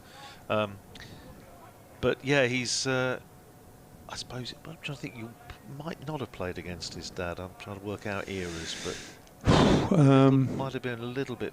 I think he was. I think he'd started after I finished. His debut in '96. Oh God! I finished in '92. Oh, right. So he played I remember commentating on him a number of times. Yeah, of course.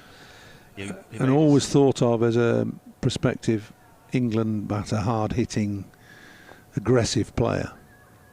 Now Manning on the drive as Balderson comes in, bowls to Sales and puts one past the outside edge. It's good stuff from Balderson. It's been good all day. It was good from very early on this morning, getting Vasconcelos with a ball that he had to play at. He was caught behind. Well, I like that strategy. Only one slip, and that's a wide slip. I'd personally have the slip a little bit finer in a conventional first slip. But because of the short extra cover, just made Sales a little bit tentative on the push forward. One on either side on the drive. That's solidly played by Sales up to the man on the drive at extra cover. Also one in there at short mid-wicket. 171 for 4. Yeah, David Sales made his first team debut at 16, the Sunday League match in '94 against Essex, and made 70, which was then a record. And his first class debut a couple of years later. Full goes Balderson, driven nicely by Sales up to mid-on, but can't get it past the fielder there, and there's no run. Stays at 171 for 4. Yes, and on his championship debut against Worcestershire at Kidderminster, 0 in the first innings, 210 in the second. Decent. But, James on 59 here. Balderson bowls to him, and Sales on the defensive again, plays it back down the pitch. Balderson fields the end of his 17th over, 3 maidens, 2 for 44. Sales is 59, Zabe is 4. Northamptonshire put into bat, 171 for 4, having lost Vasconcelos for 16, Bartlett for 18, Proctor for 64, and Rob Keogh for 0. One of the things that signifies decent ability as a batter is how much time you've got. Sales looks as though he's got a bit of time. So he made played that nicely, that last ball of the over, was almost waiting for the ball. So he had a strange year last year, got 100 early on, and then didn't play for first team cricket for 3 months, and then came back and got another one back end of the season. Here's Turner running into bowl to safe Zabe outside the off stump. Zabe leaves well alone. Well, Lancashire on the attack here. Turner's bowled a good spell, as I've said earlier, so has Balderson, but he's got 2 slips, a sort of 4th slip and a backward point stroke deep gully, and he's also got a leg slip, Tom Bailey, in there. So 4 catches, maybe 5 if you're being generous. You've seen the leg slip quite a bit in recent times to Luke Proctor. One in there now as Turner bowls to Zabe, drops it down on the onside, and there's an easy single pushed up towards mid-on, so Zabe goes to 5 and Northamptonshire to 172 for 4. This is quite popular with opposing captains for Luke Proctor. You see the leg slipping quite a bit, which Steely loves, of course, to see a leg slip in there. But different form of attack now, but it still is attacking to Sales. They've 3 fielders out on the leg side boundary, fine leg, deep backward square and deep square in front, and a square leg as well. So 4 fielders square or behind on the leg side.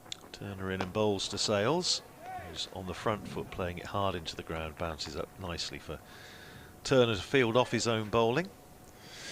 Got a feeling this could be Turner's last. I think it's his 5th, and you need to be wary of giving young quick bowlers many more than 5 overs in a spell. He's really tried hard, worked hard, put every little bit of effort in, bowled at a decent pace, good pace.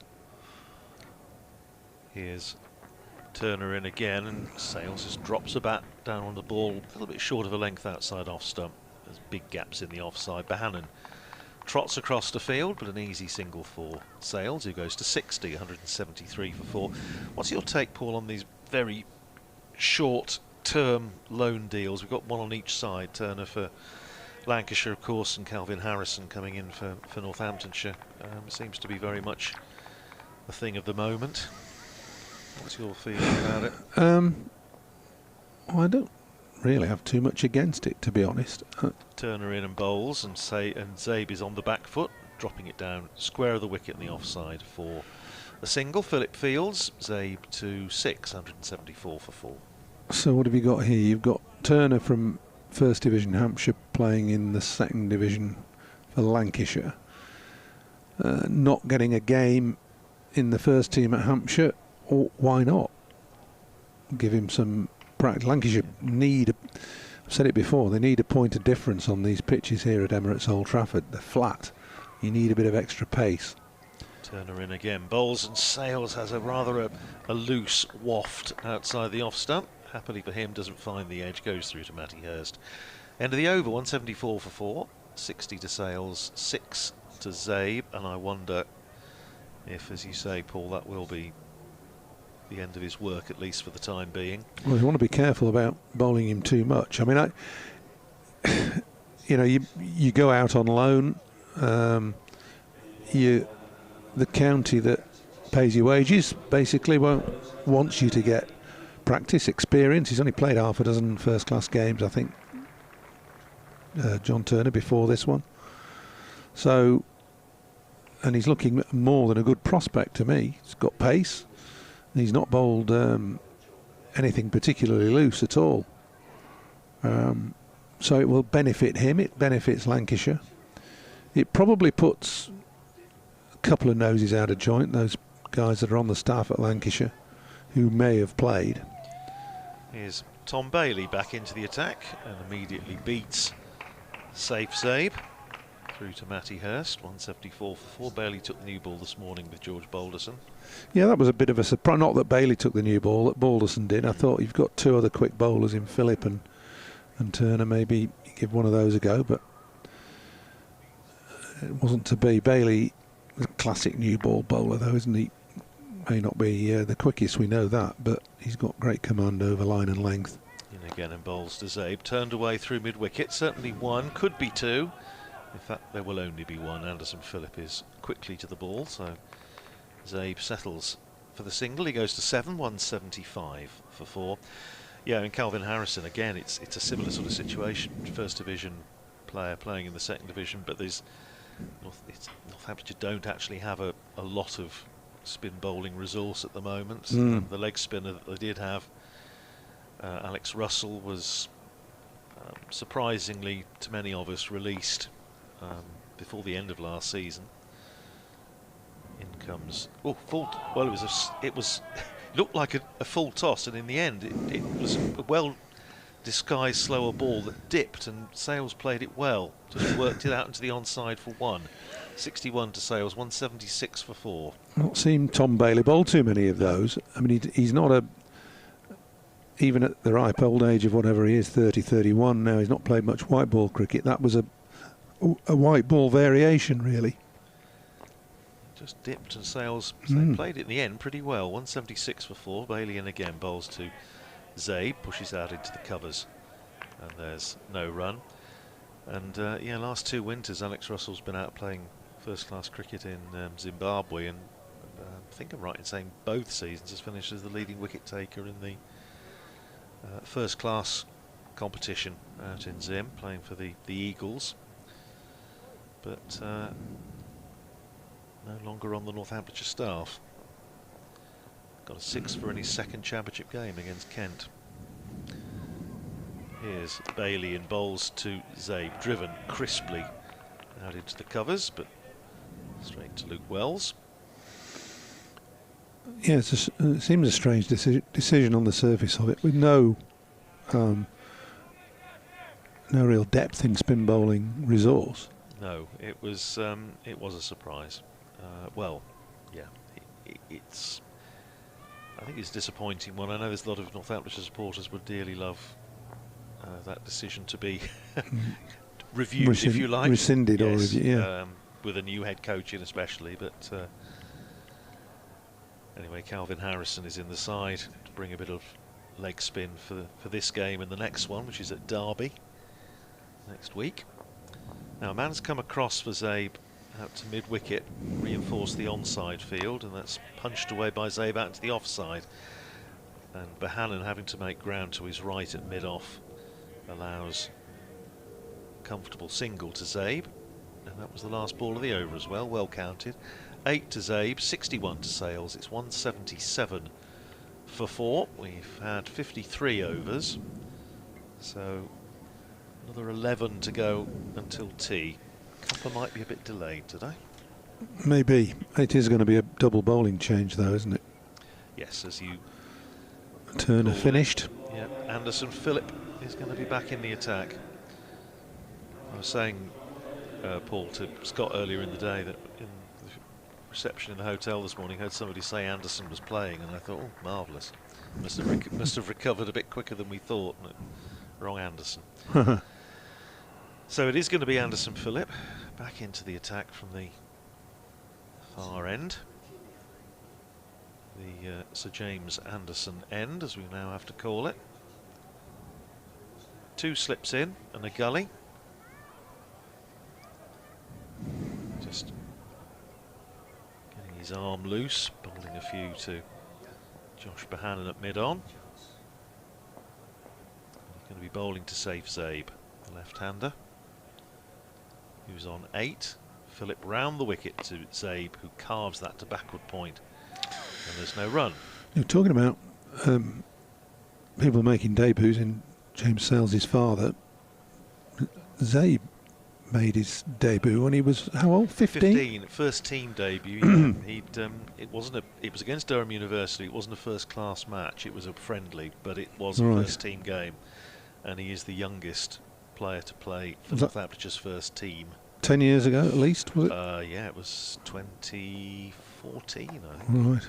Have to round about then. Yes, it would be. Round the wicket again comes Phillip, bowls to Zaib, who drives pleasantly up to mid-off, but there's no run.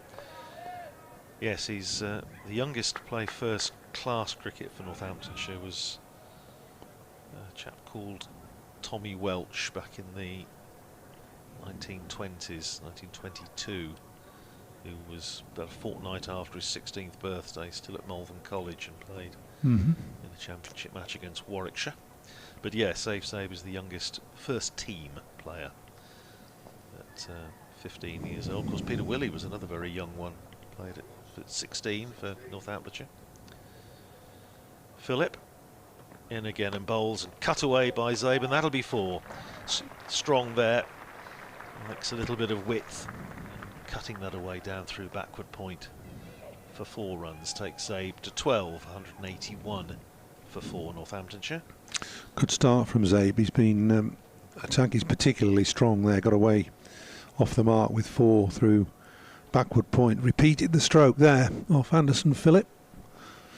It was a little bit wide of off stump, not short, but. Zaib was one of those last year. His role seemed to be, they were thinking, well, you need to, giving him licence batting at 6 and saying, right, go in and play your game and try and, you know, rest the initiative and whatever. But the trouble is, last year all too often he found himself going in at, you know, sort of 50 for 4 or something, and it's a bit difficult to do that. But hugely talented player, one of those that is close to getting 100 in all formats. He's got a championship, obviously championship hundreds, list A hundreds, and got a 92 in T20. So that's one target he would love to reach. There's only 3 players for Northamptonshire that have done all 3. Josh Cobb, David Willey and Richard Levy, South African. Here's Phillip in, bowls to Zaib, same place, same shot, straight through backward point, and the same result for 4. So back-to-back boundaries for Zaib, and exactly the same place, 16 to him, 185 for 4. Gonna have to put a man back there, I think. Well, it's a shot he favours, and if Phillip's going to give him a little bit of width, then he's going to take full advantage of it. Zaib made 4 and 16 against Kent.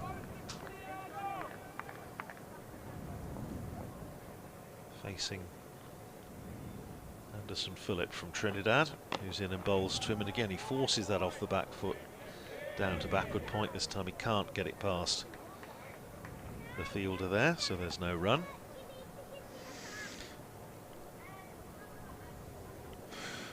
Well, if I was Anderson Phillip and looking at Zaib's propensity and strength outside off stump, I'd bowl over the wicket, slant the ball across him to start with at least, making it easier for Zaib by bowling round the wicket, because the ball's always angling into him.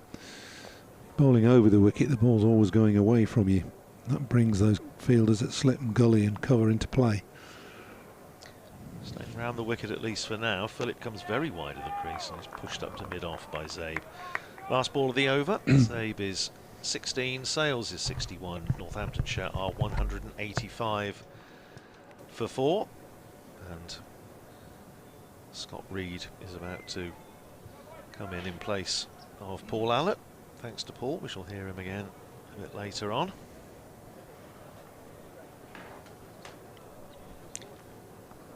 Scott's getting himself into place. There's a bit of a hiatus out in the middle anyway. So is it another discussion about the ball? I think it might be. They're not terribly happy with this, although they've picked up a couple of wickets with it. Yeah, the wicket takers today, Balderson with 2 for 44. And Anderson Phillip 1 for 46. And John Turner with 1 as well. 64 to Proctor. Top scorer in the innings so far, but James Sales not too far behind on 61. There's Bailey in and bowls, and Sales gets forward and defends. And there is no run. Oh, great news about Sir James. What do you reckon? We'll get him up in the box tomorrow, do you think? Not necessarily bank on that. You never know. He was here at lunchtime, wasn't he? He was doing a bit of light, gentle jogging type thing at lunchtime. He wasn't bowling or anything like that, just doing a few stretches and a few little gentle sprints and things like that. There's Bailey in and bowls again. Short and pulled. Loads of time. Out towards the square leg boundary. Wells comes up to field. And the score ticks along. Well, he'll be coming and asking you for advice on accommodation, because given your extensive knowledge, Scott, of stately homes around the country, which is the only place. I think it's only Northampton, really. The only places that you'll ever consider staying. And I'm sure Sir James will, be grateful for a bit of advice on this. Here comes Bailey. Change of line. Right arm round the wicket. Gets back of a length down the leg side, taken by Hurst, tumbling away to his right-hand side. Yes, if you've missed this news a little bit earlier on, it was nice. We had Bumble and Paul were on commentary when the news was announced. We had David Lloyd and Paul Allott reflecting instantly to the news that England's all-time Test wicket-taker James Anderson is to be given a knighthood for services to cricket. Yeah, Lancashire player has been given the knighthood in the former Prime Minister Rishi Sunak's resignation honours list. The back foot by Safe Zabe, punched up to mid-on, and there's no run. Hard to argue, isn't it? I don't think anyone will argue with that. What I like about the BBC story, it just keeps saying more to follow.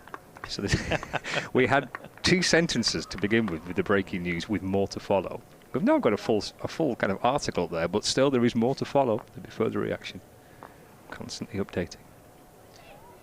Still keeping the leg slip in for Zabe, interestingly. There's Bailey to Zabe. Wants a single there, just pushed up towards mid-off. Coles sails through.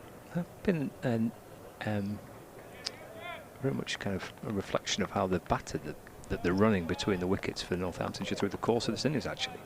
Kept the scoreboard ticking along where possible. Safe Zabe moves on to 17. 187 for 4. So yes, there's plenty more on the reaction to that news filtering through. There's Bailey in, ball short again to Sales. Just ducks underneath that and drops his hands and sways a little backwards too, as the ball had that distinctive feel that it was going to follow him as best it could. He can get out the way of it and taken by Hurst. It's the end of the over, just a couple of runs coming off it. Sales on 62. Safe Zabe on 17. Northants 187 for 4. Well, who was it? Bumble will know. I think it was it Alec Bedser, who of course then was knighted himself, who said years ago that the last bowler to be knighted was Francis Drake. Well, there's one or two that have bucked that particular trend, but yeah, it's just wonderful news. Great for the game, obviously great for Jimmy Anderson, for his family and those that have worked with him and those that had faith with him right from the start. But great for the game of cricket. And, I'm sure the whole of the cricketing world will join in the congratulations. Here, Anderson Phillip, not yet knighted.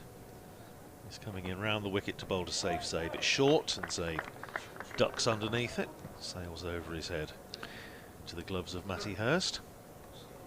I've just been chatting to Bumble off commentary about it, and we reckon he's just the 15th English cricketer to be knighted and just the 4th fast bowler to be knighted. Running through the list online, that's what we reckon. Just 15 England cricketers have been knighted and just 4 fast bowlers. Does that count ones that have been knighted for something other than services to cricket? He's thrown a curveball in there, haven't you? Here's Anderson Phillip in and bowls, and Zabe forces that off the back foot up to mid-off, and there's no run. The one I was just immediately came to mind was round the corner Smith, C. Aubrey Smith, who played for England once in 1889 in South Africa, but better known as C. Aubrey Smith, later Sir C. Aubrey Smith, who was an actor in loads and loads of Hollywood films, playing the same part in virtually all of them. But he was known as round the corner Smith when he played for Sussex, because he bowled like round the corner, as it were. Here's Phillip in, bowls to Zabe, who forces that off the back foot this time up to mid-on, and there's no run. But he was knighted for, I think, for services to the theatre and Anglo-American relations or something. Magnificent. But I'm sure there will be, must be somebody else. There's people like Francis Lacey was knighted, wasn't it? F.E. Lacey, although he didn't play for England, he was knighted, I think, for services to cricket, because he was secretary of MCC for many years, going way back. Phillip aborts that particular delivery, having got to the bowling crease not quite feeling right. He's going to go back and reload, start again. F.E. Francis Lacey. Have you got the list there, Scott? Bring it up.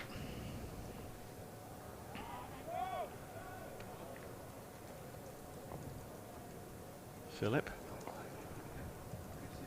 running in towards us, trying again to bowl this delivery. He does let go this time, and on driven by Zabe up to mid-on. There's no run, very full, not giving Zabe the sort of width. Neville Cardus, I mean, did not play first-class cricket. Well, there's Lacey for services to cricket.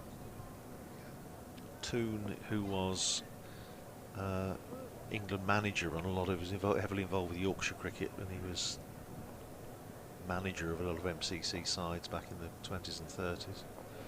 Plum Warner. Here's Anderson Phillip in, sways out of the way, saves Zabe. Good take by Matty Hurst. So the list, according to this particular site we have, Francis Lacey, first person to be knighted for services to cricket, or indeed any sport, that was 1926.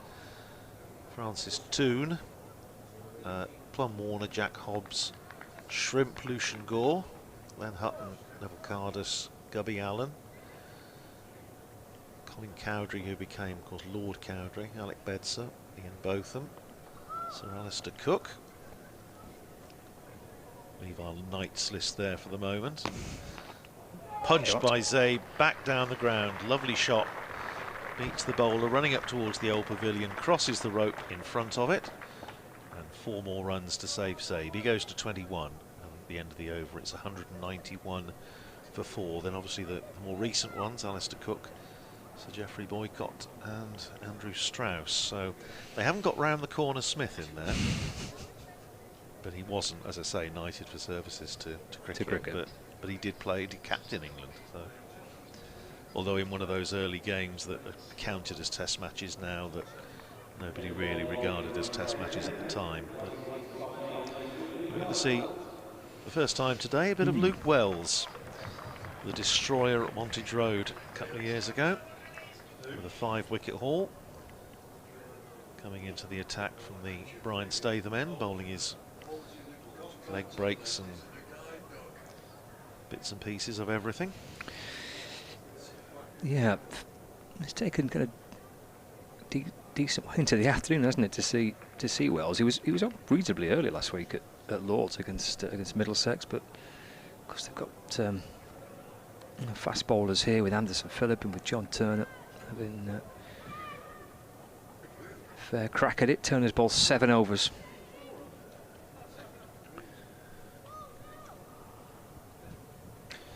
I'm right in saying here, I think the media gallery downstairs, that's named after Neville Cardus, isn't it? Neville Cardus. Yes, there's a plaque in there, isn't yeah. there? So, you could have Sir James interviewed in the Sir Neville Cardus press gallery. That would be appropriate. They'll have to replace his the sign. Yeah, Paul was saying they're going to have to get a pot of paint out in the morning and. Yeah, it just needs updated though. To get here early and get the sign right of putting the SIR on. Yeah, watching Sir James from the Sir James Anderson end. So Luke Wells, leg spin then, first time. Let's see what Luke Wells can conjure up here for Lancashire. She's got a slip in place and a forward short leg. The deep backward square leg, deep point as well. And then mid-off, mid-on, mid-wicket cover. That's Sales going pretty deep into the crease, just trying to open up the leg side, forcing the ball away to mid-wicket where Michael Jones fields. There's Josh Bannon at short leg. He's popping his trousers back on. 191 for 4. There's Wells in again and balls. Loops one up. And Sales off the front foot. Able to take a single hit. Ball just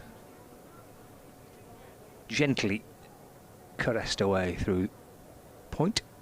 Sales to 63, so 192 for 4. Brings safe Zabe on strike.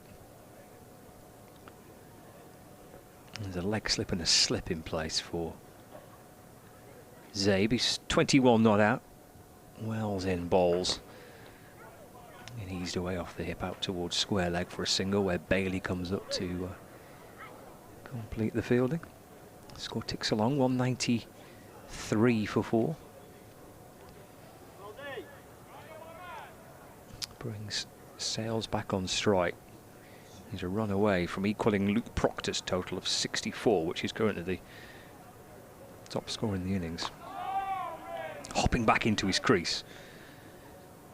And punching up towards mid-off where Anderson Phillip fields, and there is no run. 2 balls to go for Wells. Just dries his fingers on the back of his trousers and bounces in again and balls. A little bit flatter this time, cut away by Sales out towards Balderson on the point boundary for a single. 64 to James Sales. 194 for 4. Brings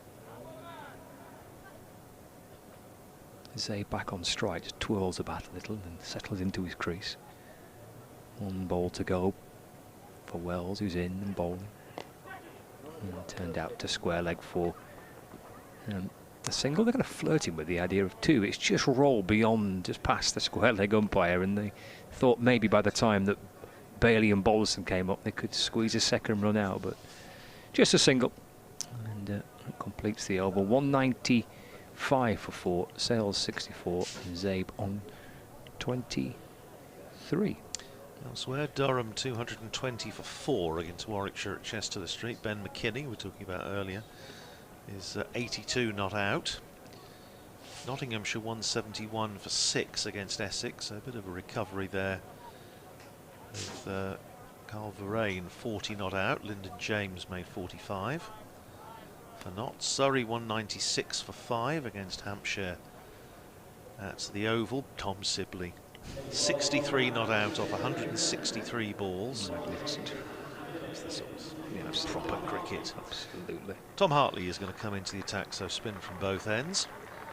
Partly from the Anderson end. Bowl left arm spin with a forward short leg and a slip. Down at Hove, Sussex 221 for 7 against Somerset. Here's Hartley, bowls and reverse sweep from Safe Zabe, and he's got hold of that. It's running down to the boundary for 4. Zabe is one of those sort of the 360-degree batters, as we have to call it, but he's equally adept with the orthodox or the reverse sweep. In fact, he probably, if anything, tends to favour the reverse even more. Played that pretty well. Run away for 4. 199 for 4. Good shot. In that Sussex total, 221 for 7. John Simpson, 36 not out, fresh from his big score in the first round of matches. Here's Hartley round the wicket, bowling to Zabe, giving himself a bit of room, cuts it down towards backward point, runs it really rather than cuts it, and that's a single. It brings up the 200 for Northamptonshire, 200 for 4 in the 58th over. He's been some signing, hasn't he, for Sussex, John Simpson? Well, yeah, he was my choice as Championship Cricketer of the Year last year. Actually, I voted for him in the award. He didn't get it, but it's usually the kiss of death whenever I vote for anybody. But I went for Liam Dawson. Well, yeah, again, I mean, that's a perfectly good shout. Here's Hartley round the wicket again, bowling to Sales, who's right back in his crease, plays it back down the pitch, and there's no run. Yorkshire 245 for 4 against Worcestershire up at Headingley. Hartley bowls again to Sales, who drives pleasantly up to mid-off, who's fairly deep, and they're able to come through for a single. Sales goes to 65 and Northamptonshire to 201 for 4.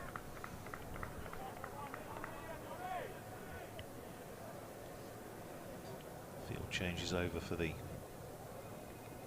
left-handed Safe Zabe.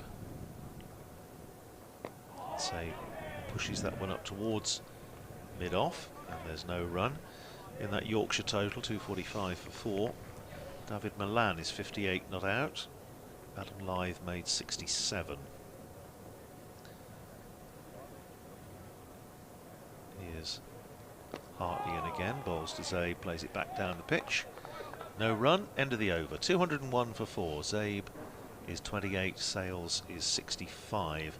Then in Division 2, Gloucestershire going well, 206 for 1 against Glamorgan at Bristol. Cameron Bancroft is 112 not out. Ollie Price 45 not out. Middlesex 217 for 8 against Kent at Canterbury. Jack Davies 47 not out there. 3 wickets for Cashy Valley, 3 for Nathan Gilchrist. Leicestershire 258 for 5 against Derbyshire at Grace Road. Ian Holland out for 74. And that, I think, is that. That's the full list. And everyone's playing again. Everyone's playing. There's Wells. And the ball's cracked away by Sales, but straight to cover, and there's no run. This is the 5th day of the new county championship season. We've yet to have any interruptions for weather across last weekend and first day today. Crazy times. It's an unrealistic high bar. It's short from Wells, and Sales going back, whipping the ball away off his pads out towards deep backward square leg for 1 run. Just wait till we get to Derby next week. Wait till Sunday. Well, yes. Where are you? You're here next round, aren't you? Yeah, it's the first of 3 home games. This actually. We've got 3 away games on the trot. Here, Derby, and Leicester. It's odd how that works out, isn't it? Really. Before we reconvene at Wantage Road. Yes. Just worked away by Zabe. Again, he's gone through the first with the hope of 2, but maybe not the expectation, because quickly up from the boundaries, George Balderson, so just a single to Safe Zabe, takes him to 29. 203 for 4 now. I don't know if you heard what I was saying when I was on with Paul, but if they get that game at Wantage Road in a month's time and Sir James is playing, that'll stick a few on the gate. Yes. Wells in, driven firmly, good shot. And that's 4 for Sales. Anderson Phillips at mid-off, but that was crunched away. Positive looking shot by Sales. He moves to 70 in what is increasingly becoming a very impressive innings, 207 for 4. That's as good a shot as he's played, wasn't it? Just waited on it, lovely balance, and slapped it.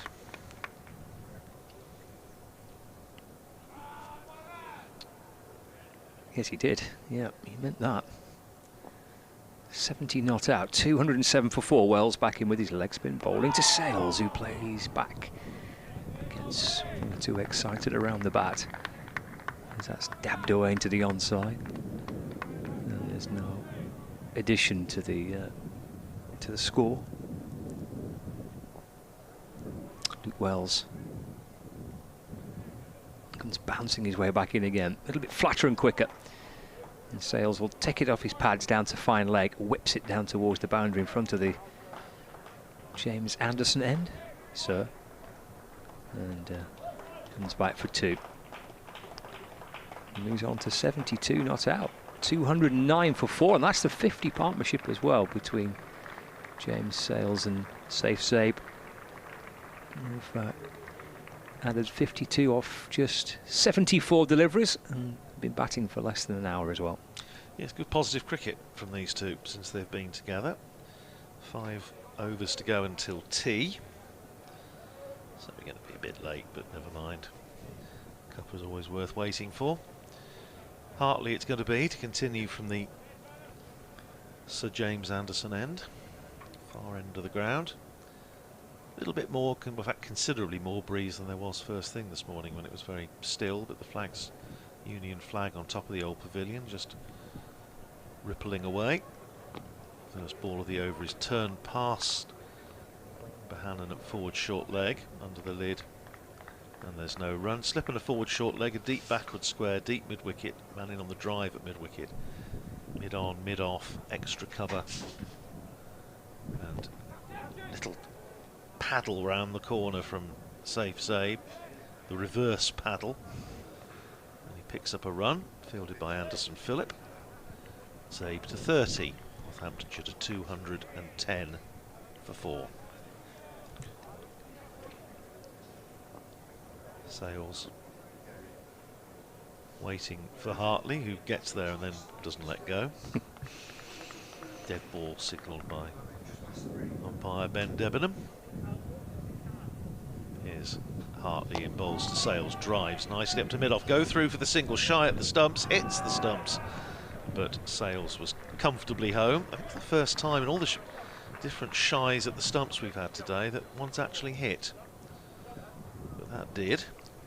Good bit of fielding, but Sales was comfortably home. He's 73, and Northamptonshire 211 for 4. Direct hit, but as you say, he was well in. Brings Zabe back on strike. Down the pitch comes Zabe and smashes that straight back over the bowler's head for 4 runs. Well, we said that these two have looked to be positive, and Zabe in particular playing just the sort of innings that Northamptonshire gave him licence to do last year. And as I was saying to Paul, the problem so often coming in at 6 was that you're coming in at 50 for 4, and it rather dictates the way you play. But this has been, it's obviously a bit more of a platform, coming in at 159 for 4. But in fairness, coming in after 2 wickets had fallen very quickly. So it's been a good effort from Zabe. 34 off 45, 215 for 4. Lots of pigeons wheeling around as Hartley is in and bowls to Zabe, pushes it up to mid-off, and there's no run. We'll have a double change in the commentary box to take you to tea. With Bumble coming back in, and he'll be joined by Paul Allett as well. Pre-tea treat, I think they call that.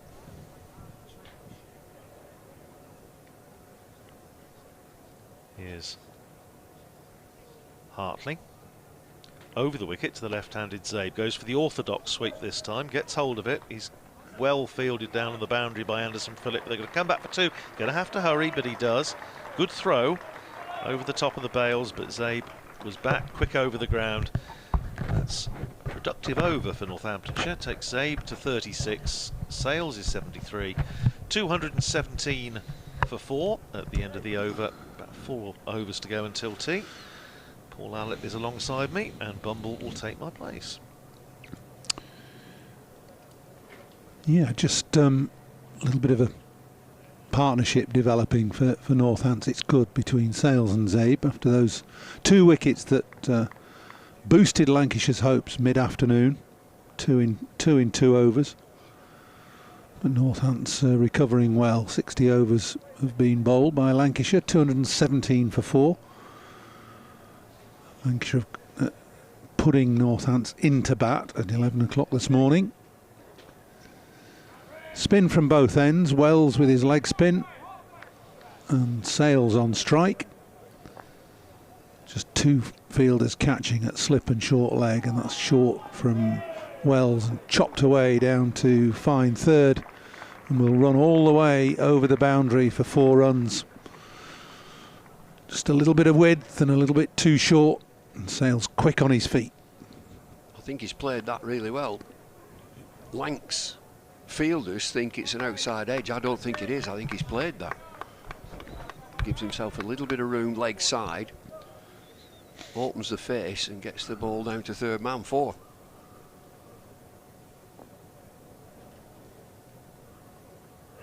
Wells again tosses this one up a little bit. It's not a particularly controlled stroke from Sales. Gets it to mid-on. But I wouldn't say he was particularly pleased with the outcome of that. It's well bowled from Wells. A little bit of extra flight.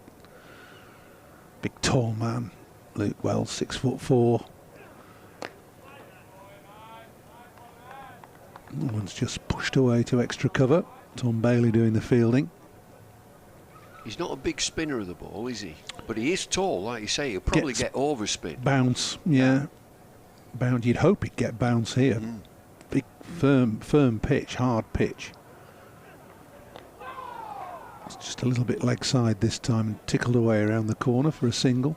And there aren't many leg spinners. I can't think of many big leg spinners who run in. He actually runs in, sorry. doesn't he? Yeah.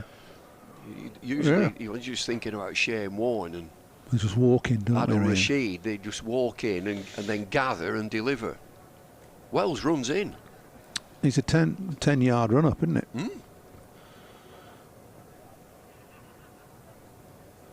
Trying to put a bit of pace on the ball. Zabe on strike, the left-hander.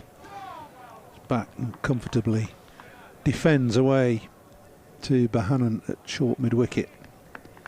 Just a slip in place. Backward point, deep cover, extra cover mid-off. 4 on the leg side, 2 out on the boundary at deep backward square and deep square in front, mid-wicket, mid-on. Wells. Just fractionally short again. Comfortably defended. That's the end of the over. 61 gone. 2-2-2 for 4. For our older viewers and listeners, another Lancashire and England leg spinner who ran in. You've got to go back a long way. I think I know. I played with him. And in the 40s then, was it? Not in the 40s. He used to come in and cradle the ball. Greenoff. Tommy Greenoff. Well, I remember, he did 60s he played, didn't he? 50s and 60s? 50s and 60s, played for England. And he was a quick leg spinner and bowled mainly googlies. They were mainly googlies, just to pitch and drift in. He must have been a decent bowler if he played international cricket then. He was. Here's another international, Tom Hartley from the Sir Jimmy Anderson end. It's pushed into the offside between cover and backward point for a single. And we had a mystery spinner at the same time, overseas, but I don't think he'd be. I don't think we had overseas at that time. Sonny Ramadin. And I saw his grandson a couple of days ago, Kyle Hogg. Kyle, yeah. Well, he would have been overseas because he played for the West Indies, wouldn't he? But, yeah, well. Hartley round the wicket now to Zabe. That's well bowled, a bit flat, a bit quicker, and Zabe deceived, trying to get on the back foot. It was too full for that. Don't you think he bowls it quickly? He Tom does. Hartley bowls it quick. Well, he's learnt his game really in the white ball game, hasn't he? Which is you don't toss them up too much in that, or it's not your stock delivery. Put it that way. He's got some scouts out. He's at deep long on, deep mid wicket, deep backward square leg. And one at deep third. In again, round the wicket. Zaib uses his feet but drills it straight to cover.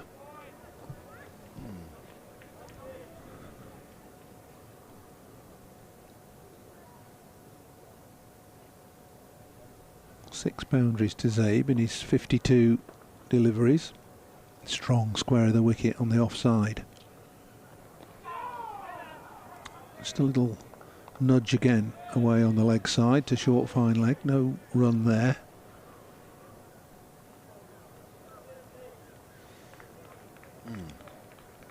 Not much spin for either Wells or Hartley. You know, I'm just thinking that's the over. So it's 223 for 4. I'm a fielder short, and it's because he's round the wicket to the left-handed batter, and so he's got a short fine leg. If he's over the wicket, to this left-handed batter, and bowling a foot outside off stump and coming back in, trying to come back in, and so he's an opportunity that he can beat him on the inside, or if it goes straight on, it go to slip. He doesn't need that short fine leg, so then he can have him as a drive man on the leg side, just as a catching position. So tell me why he's bowling round the wicket. Yeah, well, he obviously wants to bowl round the wicket. I'd see it the other way. I'd bowl over the wicket, outside off stump. An Australian left-arm spinner will bowl exactly that way, outside off stump, so you've got to fetch it for a start. You've got to fetch the ball. I don't disagree with you. It's Wells again in bowls, flighted this time, and it's driven to extra cover, fielded by Balderson. So just a single. So what I'm saying is, when he's round the wicket, Tom Hartley, to the left-hander, he's got to bowl at him, which he wants him to do. He wants him to bowl at you, so I can just knock it into the leg side all day. I'll just keep knocking it into the leg side. Whereas if you bowl over the wicket, just outside off stump, is an opportunity of it going straight on and slip coming into play.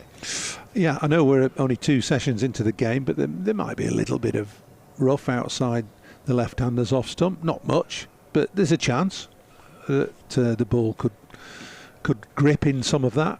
You can block him off on the leg side, which he is doing. He's got deep backward square, deep mid-wicket, deep long on, so his big shot's blocked off. And so you're operating, trying to find the outside edge and bringing that little clip into the leg side, catching. Wells again. Zaib down on almost on one knee and launches it over mid-wicket. It's a couple of bounces and away for 4. Too short from Wells, and Zaib quickly onto that. He's not going to miss there. He's a little fella. He's Zaib, and he's gone right back in his crease and made it a short delivery. He's moved on to 40. He's good off the back foot. I said last over he's been good square of the wicket on the offside, but he seizes on anything short, especially from the slow bowlers. Wells again bouncing in. This is just nudged away square on the offside for an easy single. You need to get him playing forward, Zaib. So you've got to get the ball up there.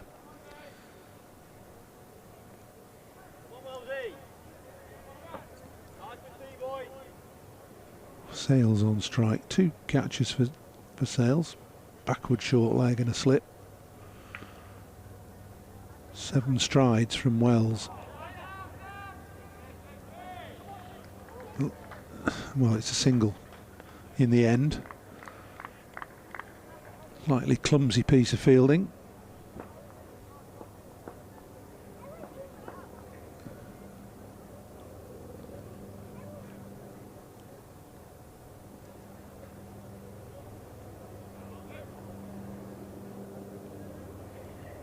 Partnership's good. It's 71 between these two. Wells again in, short again, and easily pushed away on the offside for a single.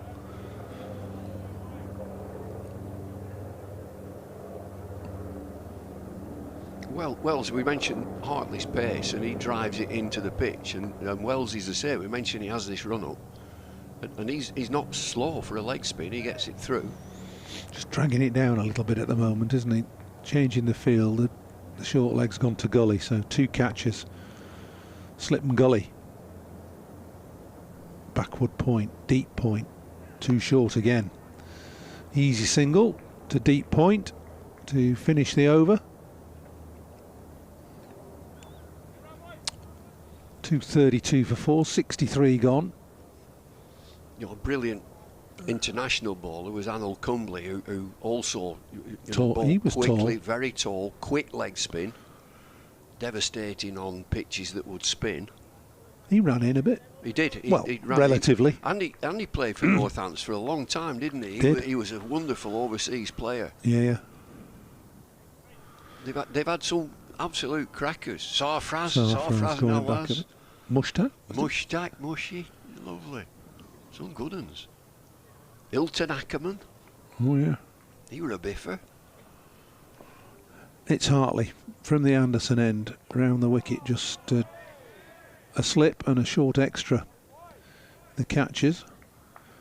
Did you think that when you saw Anderson knighted, you thought he's only been here 2 minutes? Anderson. 2 minutes, Anderson Phillip. He's only been here 2 minutes. We got knighted.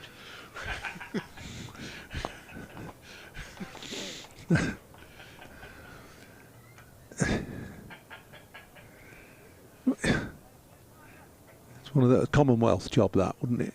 That's what it'd be. That.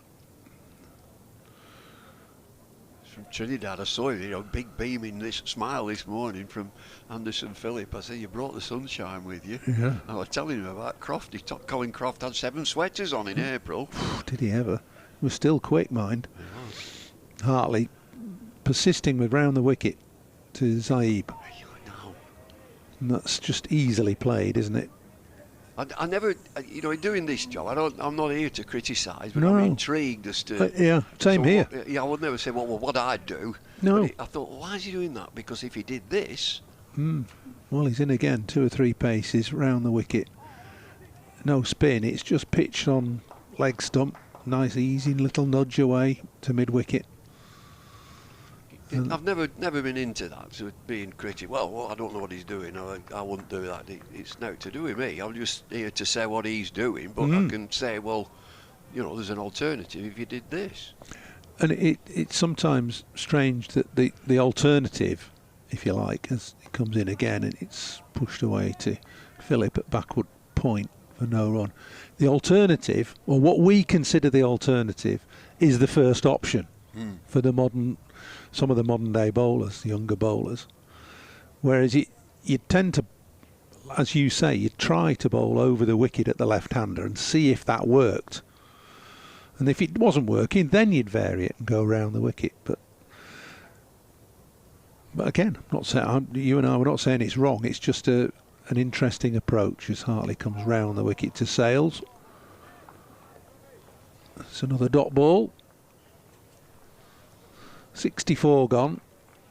Lancashire rattling through the overs, and that is the tea break. 234 for 4 then, Northants having put into bat.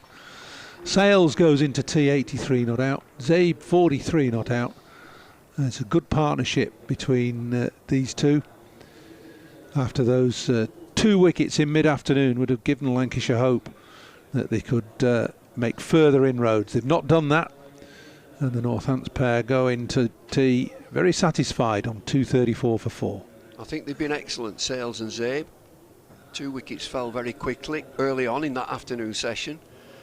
But they've rallied round on a wonderful pitch. It really is a superb batting surface. And so Lancashire are finding it difficult to make this breakthrough again. 64 overs have been bowled, so they get a new ball in 16 overs?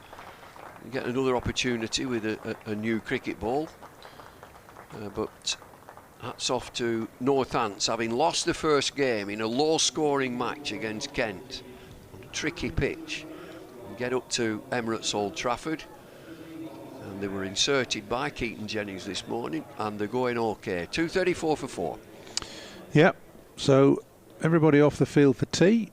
Spectators are allowed on the pitch now. They can come and have a look, stare at a bit of grass if they want, and see just exactly what the surface is like for themselves. We'll be back in 15 or so minutes for the final session of what should be an end to an entertaining and fascinating day. This session could shape the way the game goes. See you shortly. L is for the way you look at me. O is for the only one I see.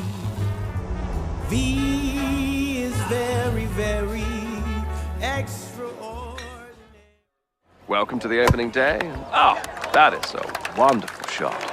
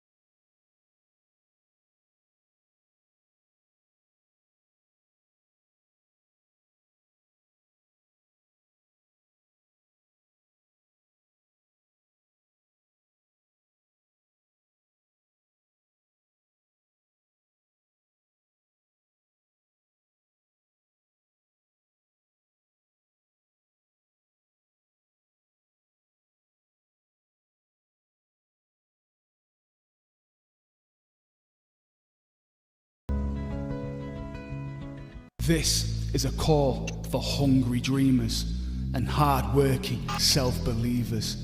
Success is down to more than just luck and talent. It's striving to be the best, breaking the boundaries and never giving up. Are you ready to become your best self? Are you ready to unlock your greatness? So what are you waiting for? This is Education Evolved. This is UA 92.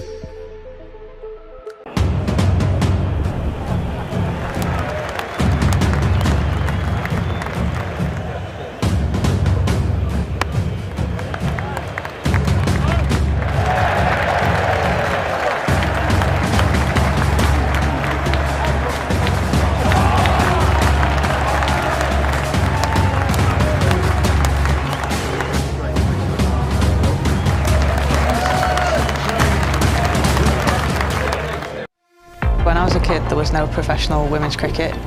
I didn't even think that women could be professional sports people. Especially early on, it just didn't really seem like there was a career in it.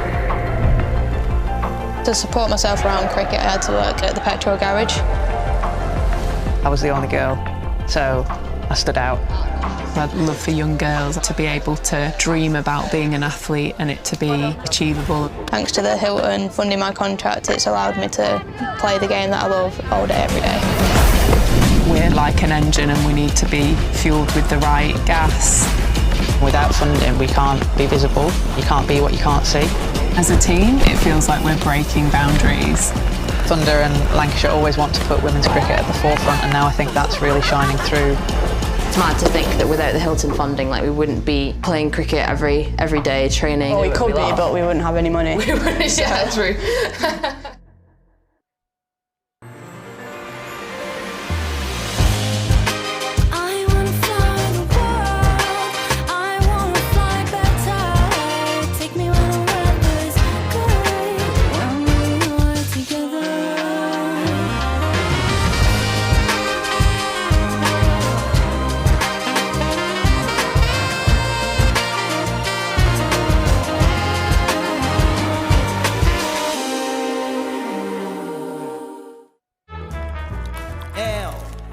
Is for the way you look at me.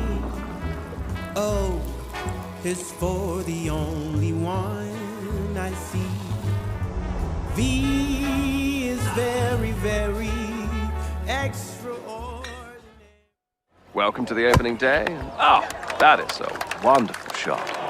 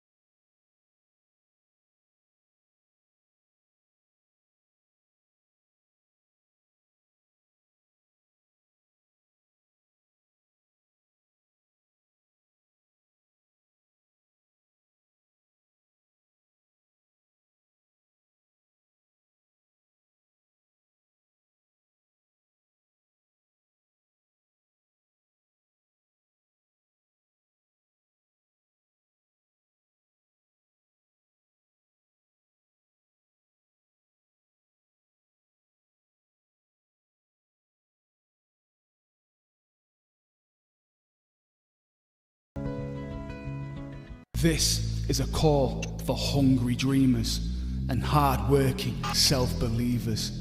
Success is down to more than just luck and talent. It's striving to be the best, breaking the boundaries and never giving up. Are you ready to become your best self? Are you ready to unlock your greatness? So what are you waiting for? This is Education Evolved. This is UA 92.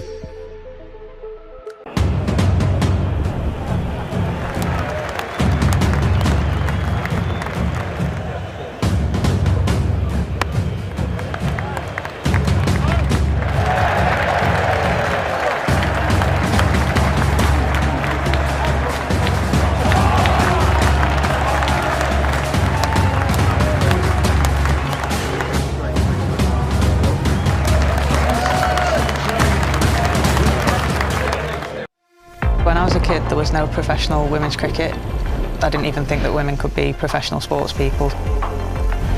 Especially early on, it just didn't really seem like there was a career in it. To support myself around cricket, I had to work at the petrol garage. I was the only girl, so I stood out. I'd love for young girls to be able to dream about being an athlete and it to be achievable. Thanks to the Hilton funding my contract, it's allowed me to play the game that I love all day, every day. We're like an engine and we need to be fueled with the right gas. Without funding, we can't be visible. You can't be what you can't see. As a team, it feels like we're breaking boundaries. Thunder and Lancashire always want to put women's cricket at the forefront, and now I think that's really shining through. It's mad to think that without the Hilton funding, like we wouldn't be playing cricket every day, training. Well, we could be, but we wouldn't have any money. Yeah, true.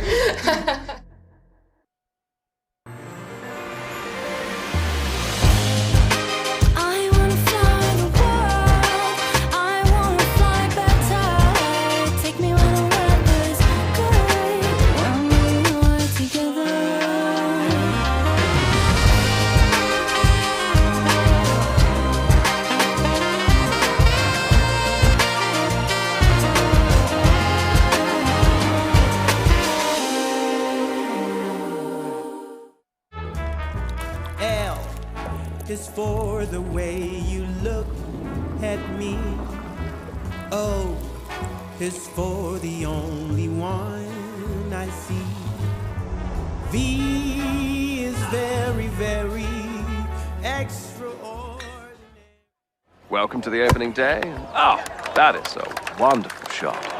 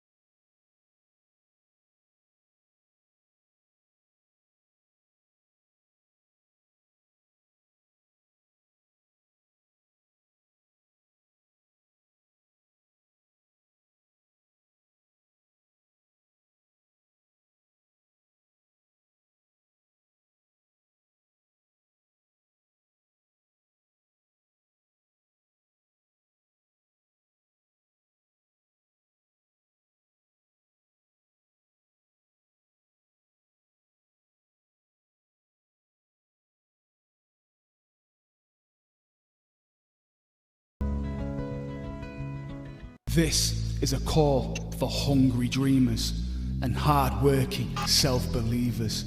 Success is down to more than just luck and talent.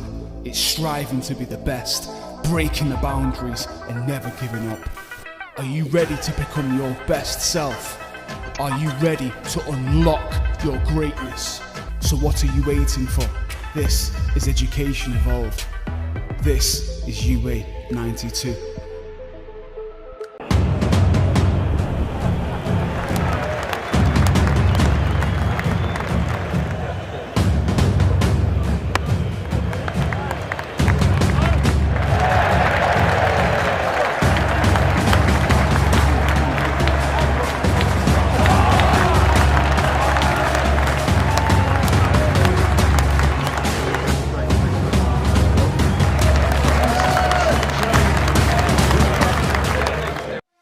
When I was a kid, there was no professional women's cricket. I didn't even think that women could be professional sports people. Especially early on, it just didn't really seem like there was a career in it. To support myself around cricket, I had to work at the petrol garage. I was the only girl, so I stood out. I'd love for young girls to be able to dream about being an athlete and it to be achievable. Thanks to the Hilton funding my contract, it's allowed me to play the game that I love all day, every day. We're like an engine and we need to be fueled with the right gas. Without funding, we can't be visible. You can't be what you can't see. As a team, it feels like we're breaking boundaries. Thunder and Lancashire always want to put women's cricket at the forefront, and now I think that's really shining through. It's mad to think that without the Hilton funding, like, we wouldn't be playing cricket every day, training. Well, we could be, but we wouldn't have any money. We wouldn't, yeah, true.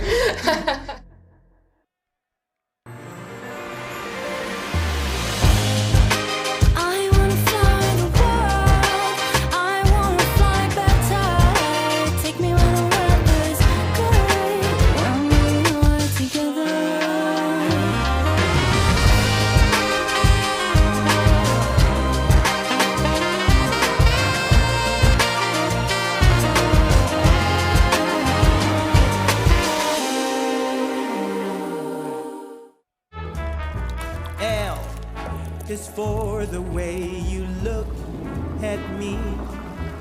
O is for the only one I see.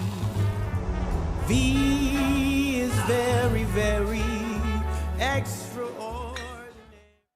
Welcome to the opening day. Oh, that is a wonderful shot.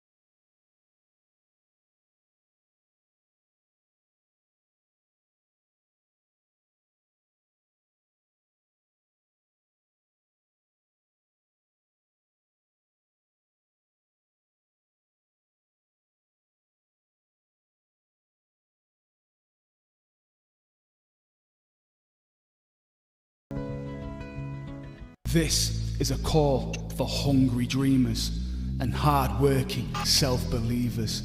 Success is down to more than just luck and talent. It's striving to be the best, breaking the boundaries and never giving up. Are you ready to become your best self? Are you ready to unlock your greatness? So what are you waiting for? This is Education Evolved. This is UA 92.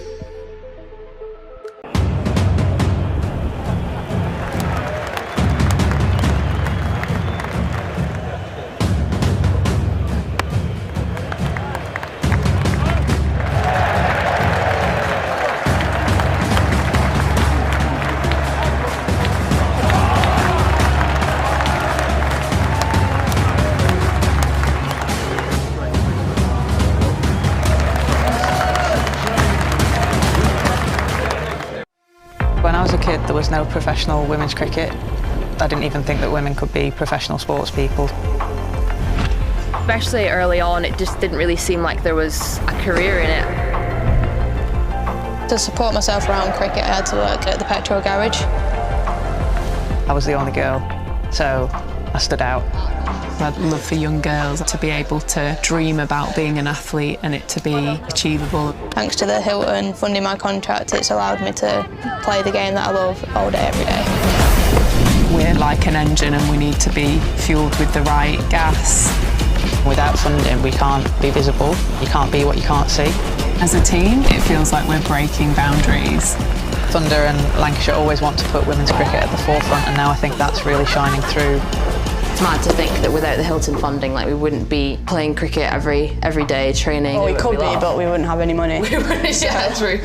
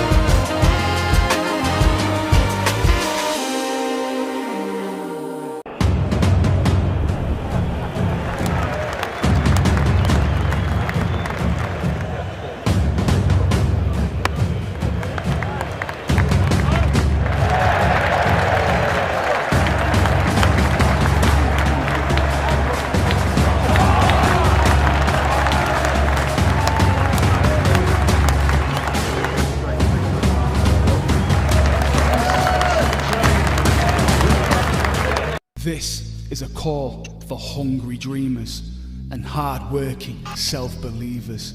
Success is down to more than just luck and talent. It's striving to be the best, breaking the boundaries and never giving up. Are you ready to become your best self?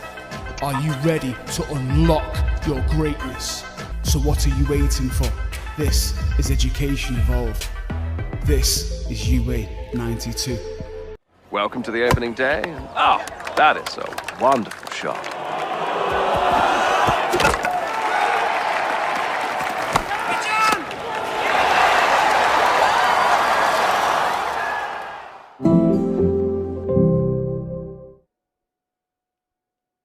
Welcome to the... Well, good afternoon and a very warm welcome back to Emirates Old Trafford for the start of the third and final session of this opening day between Lancashire and Northamptonshire, live on the BBC Sport website and app, and on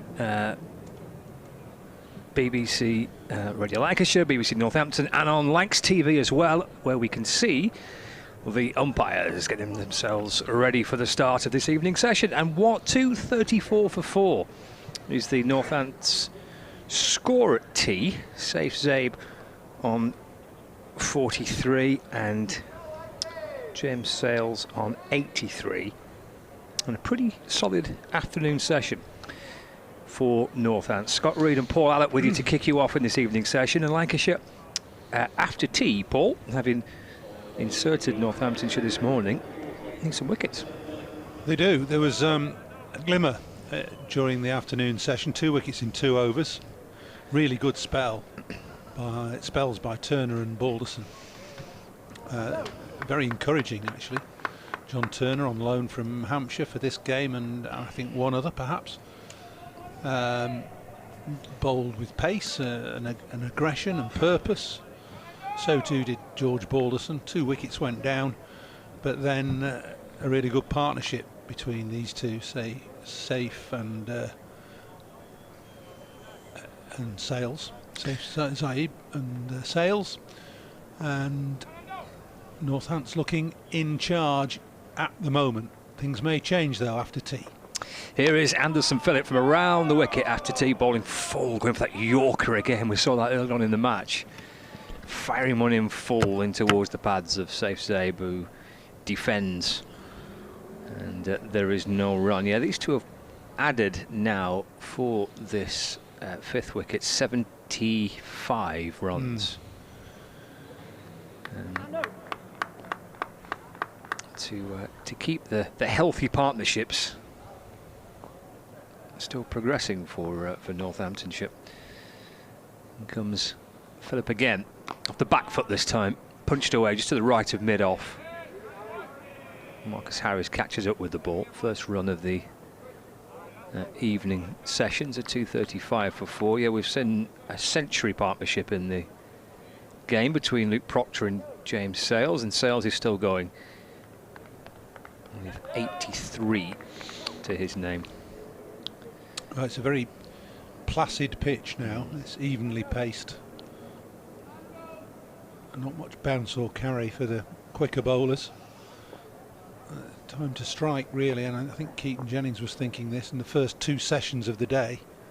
Phillip comes over the wicket and bowls. That's clipped by Sales off his pads down to fine leg for 1, where Hartley fields. 236 for 4. I was just thinking this session, although it's early in the game, this upcoming session could shape the way the game goes. If Northants can bat productively through the next couple of hours, then they're going to put themselves in a very powerful position. But if Lancashire can take wickets and make further inroads, possibility of bowling Northants out, although it looks unlikely, then they'll do what they set out to accomplish at the start of the day. Back around the wicket, short and pulled by Zabe. Out towards deep square leg for a single. Had an age to wait for that before he played the shot. That was a typical example of how placid the pitch is. Banged in really short and got to shoulder height, and Zabe was just waiting for it.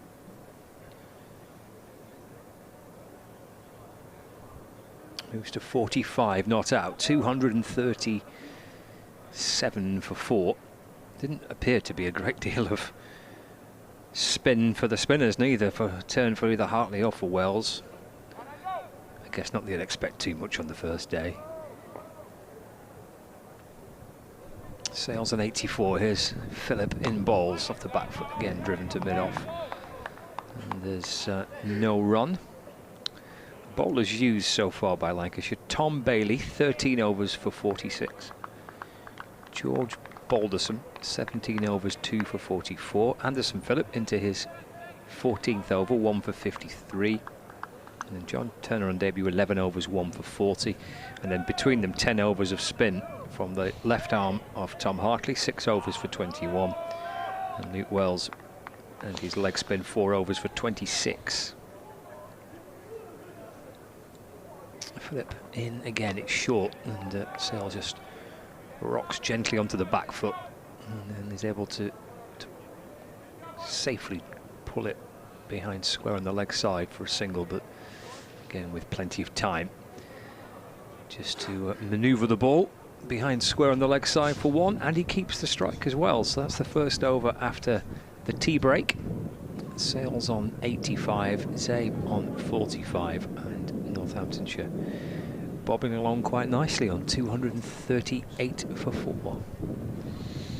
Yeah, it's going to be a combination of pace and spin. Just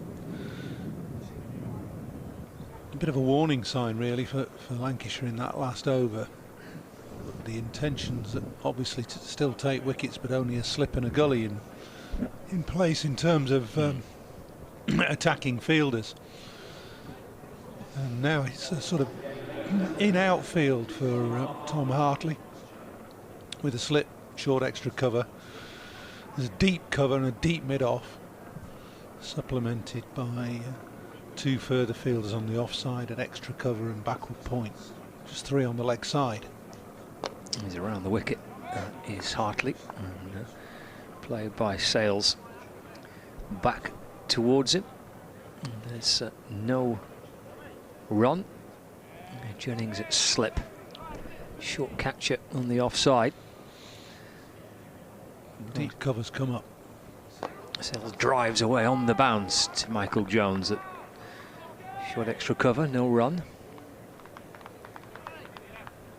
This is left-hand, right-hand combination that Northamptonshire has got. It's the right-hander Sales who's on strike.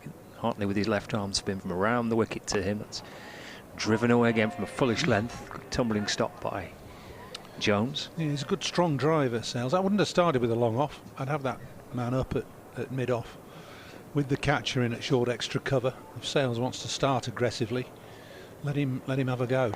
It's driven through mid off by Sales, 4-1. Moves on to 86 not out, 239 for 4. Just a gift of a single though, isn't it?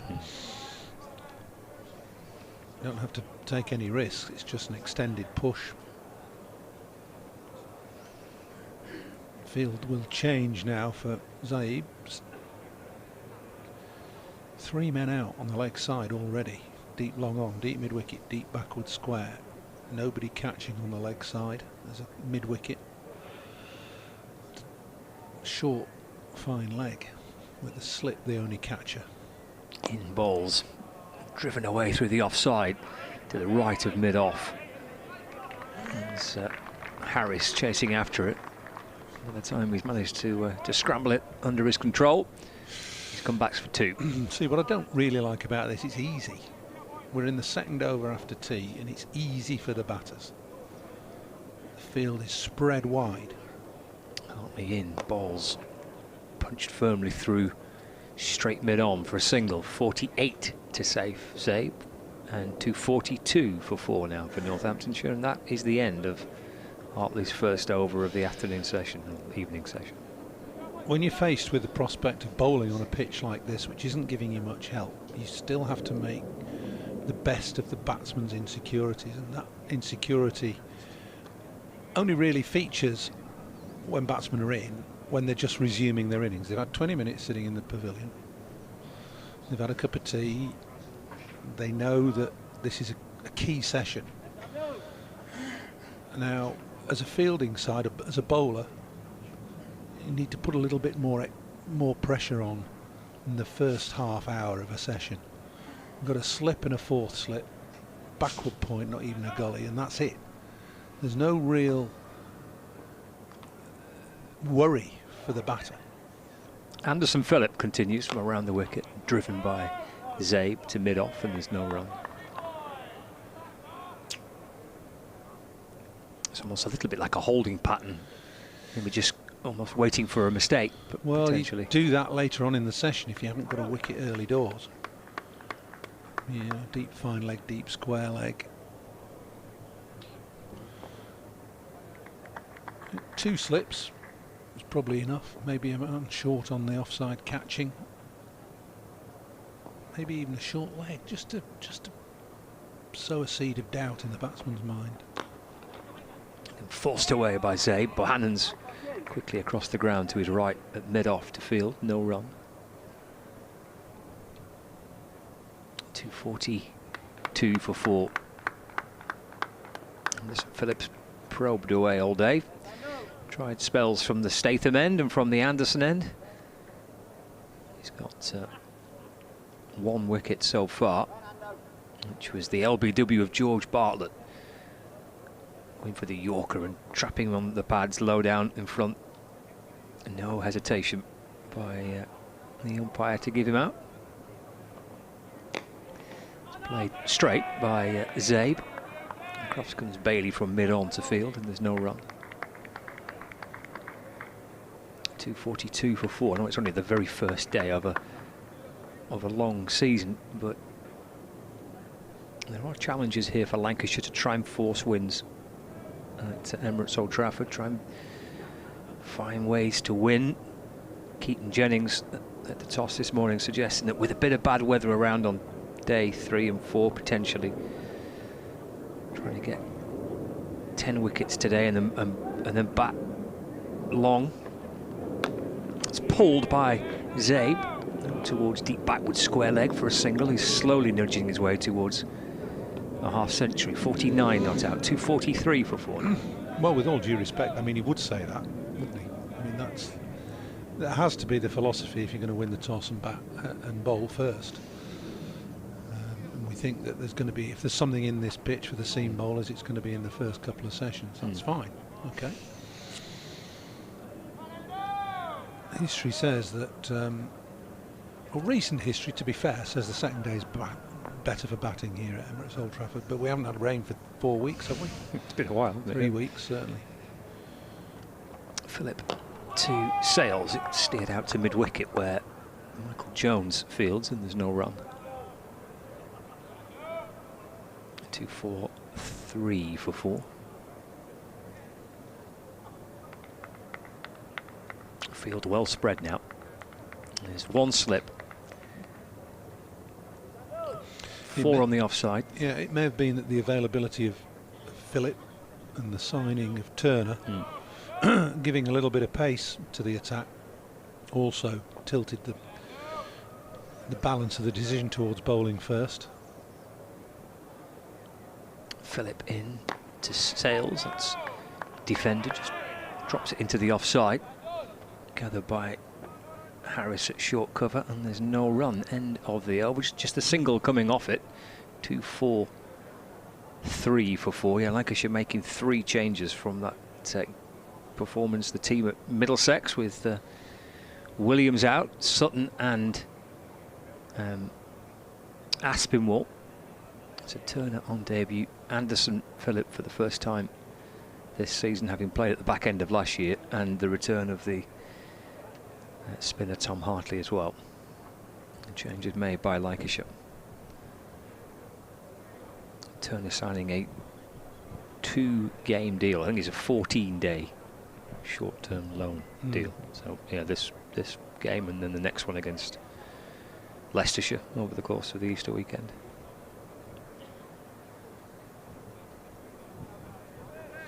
Well, he'll get some overs in, won't he?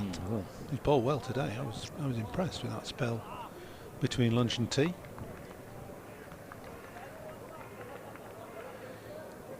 Ominous sign for Lancashire, if not for a good sign for Northants, is that the short leg has divested himself of all his extraneous padding as that ball is pushed to mid-wicket for no run. Yes, it was a derobing, wasn't it? Yeah, from Josh Bohannon. Yeah, all the shin pads and helmet and everything disappearing into the pavilion. Hartley into Zabe. Gentle single, push through mid-on, brings it 50 for safe Zabe. 50 from 70 deliveries. Acknowledges the applause from his teammates on the balcony. His captain there, Luke Proctor, coming out to applaud. A 50 from 70 deliveries, 86 minutes and 7 fours. A very calm innings from Safe Zabe, and a very kind of calm partnership really by these two. 85 they've added now for this 5th wicket. It's Hartley to Sales. Takes a single down the ground again. Bohannon positioned on the long off boundary below the pavilion. Sales moves on to 87 not out. 245 for 4. Northamptonshire in their first innings. Lancashire pushing fielders back towards the leg side boundary. Deep backward square leg, deep mid wicket, long on. Hartley in to Zabe, shuffling, hopping back into the crease and defending late. Just pushed it into the offside, no run. Hartley bowling with his sunglasses on from the Jimmy Anderson end. Clutching the ball towards his chest, in, balls again. And play back towards him. He goes low down to his left to field. And again, there's no addition to the score. 245 for 4.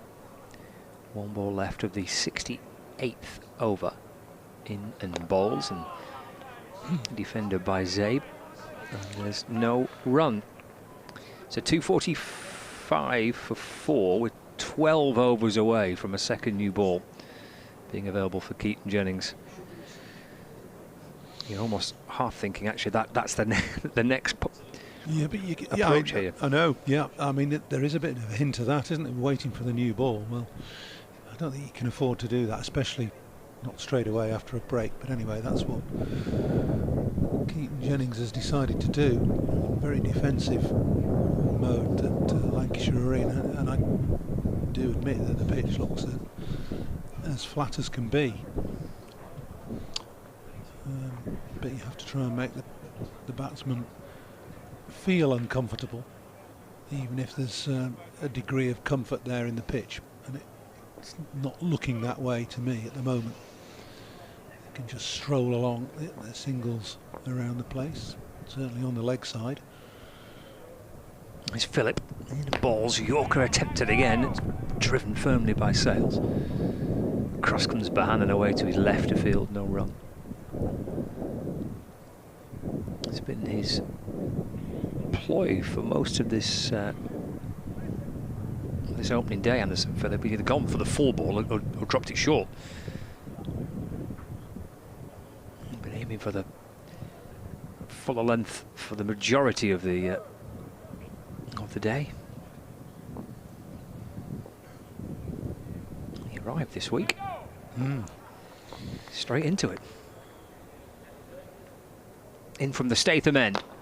It's a lovely shot, flashed away through the leg side. The Pigeons are in the firing line here. 4 runs for Sales. He's into the 90s now. That's a fine shot to the right of mid-on. Yeah, it's a beautiful stroke. Drilled through the onside. He played one a little bit earlier today, just after lunch. That was a little bit more, not defensive, but it was more of a push than a drive. That was a drive through wide mid-on. And hit with plenty of power and a punch with the bottom hand all along the ground.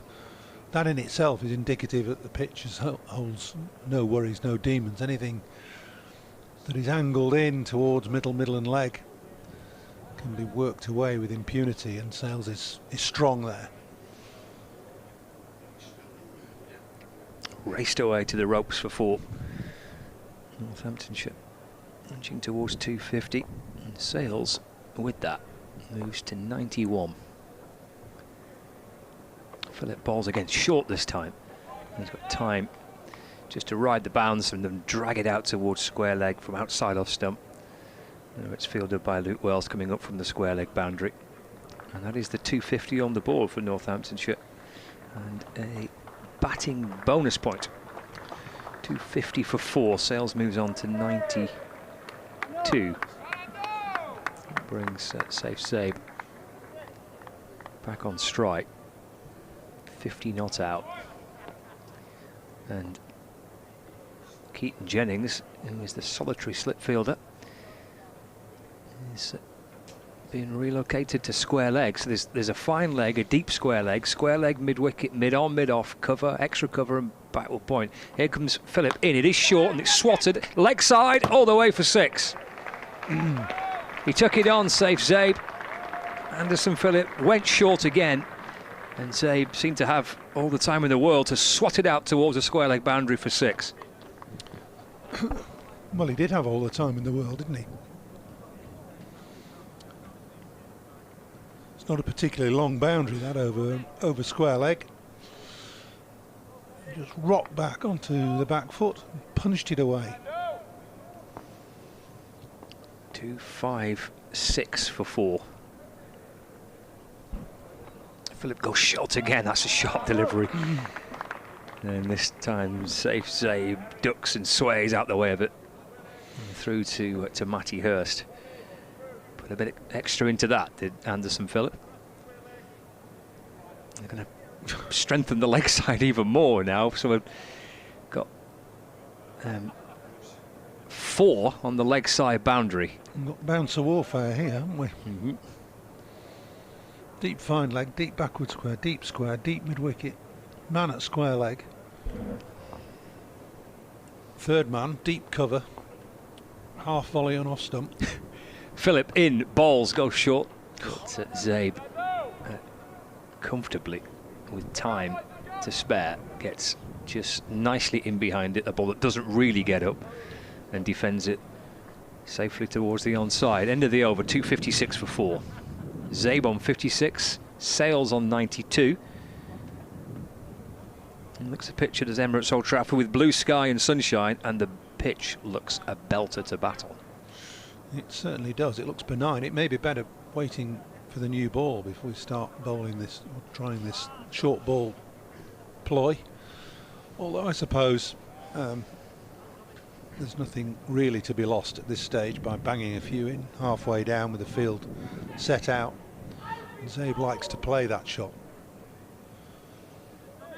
Yeah, he wasn't shy of taking it on, was he? Well, no. And then I had all the time in the world to defend the last ball of the over, didn't he? Slip in place for Tom Hartley, who's going to twirl away from the James Anderson end with Sales on 92. Here's Hartley from around the wicket in and bowls, and then defended by Sales. Guides the ball down backward of point, and there's no run. Lancashire captain having a chat with Anderson Phillip, who's at square leg. Fancy one more? No thanks. Hartley in, bowls. Oh, Sales going for a big shot, and he's hauled out to mid-on. And he'd be devastated he's given that away. Sales departs for 92, some relief for Lancashire, having broken this partnership which looked untroubled, having added 97, and it'll take some time for Sales to leave the pitch here. Out for 92, caught by Harris at mid-on off the bowling of Tom Hartley. 2-5-6 for 5. Well, I can't believe that, and nor can Sales, the way he's trudging off. Only 3 fielders on the leg side. He's trying to loft it over mid-on. 8 short of a century, and he's given his wicket away on a glorious evening, on a glorious pitch with plenty of room to just nudge and nurdle the singles and twos. He's gone trying to hit 4 over mid-on. So it's a breakthrough for Lancashire, and I won't say it's a disaster for Northants, but it's certainly not what they were after. Well, he's only just about crossed the rope. I'm not surprised. James Sales, what an opportunity. Unable to take. He got 2 centuries for Northamptonshire last season.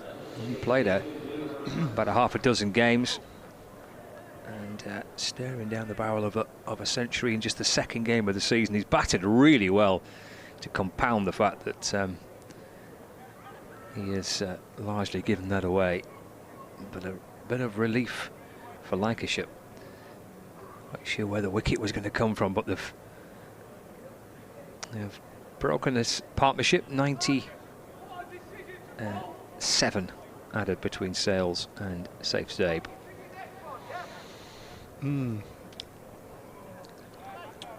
Well, it's difficult to say he didn't deserve that, because it was a false and ill-advised stroke. He'll be hanging his head in the pavilion now, won't he?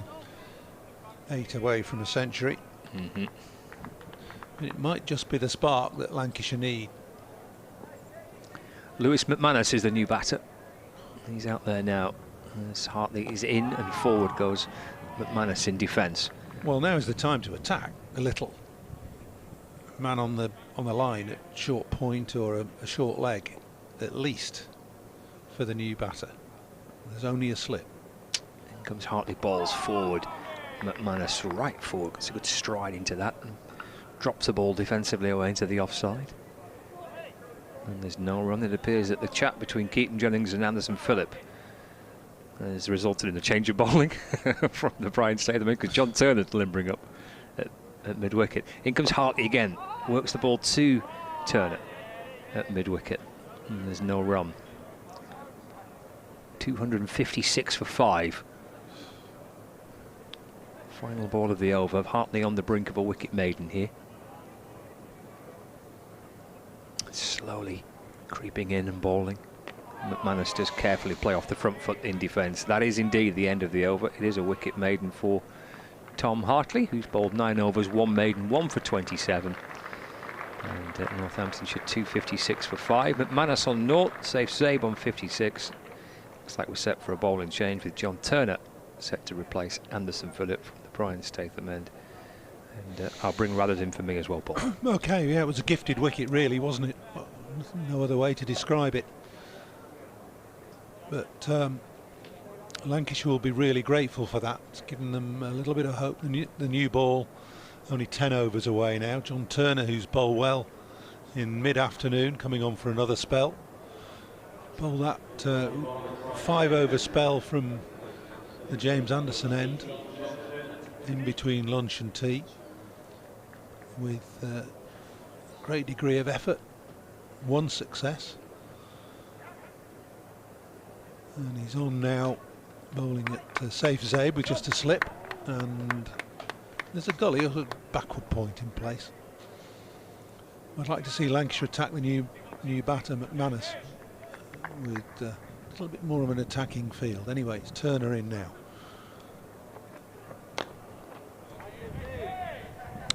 Afternoon, Paul. Good again. afternoon. Yep. Well, I don't quite know what to make of that, to be honest. It was a bit of a rush of blood, moment of madness, red mist, whatever you want to call it, but disappointing, I say, end to a super innings today from James Sales of 92. With reflection, I'm sure he'll think, yeah, okay, well, I played all right, but there was 100 plus there for the taking. But anyway, that's history. 256 for 5. And here is Turner in and bowls to Zabe, who pushes it up to mid-off, and there's no run. And safe Zabe now needs to take charge of the situation. New batter in at the other end. New ball, what, 10 overs away? Yeah. And always a test for an aspiring young quick bowler, this, coming on for another spell after tea late in the day. Be interesting to see how Turner shapes up, what sort of pace he bowls at. Here he is running into bowl to Zabe, who covers up, pushes it out the offside, and fielded eventually by Tom Bailey, and there's no run. Well, there's been plenty to commend his bowling so far today. He's bowled accurately, he's bowled with pace, and you know, if he can continue that through this session, that really will be a good day for him. He'll pick up another wicket if he keeps bowling the way he did earlier on this morning. We're certainly getting the overs in that he wanted and Hampshire wanted, and that's short, and Zabe just almost dismissively ducks underneath it and turns his back on it. He's in his 12th over now. 3 maidens, 1 for 40. Just thinking, Paul, about the last time Northamptonshire played here in the Championship. I just seem to remember it was a not dissimilar situation on the first day, when Northamptonshire were in quite a strong position and then just folded, slightly squandered it in the back end of the day. I'm just getting the game up here, but memory plays tricks sometimes. His Turner bowls very full, on driven by Zabe, up to Anderson Phillip at mid-on, and there's no run. On that occasion it was Emilio Gay. When was that, 2 years ago? That was 2 years ago. Yeah, Emilio Gay got 100 on the test pitch, straight after the Ashes test. That's right. Yeah, Northamptonshire. Was it a draw? It was, yeah. Proctor and James Sales, funnily enough, grounded out at the end. Here's Turner in. The bowl short, pulled away by Zabe, and he's going to get a single out to deep mid-wicket. There is a man, well, there's 2 men back on the leg side. There's a deep mid-wicket and a long leg. 1 to Zabe, and that's the end of the over. So he keeps the bowling. He's 57. Lewis McManus still looking for his first run. 257 for 5, Northamptonshire. So at least a batting point secured, which was more than they managed against Kent last time out. Yeah, interestingly, Paul, looking at that game, Northamptonshire were 59 for 3, 266 for 3, and 342 all out. I remember that. Emilio Gay got 144, Proctor 75, and the rest contributed very little. And it was the spinners that they were 300 for 5 at the close of the first day, and then folded very quickly early on the second.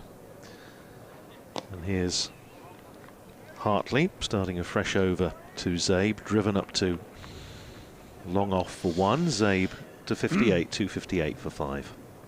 Now then, well, the helmet should be on, and there should be an attacking fielder somewhere around the bat. There's only one in. The only significant change really is that long off has come up to deep mid off.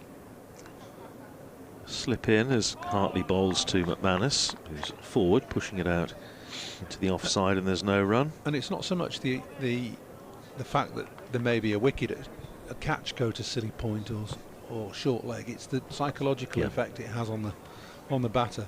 Just applying a bit of pressure. Well, Hartley turned away out to mid-wicket by McManus, and there's no run. McManus 12 and 4 in the first game. Had a decent year with the bat last year, including a career best 168 not out at Cardiff against Glamorgan. Here's Hartley in again, bowls to McManus. Little paddle sweep round the corner to get off the mark. Down to Anderson Phillip. deep backward square. So McManus is off and running. 259 for 5. That's a case in point. It's an easy, fairly risk-free shot with no close catches. If there'd been a short leg or a silly point, McManus may have thought, well, I'd get a feather onto my pad here. I could get caught. Am I going to play the shot? Hartley in bowls to Zabe, who gives himself a little bit of room and steers it down through where backward point would have been. Keaton Jennings tidies up from slip. One more to safe Zabe. He goes to 59. Northamptonshire to 260 for 5. Hartley to complete the over. Round the wicket to McManus. A little bit short, and McManus onto the back foot. Pushes it out into the offside. Bohannon fields. And that's the end of Tom Hartley's 10th over. 10 overs, 1 maiden, 1 for 30. And it's 260 for 5. Northamptonshire 72 overs gone.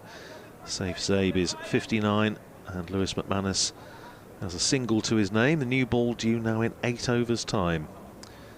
As far as the overs are concerned, 24 left in the day, which you'll see on your graphic there if you're watching on Lancashire TV. So we're going to be a bit late, but it's been a fascinating day's cricket, and say still probably about at least an hour and a half of it left. And it's going to be John Turner from the Brian Statham end, in and bowls to Zabe, turns it away in the onside, but no single there as Bumble rejoins me. Afternoon again, David. Yeah, 260 for 5. It's been toil for the Lancashire bowlers.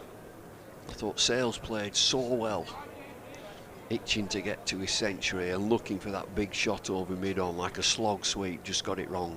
Such a shame. I hope Dad wasn't watching. Oh, it's disappointing, the 90s, isn't it? Yeah. You've done so much hard work, and then you look at it and think, well, I've got myself out there.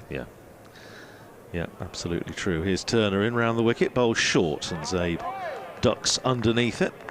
No slips, in fact no close catches at all at the moment for Zabe. 4 men back on the leg side. Fine leg, deep backward square, deep mid wicket, and a deep square. Then a mid wicket, a mid on, extra cover, deep cover patrolling the boundary, and a deep third man. So 6 on the fence at the moment. As Turner comes in and bowls to Zabe, just forces it up to extra cover, and there's no run. Played well as Zabe. Came in, just 2 wickets have fallen quickly. Stood firm. He looks to have real good balance. He's balanced at the crease, and he's very calm. Yeah, he's a talented, I say lad, he's a bit more than that now, but as we were saying earlier with Paul, he's been around a long time. Here's Turner in, bowls to him, and he paddles that round the corner for a single down to fine leg. Takes Zabe into the 60s, 60 to him, 261 for 5. I remember when he got his maiden Championship 100 against Sussex at Northampton, 4 years ago now. His dad, who's a doctor, GP, was busy administering COVID jabs. Oh, of course. Whilst listening to us and listening to his lad get close to a maiden 100. That was a great moment. Seems a different world, doesn't it? That era of spacing in grounds and all the rest of it. Short ball from Turner, which McManus ducks underneath. In fact, Scott will remember Northampton's first match admitting crowds after the pandemic was against Lancashire, and we were commentating outside because we had to at that time, and people kept coming up to Scott and asking him where their seat was. They thought he was the gateman or the steward. Here's Turner in and bowls to McManus, who's forward. Plays it back down the pitch. No run, end of the over. 261 for 5. McManus is 1, Zabe is 60. Bumble, we were talking earlier about the late great Peter Lever and what a sad loss that was to Lancashire cricket in particular, English cricket generally. We were just talking off air about a game I remember him playing in, and just looking to see your involvement in it. 1974 at Northampton, when he ran Peter Willey out backing up. And I remember it got back page headlines in the Daily Express next day. Do you know, I looked up and I was captain, so I've upheld the decision. I vaguely remember it, and I think he'd actually warned Peter Willey, he'd be a young Peter Willey, wouldn't he? It would have been 74, yeah, sort of 26. All right. Here's Hartley round the wicket, bowls to Zabe, start of a fresh over, and Zabe plays it back down the pitch. I can't think that Will would be stealing ground. No. It was. I can remember. I think Crawford White did a piece on the Express. The Daily Express. Next morning, I'm no cheat, says Lever. Put it in my scrapbook. Here's Hartley in, bowls to Zabe, gives himself a little bit of room, carves it out into the offside, thinks about a single. There's not one there, and he's sent back by Lewis McManus. Stays at 261 for 5. I do remember it was Jim Watts' benefit match, so my junior members' ticket was no good. I had to pay at the gate. I'll sit on the old football pitch. Hartley is in, bowls to Zabe, who cuts. But another smart bit of fielding in the covers prevents a single. He stayed round the wicket all the time at him, hasn't he? I don't think he he's bowled over. Oh, hello! as we speak, he's just gone over the wicket. I think that's better. Now, but don't bowl at him. Bowl outside off stump. Bring slip in. Hartley bowls to Zabe, who's driving off the outer portion of the bat down through where Gully would have been, down to Anderson Phillip at third man, short third man, and they threw for a single. Zabe to 61, 262 for 5. 6 overs after this before the second new ball is due. And Hartley back round the wicket to the right-handed McManus, who clips it away out through mid-wicket. Runs for him here, certainly one. In fact, that's all there'll be as Marcus Harris comes round from the deepish mid-on to field. McManus to 263 for 5. Zabe. Back round. He's gone back round. Yes, to the left-handed Zabe. And Zabe just drops it down on the onside, thinks about a single, sent back by McManus. And that's the end of the over. 263 for 5, 74 overs gone. I have to say, Bumble, I don't know how much you've seen of Zabe, but if there is a weakness in his game, technical things, but sometimes his running can be a little harum-scarum. Well, he's wanted a single there, and I just think he's counted. He's counted to 6, and all the great players have known when ball 6 is. And ball 6, I'll get a single. You had one of the very best, David Steele. Oh, DS, yes. David Steele, 5, 6, come on. Well, he famously ran 4 of his teammates out in a Sunday League game at Wellingborough School, and they chucked his kit out of the dressing room window, and he had to pick up his kit bag and drive home in his whites, much to Carroll's surprise. Here's Turner starting a fresh over to McManus, and McManus, watchful in defence, plays it up to Bohannon at mid-on. What about the time when David Steele allegedly had nicked Ken Higgs? Ken Higgs playing for Lancashire, and they were both on the train going home from Piccadilly Station or Victoria, probably Piccadilly, and Ken Higgs wouldn't get on the train because David Steele was on it. Wouldn't get on the same train. Wouldn't get on the same train, waiting for the next one. But yeah, it's a great story. Here's Turner in again, bowls very full, driven by McManus back to the bowler. Yeah. Rolls up to extra cover. That's another. Paul's just reminded us that here at Old Trafford, when he's gone back to one of the quicker balls, trod on his stumps and ran 2. And we just stood there, well, how is he? He's out. He said, I haven't done that. Well, he was.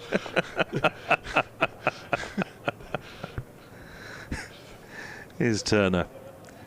In again to bowl to McManus. Yorker dug out by McManus. Push it out into the covers where Balderson fields and there's no run. We just imagine that situation. There's a quicker bowler, so the wicket keeper stood back and slip a 2 in. He's gone back and trod on the stumps, run 2, and we're just stood there as if, what's he doing? He'd skidded back and spiked and knocked him over. He run 2. Well, how is he? Oh, he's out. I haven't done that. Here's Turner in bowls, short of a length and turned away off his hip by Lewis McManus. Certainly one. He thought about two, but thought better of it, sensibly. Good bit of fielding in the deep down in front of the hotel. One more to McManus. He goes to 3, 264 for 5. I know the Ken Higgs and the train story was one much beloved of our late and much missed colleague David Green, who told a good tale, did the Bodger. Funniest bloke I've ever been in a changing room with. Funniest bloke I've ever been in a press box with. Hilarious. Absolutely. He'll have you in tears of laughter. Yeah. Much missed around the circuit. David Green, one of Wisden's 5, wasn't he, for one season? Here's Turner, bowls short, and Zabe just ducks underneath. It goes over the small of his back into the gloves of Matty Hurst. He used to, in the changing rooms, in the Lancashire changing room, he'd come out with these names of sportsmen of yesteryear. And he'd come out of the showers in these underpants, and he'd pull his underpants up to his chest, coming in a boxing pose, and say, Ace Hudkins, the Nebraska Wildcat, and struck a boxing pose. Who's Ace Hudkins? Turner was round the wicket bowls again, very full, dug out by Zabe, and fielded by the bowler himself. End of another over, 264 for 5, so 75 gone now. 5 to go until the new ball is due, and Northamptonshire just looking to regroup a little bit after the dismissal of James Sales, which just sort of went against the flow, against the run of play, as they used to say, the old football reporters used to say. 264 for 5, Zabe is 61, McManus is 3. Well, that's the next event, isn't it? The new ball. To have 2 bowlers ready with the new ball to nip a couple out and try and make it a satisfactory day. I always think, you know, if you're not going to bowl them out in a session, it's a dodgy pitch, which this isn't. If you take 7 wickets on day 1, I think you've done all right. Yeah. Well, I was just saying when I was on with Paul a moment or two ago, as Hartley starts a fresh over to McManus, who strokes that out pleasantly into the covers, but there's no run. Reminds me very much of the game here 2 years ago when Northamptonshire had hit early trouble with 266 for 3, lost a couple late on and finished up being rolled out for 340 on the second morning. Driven straight back down the pitch by McManus, half stopped by Hartley, deflected out to Turner. In there at mid-wicket, and there's no run. Of course, Northamptonshire will be hoping to avoid that. Is Hartley in bowls. Again, McManus pushing out into the covers, no run. 340 there with 302 for 5. I was just looking up the scores, 302 for 5 at the close of the first day, and we were thinking that's a decent day for Northamptonshire. Yeah, good score. And then the last 5 went very early on next morning to the spinners, to Hartley and Jack Morley. Here's Hartley, and also clipped away at by McManus up to mid-wicket. Turner comes across to field and there's no run. I think he's bowled all right. He's had a nice spell. You get into your spell, you get into a rhythm. I think he's bowled okay, Tom Hartley. Round the wicket he comes again, bowls an attempted sweep, but he does get hold of it, McManus. It was a little bit top edgy, bounced well in front of Anderson Phillip, and they're through for a single. McManus to 4, 265 for 5. I bet he's working on pace, Tom Hartley, how to vary your pace on a good pitch. You've got to vary your pace. He sometimes, when he lands his front foot, he gets beyond the perpendicular. And again, bowling to Zabe, who's going to pick up certainly 1 as he clips it away square of the wicket on the leg side. 1 is all there will be.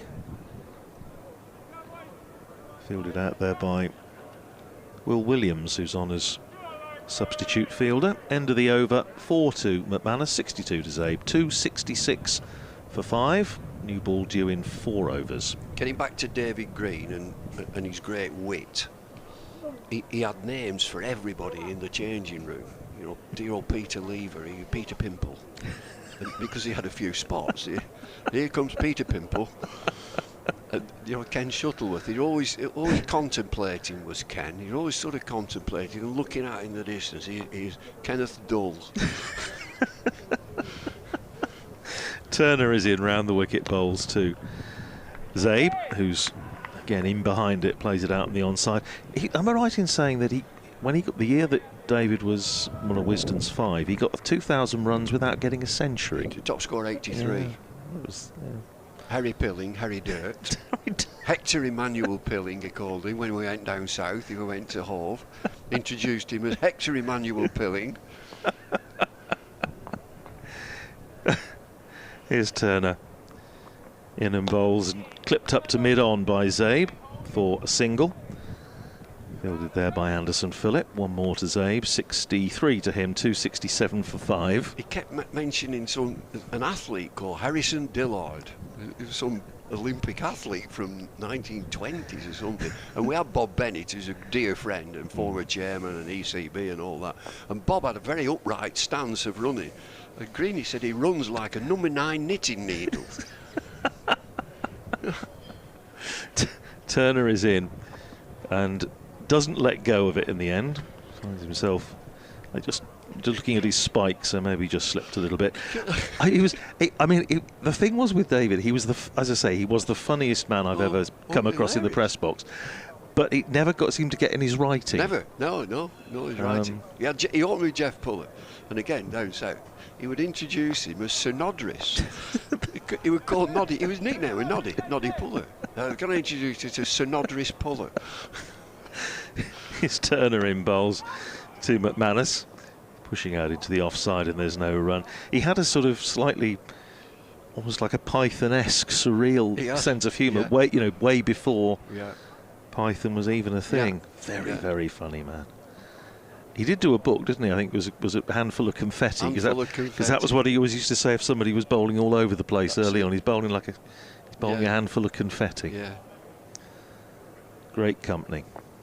If you knew David was with you, you knew you got 3 or 4 good days in the box. Here's Turner in again. Bowls very full, driven by McManus without any great timing, fielded by Turner himself. You shouldn't really tell these, japes, these stories, but he captained the 2s up in the wilds of Cumbria somewhere, and he locked everybody in the bar. And none of us could get out. We're only young kids, and he insisted that we drank Parfait de Moor, which were like paraffin. It was like one of them top shelf blue. It was blue. Parfait de Moor. That's what we're on this evening. Yes. Short ball from Turner, pulled away by McManus, and he nailed that. 2 fielders out on the boundary, split the 2 of them, and has wrapped the boards, as we were saying earlier, down in front of the hotel. 4 to McManus, 271 for 5. So this ball's softer now, and they're not able, the bouncer, they're not getting it head high. It's coming through round about chest high, and so like that shot there, you just swivel and hit it. You want it higher, so that the batter's not in control of the shot. They're not able, the ball's soft now, 77th over, so they're not able to get it up round about head, shoulder high. Maybe a different story. Lancashire will be hoping in a few overs' time. So there's going to be more bouncers now looking at this field, leg side. 3 men out on the leg side as Turner is in bowls to McManus, who's ball of decent length, full length, pushed rather up to mid-on where Bohannon fields. No run, end of the over. 271 for 5, 77 gone. McManus is 8. Zabe is 63. Game in a sort of holding pattern at the moment, like over Heathrow, waiting for the second new ball to be taken. But no, David had some wonderful stories. I've forgotten about the names, but you said names for everybody.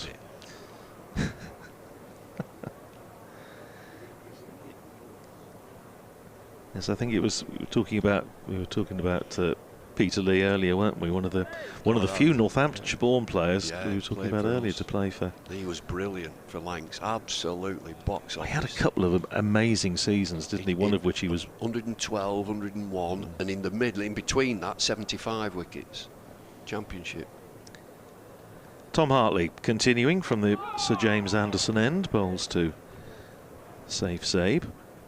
Will want to be there when the second new ball is taken. 63 not out, 99 balls with a 6 and 7 fours so far, and now Hartley is switching to over the wicket with a slip. Hartley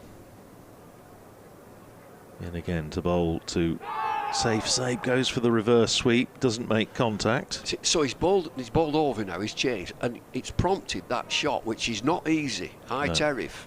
It's not an easy shot. And play a reverse sweep. Here's Hartley over the wicket again, bowls, and again Zabe goes for the reverse sweep. There's only a single. There's a man back there for it anyway, with Anderson Phillip, and it's just a single to Zabe. 64 to him, 272 for 5. So now that he wants to play that reverse sweep, bowl it slower. Get it above his eye line and make it bounce. He wants to play a reverse sweep, just bowl it a little bit slower. Hartley having a contemplate. Round the wicket to the right-handed McManus. McManus is forward, pushing it out into the covers. And there's no run. Beautiful evening now, those that are sitting on the hotel side of the ground, still in the sun. Hartley in again, bowling to McManus. Defensive mode again, pushing it out to the covers. I've just remembered David Green also, in his early days here at Lancs, he had his kit in a suitcase. All his kit was in a suitcase, not in a cricketer's coffin or whatever. Here's Hartley in again, on driven this time by McManus, but neatly fielded by Hartley off his own bowling. End of the over, another one ticks by, 2 to go until the new ball is due. 272 for 5, Zabe is 64, McManus is 8. What always amuses me, Bumble, when you think about that, and it pops up on telly every now and again, or you can watch it on the internet, the semi-final here against Gloucestershire in 71, the moonlit match. And you see David, who's playing at the match for Gloucestershire, with his sort of shirt open and all over the place, and you think it's probably not quite the image of the modern professional cricketer that the generation of today would expect. I was with Chris Cowdery yesterday, and we were having a yarn, and he's straight-faced. He said, with, you know, T20 and the 100, he said, how do you think my father would go? Colin Cowdery played T20. It's where you fielded him might be an issue with one or two, I can think. But we did actually try and pick an 11 of players who never played T20 who you wish had have done. You know, the sort of likes of Colin Milburn and others. Now, change of bowling.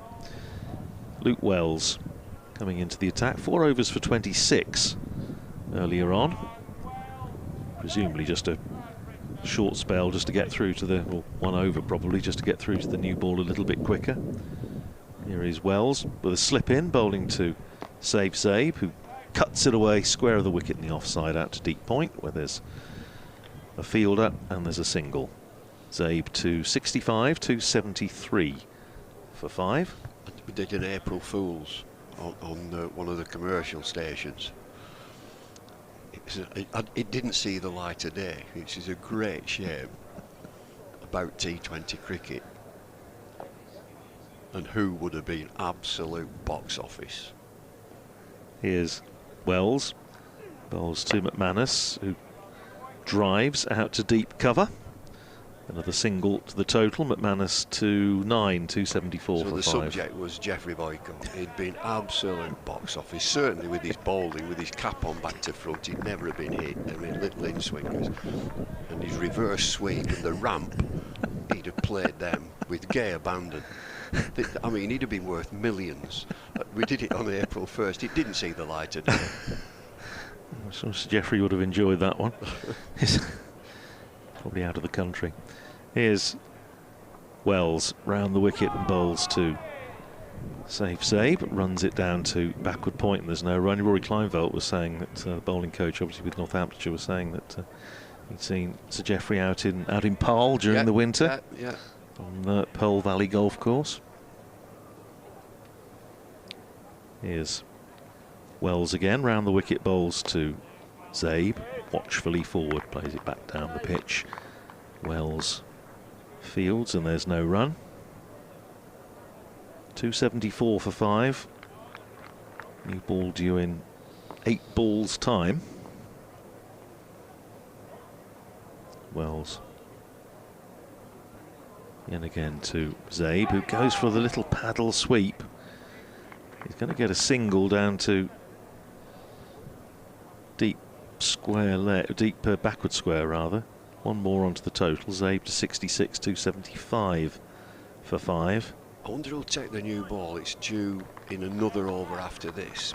Will he put one of the quicker lads on? Yeah, I was wondering because it was obviously Bailey and Balderson this morning. Here's Wells, bowls to McManus outside the off stump. McManus leaves it alone. So 1 over to go until that new ball is due. 275 for 5. Zabe is 66. McManus is 9. Clock turning, just clicked over to 5:30. So we've got 16, 17 overs to go.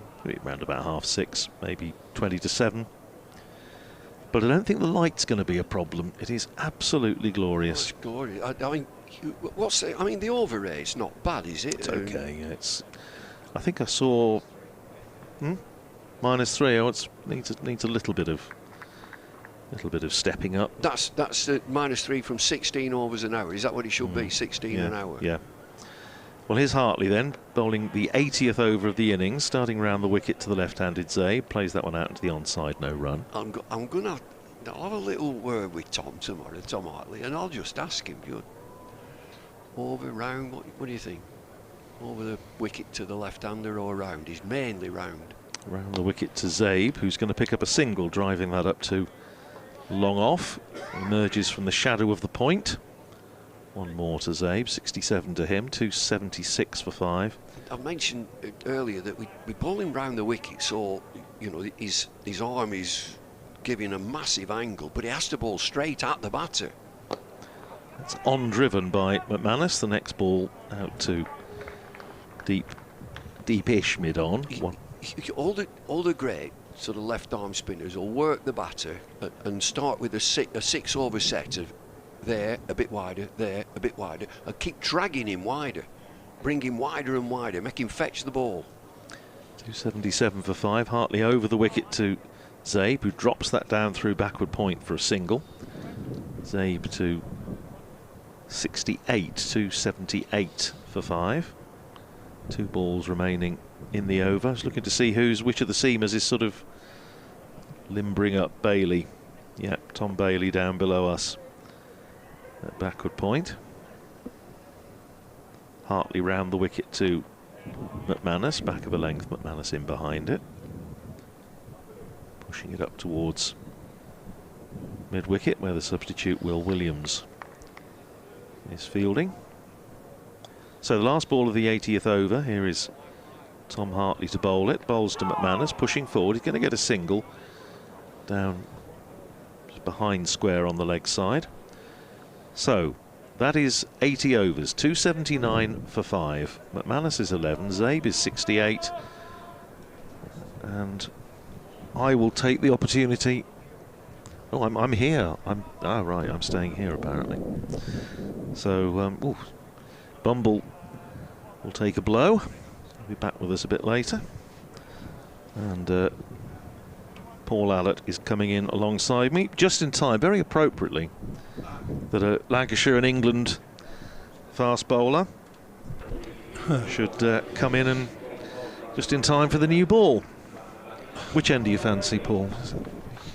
Well, it's changed, hasn't it? Didn't used to have to bowl this way. It was always the other way. Yes. Yes, right. Good point. Yes. So I'd come on at the Stretford end probably, which is bowling from cover point. Cover point, yes. Here's Bailey then. First ball with the second new ball, and that's outside the off stump and left alone by Lewis McManus. So how many overs has he bowled, Tom? 13. Yeah. Not a great, huge amount of work so far today, so he should be okay. Always a tester though with the second new ball. He might be just a little bit stiff or had a long day in the field. But the feel of the new ball, the hard new ball in your hand, just cheese you up a little bit. Here's Bailey in again, bowls outside the off stump, left alone by Lewis McManus. Just quickly canter through the scores in the other games, which we haven't done for a little while. Durham against Warwickshire in Division 1. Durham 287 for 7. Ben McKinney 112 not out. David Beddingham made 58. Ben McKinney, another one of those that is certainly, I think, on the England selectors' radar. Yeah, certainly is. Notts 281 for 8 against Essex, which is a decent recovery because they were in a lot of trouble early on. as Bailey is in and bowls to McManus and beats him outside the off stump as he pushes forward. Verreynne, the South African keeper, is Kyle Verreynne is 90 not out for Notts, having just arrived, but they were 4 for 2 early on, Notts, and 78 for 5, so that's a decent recovery by the home side at Trent Bridge. At the Oval, Surrey just bowled out for 253 by Hampshire. Here's Bailey in, bowls outside the off stump, left alone by Lewis McManus. Dom Sibley, 100 not out.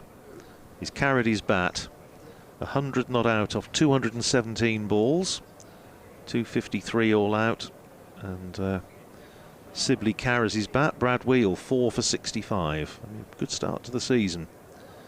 Got wickets in the previous game. Sussex all out for 294 against Somerset at Hove. Here's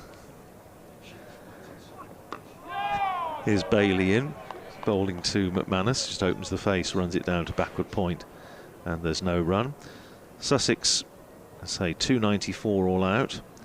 Somerset in reply, 14 for 1, having lost the wicket of Sean Dix. Oh no, Archie Vaughan, beg your pardon, for 14 out to Jaden Seals. Yorkshire 344 for 6 against Worcestershire at Headingley. David Milan is 97 not out.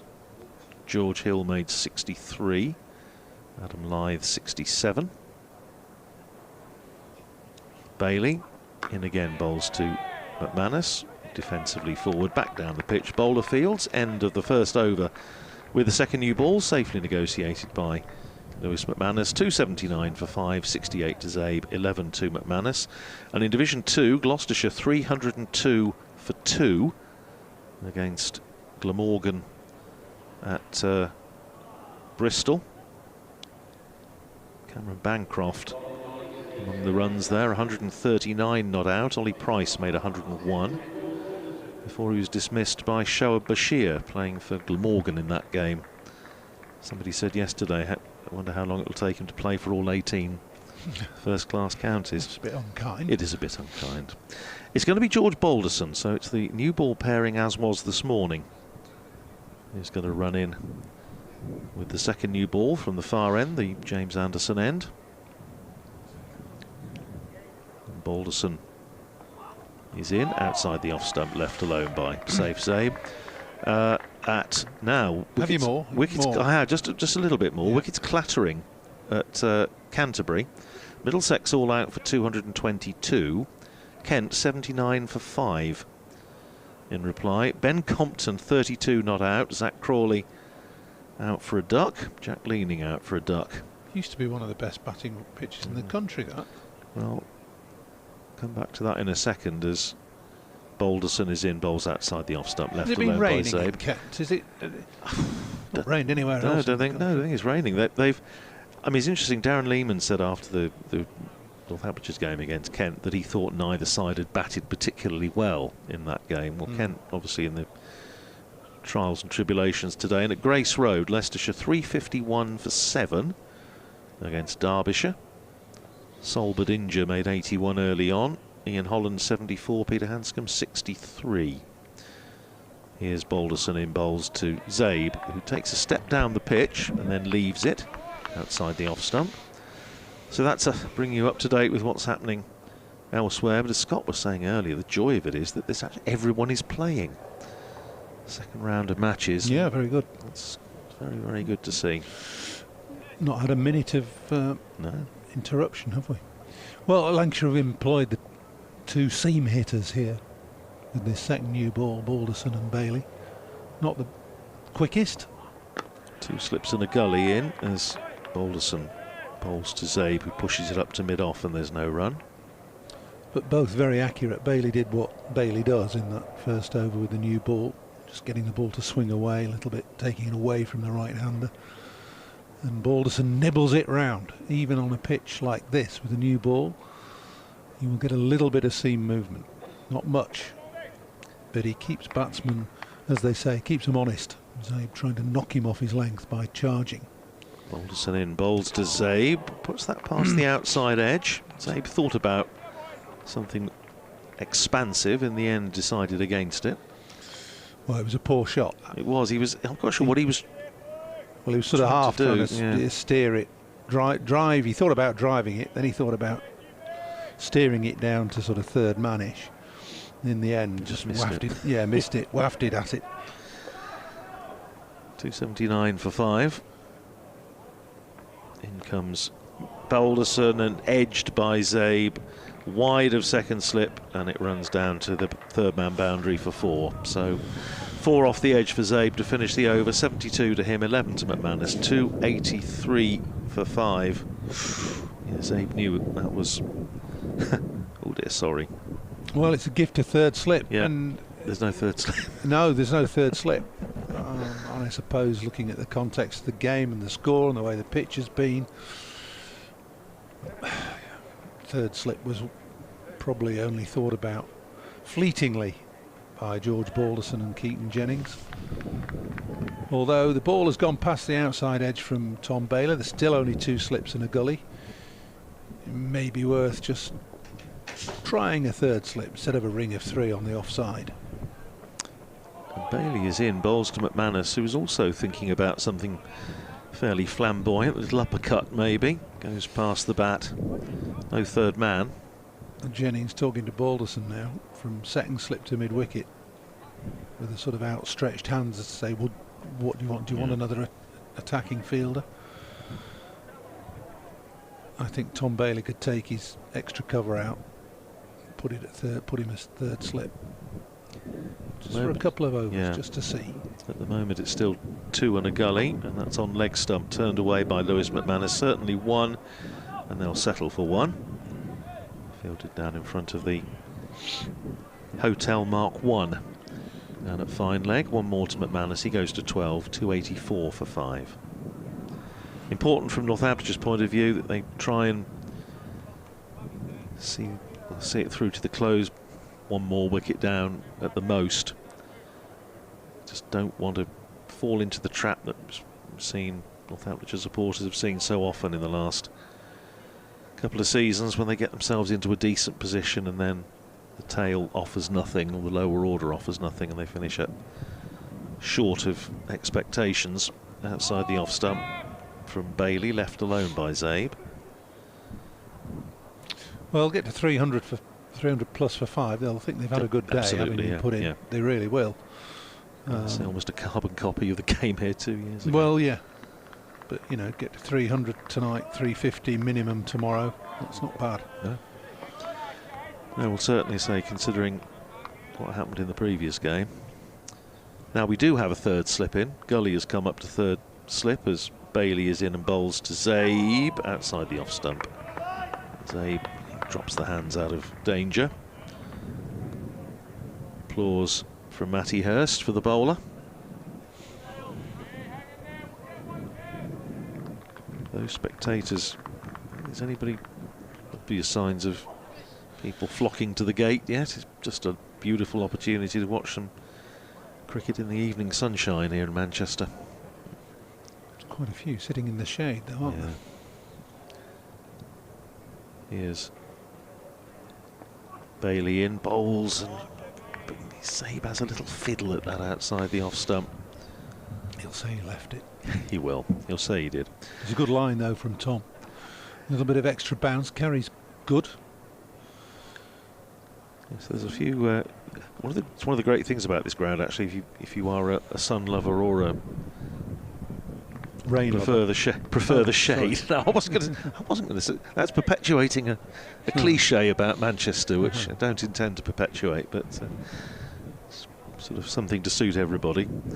Here's Bailey in, bowls on leg stump, clipped away by Zabe. There are 2 men back on the leg side, and the finer of the 2 gets there first, sends in his return, but it's a single to Zabe, who, as Bumble was saying earlier, is obviously counting well, because that was the last ball of the over.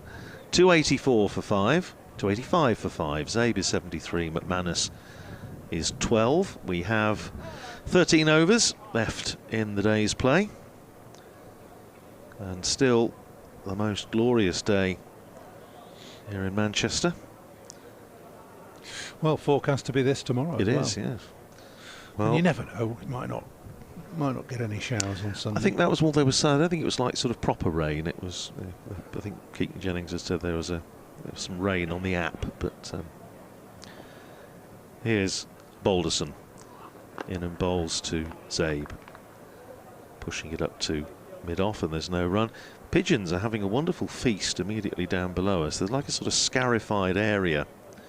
It looks a bit like a running track immediately down in front of the stand here from which we're commentating. Oh, there they are, look at them. Supper, an early supper I think for the pigeons.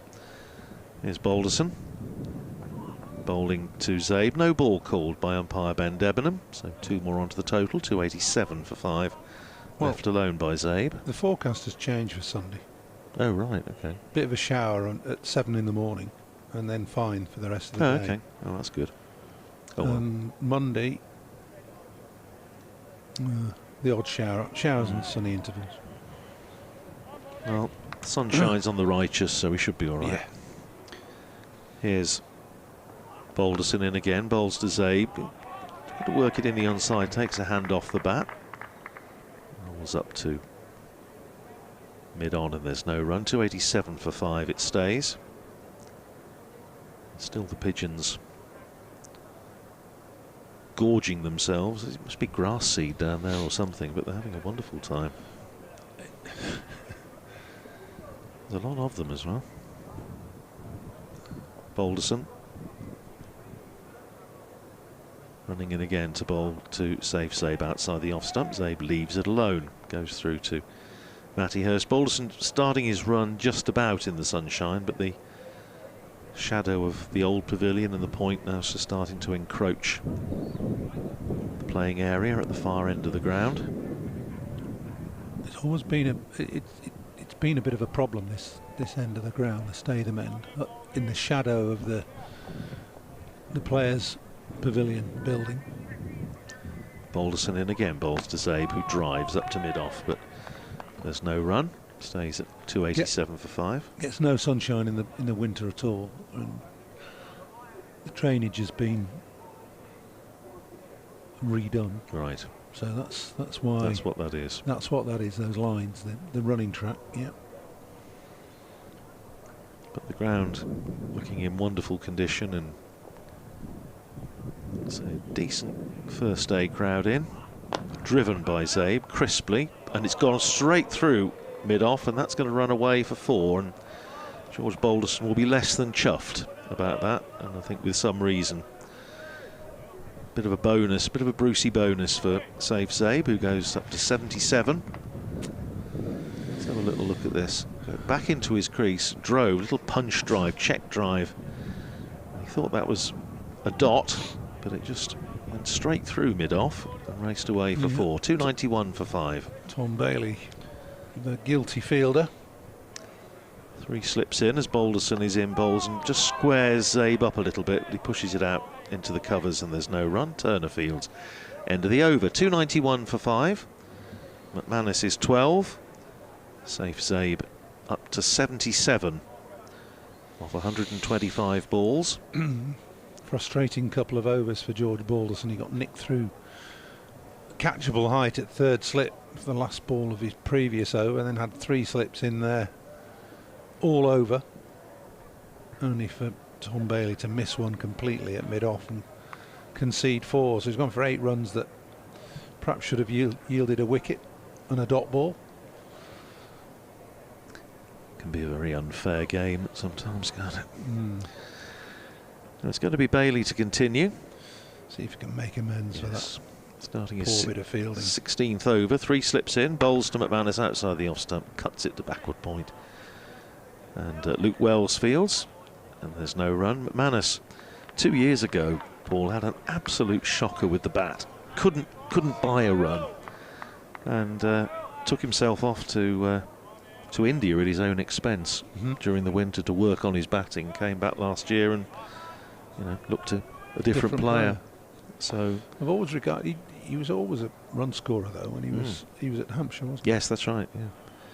Here's Bailey in, bowls to McManus, who turns it up to mid-on, and they're through for a single. And had to scamper there. Yeah, were, and George, is it Bohannon sends in the return, and he just had to get the afterburners on a little bit. But 13 to McManus, 77 to Zabe, 292 for 5. Yes, it's one of those players you were talking earlier about, Sir James Anderson. It only seems as though he's been here, 10 minutes. He seems. You think of Lewis McManus as one of the newer members of the side. Come back to that in a second as Bailey is in to bowl to Zabe, who drives pleasantly up to mid-off, well fielded by Bohannon, slightly painfully. Ooh, that got him on the thumb. Ouch. Saved a run though, stays at 292 for 5. And his last match, the Kent game, was his 100th match for Northamptonshire across all formats. So he's been around a while. He has 4 years, 5 years. For 3 years. 3 years. He's came in originally on loan when Adam Rossington moved to Essex. And here's Bailey outside the off stump, left alone by Safe Zabe, and he's now vice captain of the red ball side to Luke Proctor's captained the side the last couple of years in the One Day Cup 50 over competition.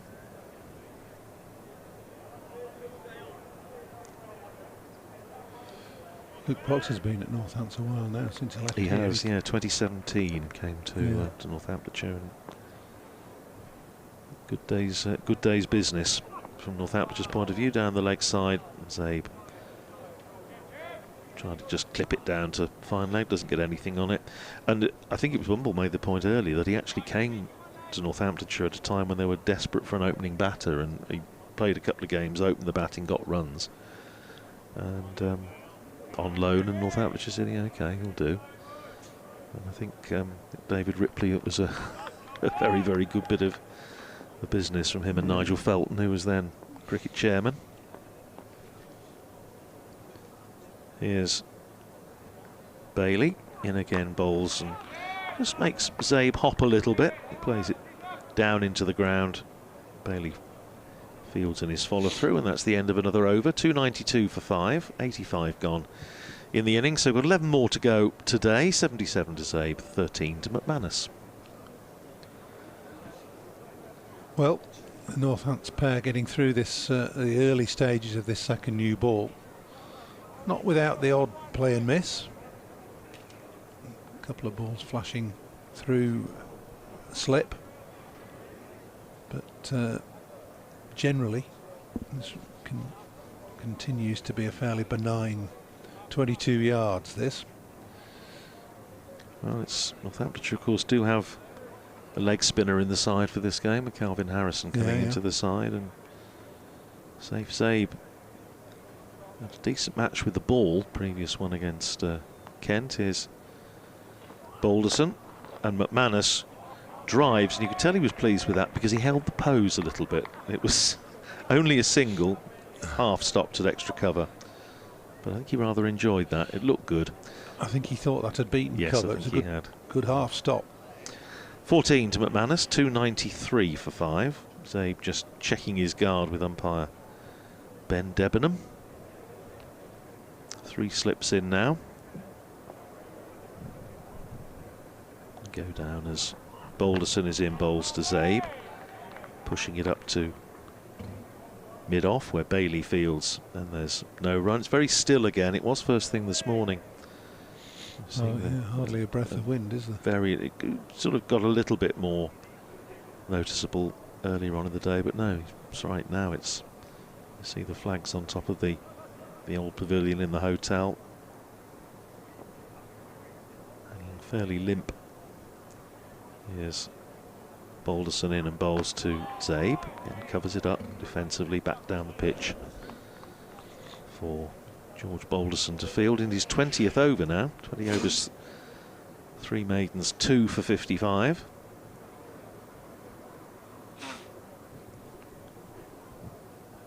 Marching back towards the old pavilion, so just about still starting his run in the sunshine. Coming round the wicket to the left-handed Zabe. Zabe just drops it down into the onside single to be had. Fielded by Josh Bohannon. Zabe goes to 78 and Northamptonshire to 294 for 5, so on the cusp of a second batting bonus point. Which, when you consider, was it a couple of years ago when Northamptonshire were being relegated out of Division 1? They waited a very, they got one to get their first one. It seemed to take an age. Here's Balderson in bowls to McManus, pushes it up to mid-off. And there's no run. Yes, they got one at Taunton fairly early, thanks to a lower order partnership between Tom Taylor and Ben Sanderson that just got them past 250, and then they waited about 2 months for the next one. Like that. It was, and it wasn't entirely down to the schedule. Here's Balderson in again. Bowls and firm-footed attempted carve by McManus, doesn't make contact, through to the keeper, end of the over. 294 for 5. Zabe is 78, McManus is 14. Well, ball still going past the outside edge, a little bit of extra bounce, a little bit of movement, but Lancashire without any success with this second new ball. Yes, these two doing the job that Northamptonshire needed them to do. I just think that perhaps, you know, Lancashire have got playing two bowlers today with a little bit of extra pace in Turner and Anderson Phillip. Maybe missing a trick, not utilising them with the new ball, at least one of them. Here's Bailey in again, starting his 17th over and played back down the pitch by Zabe, and there's no run.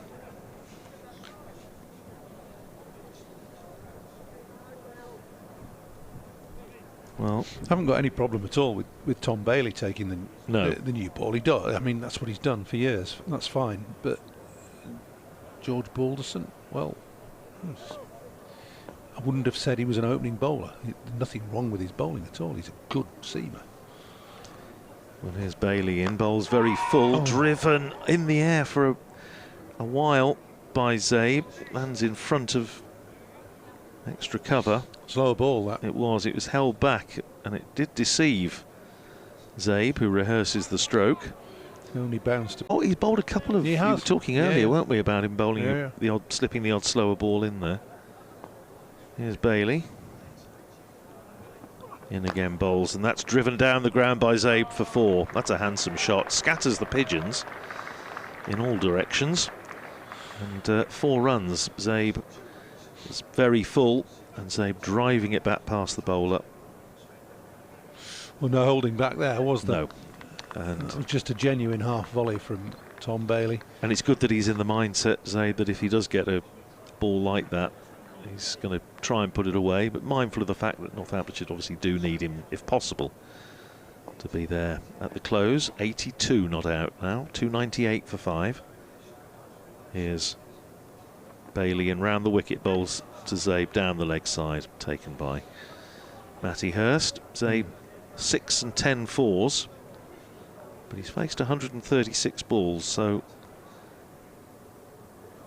sort of holding himself in check, but he's proved before he can do it. He played a very, very important innings for Northamptonshire against Surrey at Northampton 3 years ago, which had a big say in keeping Northamptonshire up that season in 2022.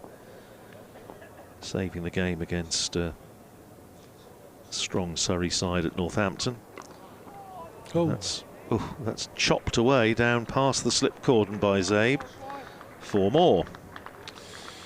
And it brings up the 300 for Northamptonshire, a second batting point.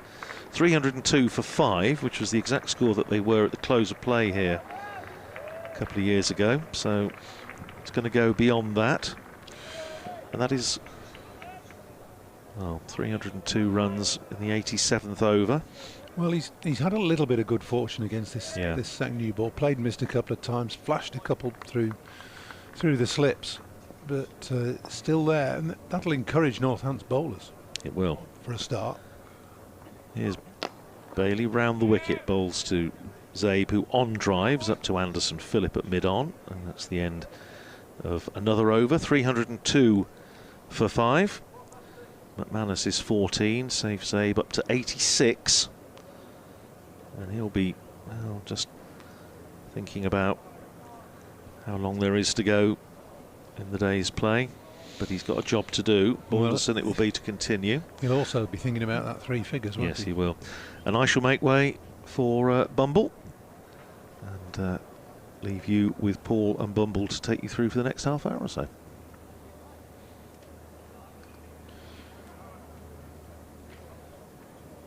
Well, still Balderson, still semi-attacking field, those 3 slips waiting for a chance from McManus, who's on strike. 302 for 5, Balderson in past the umpire, whipped away through the leg side. It's a short leg side boundary. It will keep the fielders interested, but to no avail. It's run away for 4 backward a square. McManus goes on to 18. 306 for 5. The 50 partnership is up between these two. It's taken just over an hour. And David, it's not looking particularly good for Lancashire. No, they've had a good day, Northamptonshire. I think they've enjoyed batting on this surface. Good position. It's good running. Picked out Bailey, who's bowled a spell at this end. He's fielding at mid-on. Ball just pushed into the leg side, and McManus quickly says yes, and Zabe responds as well. He's getting close to his century. 86. Time for him to get to 100 this evening. 3 slips waiting. Balderson in again. Good length ball just pushed back to the bowler. Well, they've put a shift in of the bowlers, but it's such a good wicket. It looks a batsman's paradise, to be honest. There's hardly a mark on it. You can see, you know, after so many overs where the fast bowlers have landed, it's a very dry pitch. The weather's been terrific. So there's hardly a mark on this pitch. Even bounce, nice pleasant pace. Just a little bit of extra with the new ball, as you'd expect. A little bit of extra carry. There'd been a couple of balls that have flashed away through the slips. Balderson in again. Just adjusting, steering that away. Backward of square on the offside for a single, easy run. See, that you just said there with the new ball, a hard ball, you'd think they might have a burst with one of the quick bowlers. I was just saying just to that. drive it in you're in the last 20 minutes, half an hour or whatever. Have a real burst with a new ball, with a quick bowlers, aggressive. Make it uncomfortable.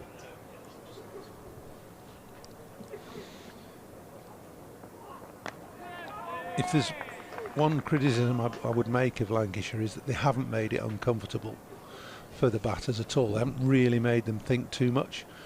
There was a period after tea where the field was just set back, no real pressure or stress put on the batters at all, making them think about how am I going to score a run, should I play aggressively, whatever.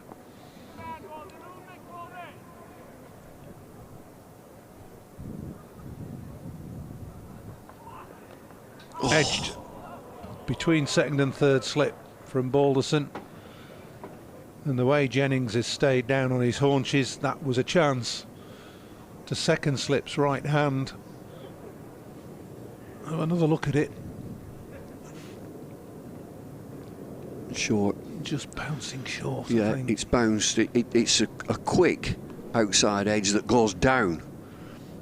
It's bounced just in front of second slip. Gone away for another boundary. 312 for 5. And so you're thinking that last session, which team is going to get that last session, and it's Northants that have won this last session. Well, the only wicket was a gift, and I should think he'll still have his head in his hands. Will Young Sales in the pavilion for doing what he did on 92, lofting a catch to mid-on. Bailey round the wicket then. little bit of started well. It started leg stump and went wide of leg stump. And that's that. I'm not suggesting that Lancashire could have rattled through them this evening, far from it, but I think they could have made it a little bit harder for Northants. But there's a new ball just been taken, and you've got the two bowlers where you can predominantly play. You're going to play forward. You're going to look. I'm going to play forward, get forward. Be a bit different with some pace. Well, I totally agree with you, David. I find that a little bit strange that Lancashire have shifted the balance of the attack, which they needed to do after Lords. Try and get two bowlers in with a little bit of pace, a little bit of penetration. They got the opportunity to bowl first here, and they've opened the bowling with Bailey and Balderson. Bailey I haven't got a problem with. He opens the bowling and has done for years. But one of the other quicker bowlers, either Turner or Anderson Phillip, surely should have partnered him. Anyway, it's not to be. It's been a conscious decision to open and give the new ball to Bailey and Balderson. It's Bailey in again. It's nudged comfortably away by Zabe. Gets a single out into the leg side. Another thing that we don't really talk about it now, swing. No swing at all throughout the day. It's not a swingy day though, is it? No, it's not. No, and it's grassless is the pitch. It's dry, so there's no movement off the seam. Bailey in again. A little bit of movement, maybe just a touch away from the right-hander. In his 18th over now, Tom Bailey. It's a decent stint. And racked up 20 overs probably by the end of the day. Another 7 to go after this.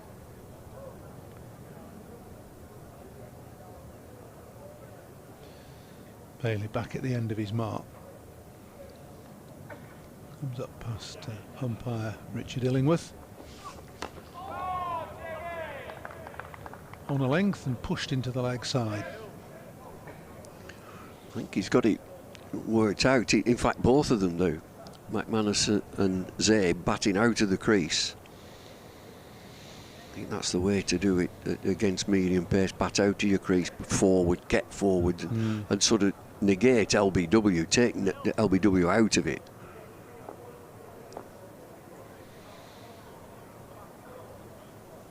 Bailey striding in. This goes harmlessly away past off stump to the gloves of Hurst. It's the end of the over. It's 315 for 5, 89 overs bowled, and to take you to the close of play will be Scott and Bomb. Well, they put a shift in of Lancashire in the field. It's been hard work, real graft. A few overs to go, and you just wonder, right, one last push. We've got a new ball, one big effort.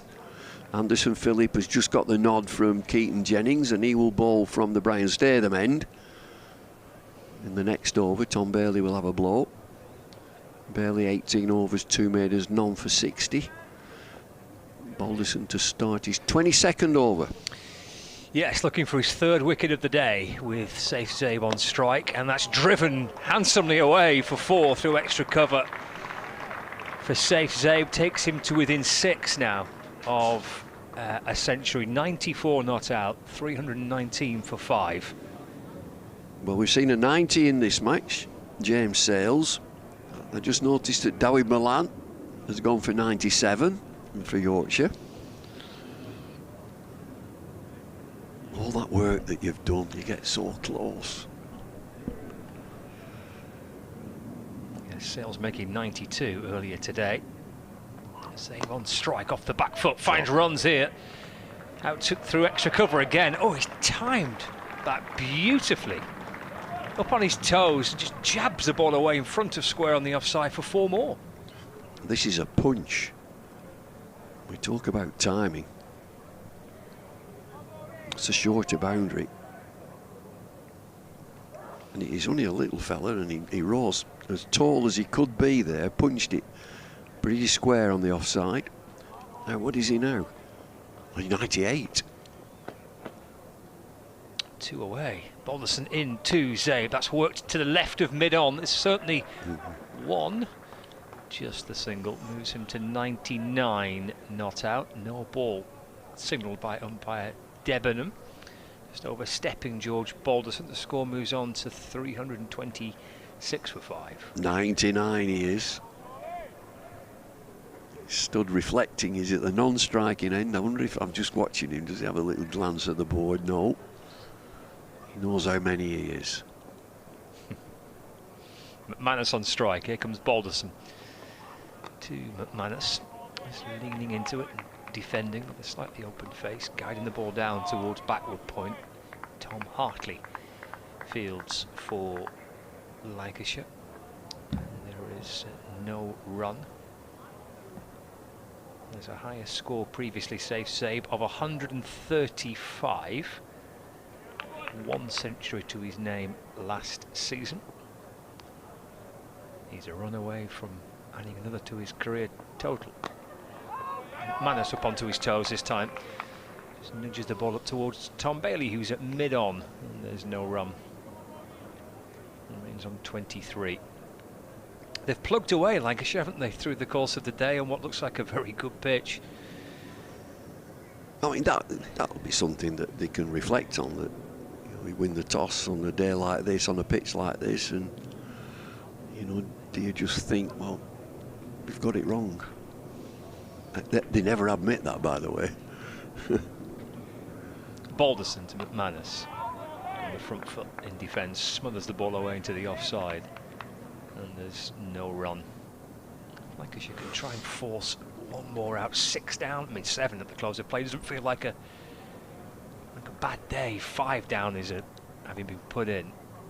7. I always think day one, if you get 7, you've done all right. You just 9, 10, 11. Let's get into them tomorrow. But 5, it's Northampton will be saying, right, we can get 500, and then we will boss the game. Balderson to McManus, playing and missing. Somehow, just about missing. Hurst can't quite believe it, neither can Balderson. He's not managed to just nick the inside edge of the bat. Through it goes to the keeper. McManus survives. Zabe ponders. Just 1 run away from 3 figures. Northamptonshire enjoying a good day here under bright blue skies at Emirates Old Trafford. 326 for 5. Anderson Phillip for a last burst. Stay them end. Crowd dispersing. It's been a decent crowd today. And just looking around the country, it seems there's been some really good crowds. Weather has been perfect. Nothing better than a day at the cricket. Yes, I noticed at the Oval, just under 6,000 there. Yeah. At Hove, I think there was a really good crowd at Hove. It'll be lovely down there now. Oh, gorgeous. On those deck chairs. Oh, I love a ground that you've got to, I mean, I like a ground that you've got to take your own chair. Right, safe save, 99 not out. Anderson Phillip returns around the wicket. He's trying to slap that off the back foot. Thickish bottom edge, it squirts to mid-on. That's right at the bottom. It's a snooker shot, right at a Q-ender. He's gone for the big shot there. Loosener from Anderson Phillip. He doesn't get his single.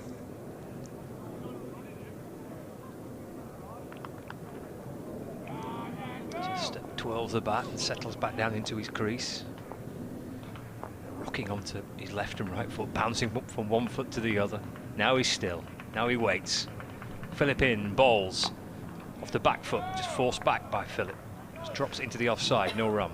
It's funny that you get to 99 like this and you suddenly think the field is so tight. You know, he's just pushed that there defensively into the offside. 10 yards either side, he gets a single. No, he hits it straight to cover. No run. Goes through his routine again, twiddles the bat, scratches his feet. Settle yourself down again, one more. 99. find the gap.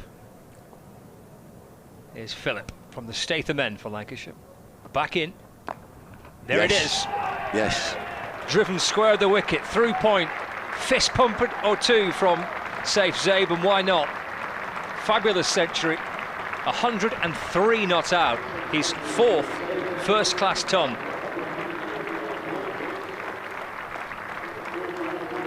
149 deliveries. His teammates on the balcony applauding. Looks skywards in relief and I'm sure satisfaction as well. Well, he's played so well, he's deserved that. You get on a pitch like this, cash in. Played some lovely shots. Now he's got to settle again. 330. This is a good position for Northampton. 330 for 5. A batter on 100, 103. Change of line here by Anderson Phillip. Comes right arm over the wicket. Jabbed away by Saif Zaib. Ball bouncing slowly towards George Balderson at mid-off, and there's no run. Hot day for Saif Zaib. Big blow of air. Sense of relief for the Northamptonshire batter. How many overs left? 5 after this.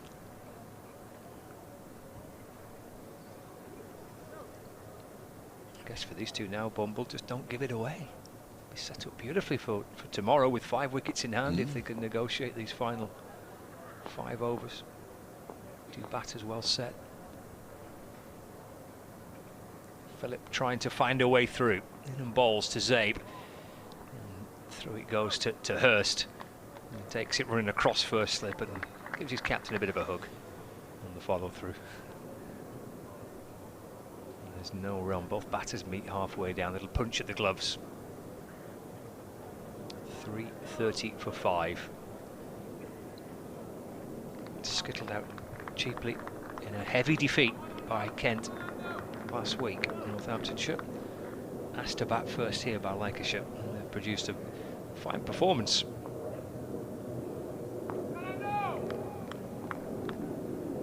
Phillip again with his shadow following him, comes in and bowls, and left alone by Saif Zaib and into the gloves of Hurst. That is the end of the over. 5 remaining in the day's play.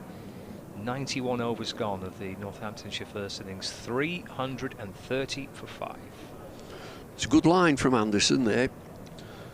Just bowling very full and across the left-hander, going across towards, mainly towards slip, and see if you can get him driving at a wide ball. He's not playing. 5 overs to go. You'll be playing for tomorrow and get your team into a great position. And that's one thing they will be thinking, because it's been a healthy run rate, 3.63. 5 wickets to play with.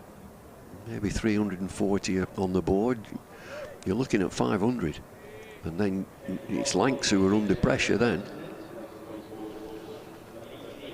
Bowling change with John Turner to come in for a end of day blast from the Jimmy Anderson end. So Balderson's spell with a new ball, 5 overs for 33 in the day. George Balderson 22 overs, 2 for 77. Here's Turner on debut for Lancashire. In and bowls off the back foot by McManus. He takes a single to the left of mid-off, where Bohannon has to hurry around to his left, maybe 10 yards to field. McManus gets 1. He moves to 24, 331 for 5. Just an option, these last 3 overs from the Anderson end would be leg spin. So I've pace at one end and spin at the other. Batters, you know, they're just counting down now. They're counting down every delivery. We're going to play for tomorrow. Turn up right on round the wicket. Balls to Saif Zaib, who's back and across and defending, steering the ball away through point. If you bowl a leg spinner, you're encouraging a shot. They won't want to make a mistake. These two will want to be together and start again tomorrow. You bring a leg spin and entice something. I think it always helps if you've got pace at one end and a spinner at the other, right at the back end of the day. So you're mixing it up a bit. Turner striding in, Balls again, short and wide, hammered away off the back foot by McManus. I'll enjoy watching that back. Hammered away through extra cover for 4.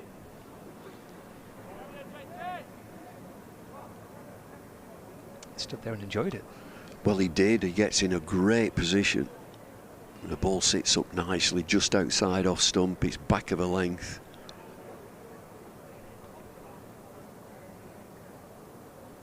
Wonder what the regime is. It used to be ice baths, didn't it? I don't think they do that now. Ice baths. There you are. You've had a day in the field. Here's your reward. Have an ice bath. Turner to McManus, hopping back and defending. Steers the ball out through the offside. Hartley Fields. They have these energy drinks, don't they? Energy drink. It used to be called lager. We used to get, like going back when I was coaching, really. There's a drink on the club. You get a drink at the end of a day's play. And 12th man's job to go on what do you want at the end of the day's play. Turner to McManus has left. 12th man went to Ian Austin. He said, "What do you like? A Chardonnay?"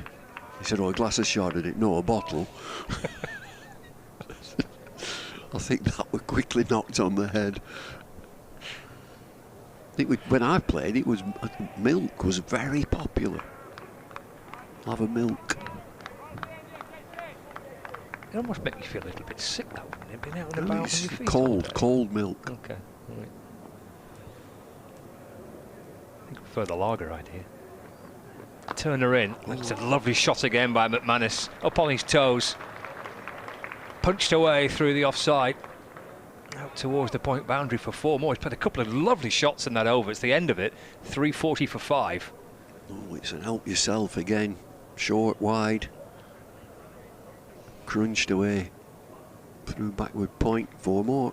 3 foot. There's that 340 now with 4 overs left. You start getting greedy now. Okay, 360. You get another 20 in 4 overs. I wonder if they still do it. They have these energy drinks, don't they? Right. Something aid. What do they call it? Not Lucas Aid. Gatorade it used to be. Okay, all right. They have energy drinks, which should be full of minerals, I should think. Right. Get your And vital food, pizza. Pizza? Think. Okay. Yeah, they used to be popular. Get some fuel inside you at the end of the day's play. Have you ever tried an ice bath? No, crikey, no. As Anderson Phillips starts again, balls. Safe save. Seeing it beautifully. Just ease it onto the back foot. To manoeuvre the ball through point for a single. Moves on to 105. Not out, and it's 341 for 5. Brings McManus back on strike. Oh, you're strength and conditioning coaches, haven't you? And Yeah, nutritionists. Nutritionists, yeah. And it used to be quite handy when the players were at the other side in the old pavilion, and the committee on one day in a 4-day game would invite both teams into the committee room for an end of play drink, just to mingle with each other. Third slip in place. Phillip in balls. Forward goes McManus in defence. No run.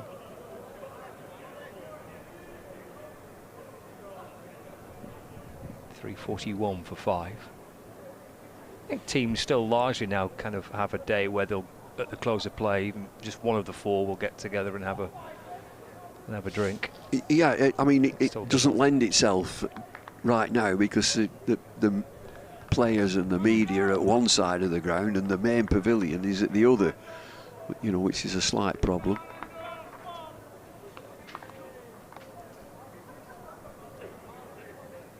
Phillip into McManus. It's pushed full but wide of off stump. It just rocks onto the front foot, doesn't offer a shot, lifting the bat up above the shoulder, allowing that to travel through to Hurst.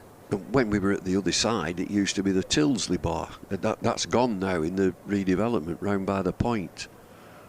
And so you'd finish play and just wander down to the Tilsley bar, or there was the members bar, and you'd mingle with you know, the members, supporters, no mobile phones, no photos. Not been invented. I suppose that is a bit of a risk, isn't it, maybe these days.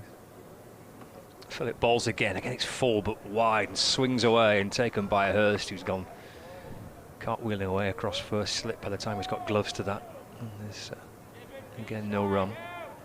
3:41 for 5. Last week at Lord's in the Lord's Taverners, that was the close of play that we saw players from both sides and their coaching staff as well as in the tavern. In the tavern, yeah. Yeah, in the tavern pub. Yeah. That is perfect because you just go through the grace gates and you're there. Yeah, that was pretty popular every night last week.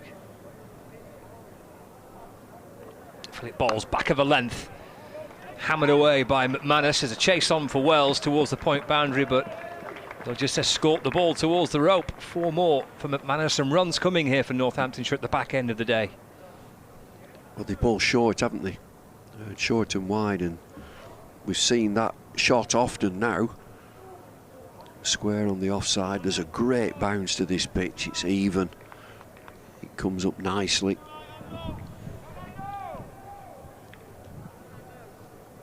Philip into, this is the last delivery of his 18th over, 1 for 75. McManus looking to try and cash in a little bit here. How's that one to go through? End of the over, 3 to go. 3:45 for 5. Speaking of good crowds, there's a good crowd on last week. The first day of the match at Lord's between Middlesex and Lancashire was their biggest crowd for a championship match since 2016. Just under 5,000 there at Lord's on the first day last week, and the pavilion was full. Really? Members were all in there and enjoying the day, and there was plenty of interesting sights at the close of play. I think some of the members had a good day. Had a good day. Had a good yeah, day. Had a good day. They did. Came rolling out. Turner around the wicket, in balls down the leg side to Zabe and taken by Hurst. It's always intriguing when you go to Lord's, particularly for a test match. So you know you've got 20,000 in. The number of retired gentlemen who turn up in the school cap, got their old school cap on. Hello. And they queue round Lord's, don't they? They queue at a test match. The gates do not open till a certain time, and you queue all the way around. Turner balls again, just nudged off the hip by safe save, but there's plenty of grass on the leg side through square leg. It's where the ball's travelling to, but Wells is quickly up from the boundary, so just a 1 to safe save. He moves to 106 now. And at Lord's, you know, back in the day on TMS, we would broadcast from right the very top of the pavilion. It was sort of open air, and Brian Johnson used to love it as they would. The gates had opened and there'd be an absolute stampede of people getting "this is my seat" and so on. And Johnson, they're off, here they go, as if he was talking about a horse race. Turner bowls, Manus drives to mid-on where Bailey fields and there's no run. 3:46 for 5. It's a different world, isn't it, down there at Lord's? It really is. I mean, it's lovely. It's an absolute privilege to go down there and watch cricket and broadcast from Lord's, but you could be in a different planet, couldn't you, really? Mm-hmm. And you're sitting outside on the nursery ground and not watching a ball. Turner again. That's a lovely straight drive by McManus. Glorious on drive for 4 more. He's playing some shots at the back end of the day here, Lewis McManus. He moves to 40. 350 up now as well. He'll be so pleased. Darren Lehman, the coach. You know, what a response to losing your first game and challenge your batters. You've got to do a lot more. Well, 350. And they've got away from Lancs in this last hour.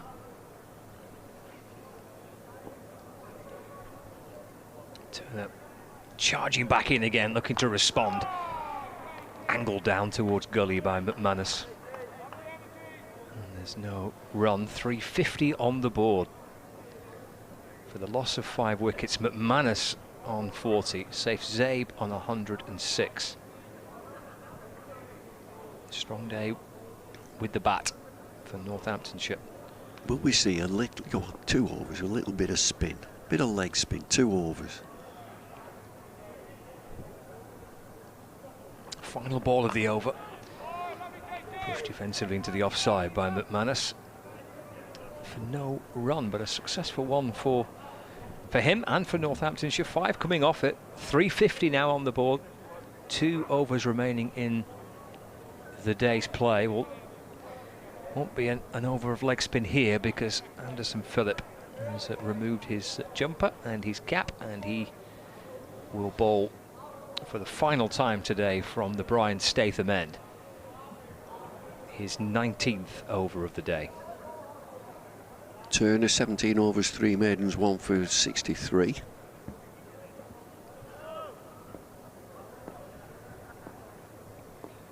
So there's 2 slips, gully, deep point, fine leg, deep square leg. Phillip in bowls, and Zabe guides it to mid-off where Bohannon fields. There's no run. Looking to get to the close of play, unbeaten on 3 figures, and then go again tomorrow morning. See the joy and pleasure he took from reaching a century. The fist pump, he did that 2 or 3 times, and his teammates all on the balcony to applaud him. 4th first-class century of his career. Got 1 last year.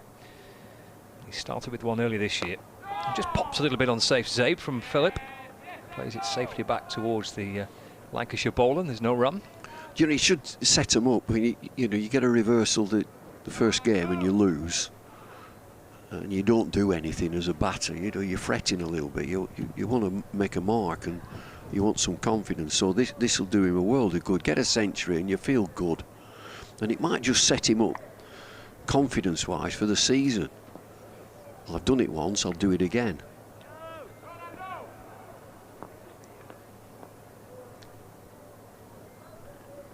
Miss Phillip striding in.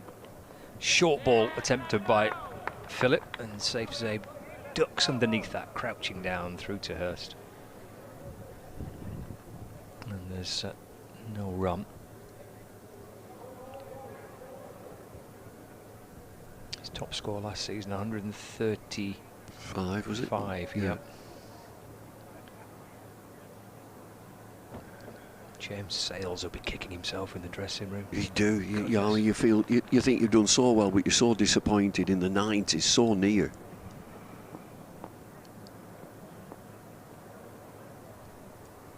Halfway through the over, Phillip tears in again, short again. And left by Zabe, just bends the knees, leans back, drops the hands, through it goes to the keeper. He's played that very, very well. It's a sharp bouncer, well directed. He kept his eye on it, and he just swayed and spun out of the way.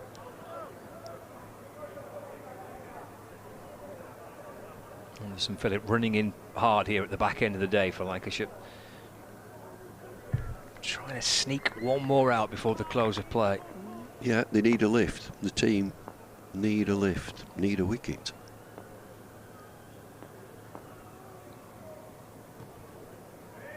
And again from the Statham end, full of ball this time. Be a quick single, just turned away towards the leg side. Bailey jogging up from mid-on. Straight away, McManus and Zabe reacted to that. Just took his bottom hand off the bat as he nudged the ball away to the leg side. Through they go for 1. And Zabe moves on to 107 not out. 351 for 5. Anderson Phillip in his first game back for Lancashire, having played towards the back end of last season and did well in his short spell, 3 games at the end of last season. He's about to send down his final delivery of the day, with McManus on 40. Into McManus, he's gone for that full ball again, but wide of off stump, left alone. Through it goes to Hurst. And Anderson Phillip, who's not been in the country for too long, only arriving this week, collects his cap and his jumper. He's sent down 17 overs, 1 for 63. No, that's Turner. Philip, 19 overs, 1 for 76. I wonder, you see, he's not been in the country for too long. I wonder how much bowling he's been doing, because that's a bit of a shift, is that? 19 overs throughout the day. He looks quite an athletic lad. They've got to regroup and try and sort something out tomorrow. A plan. Have they got a plan? Last over. It will be Turner with Zabe on strike. And Zabe defends back down towards John Turner. And he's got a smile on his face. He's running pretty hard too on his debut. Just the one reward so far. Anderson Phillip coming into this game having played some first-class cricket in the West Indies. He's played since the turn of the year 4 first-class matches. Turn it in to Zabe from around the wicket, just angled in towards Zabe, and he defends to mid-off, and there's no run. For Trinidad. His last game coming about a month ago against Barbados in Bridgetown. Picked up 4 for 36 and 2 for 38. Good. 6 for Barbados. That'd be nice, Barbados.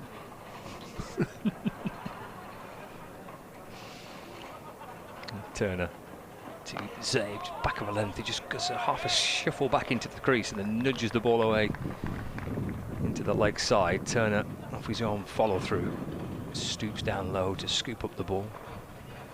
And them days have gone. Oh, them days have gone. Flying. I can't be doing with it. Airports, aeroplanes. Too much hassle. Oh, baggage. No, them days have gone. Toddle my way around Cornwall and Devon and up to Scotland. And that sounds lovely. Lovely. God, there's no better. Bit of fishing. I did some fishing in the Dales. Across to the Dales in the wharf. On the wharf.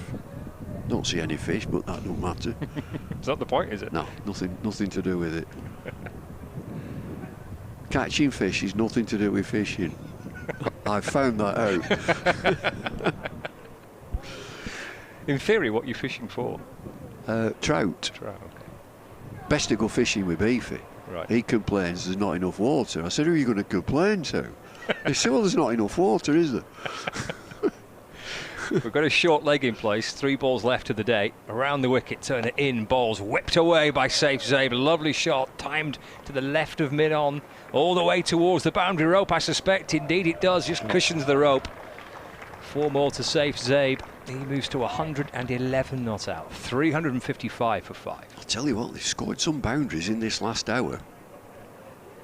New ball, they say that, don't they? A new ball, you can climb into it and you'll get value for your shots. Well, they certainly have. You know, I said 360, didn't I? They're going to be roundabout.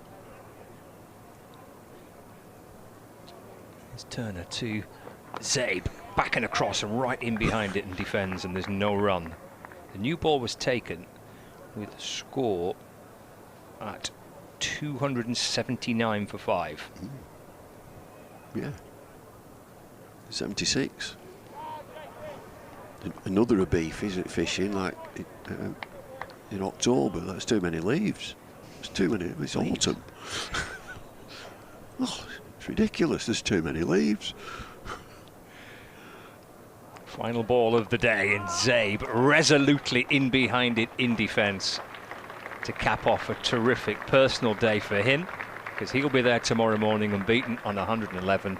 And an excellent day for Northamptonshire at the close of play. 355 for 5, Bumble. An excellent day. Lancashire winning the toss and deciding to bowl first, which was a bit of a surprise. And I think they've played wonderfully well. Centurion Zabe, 111. Real good scorecard. And what you do now is rest overnight. And that plan is 500, and then you're bossing the game, and you Your quick bowlers can have a real burst. If there's a spinner in the side, can have a long ball. Will this pitch deteriorate? You and I know it probably won't. Might spin really later on in the game, but it looks an absolute batting paradise.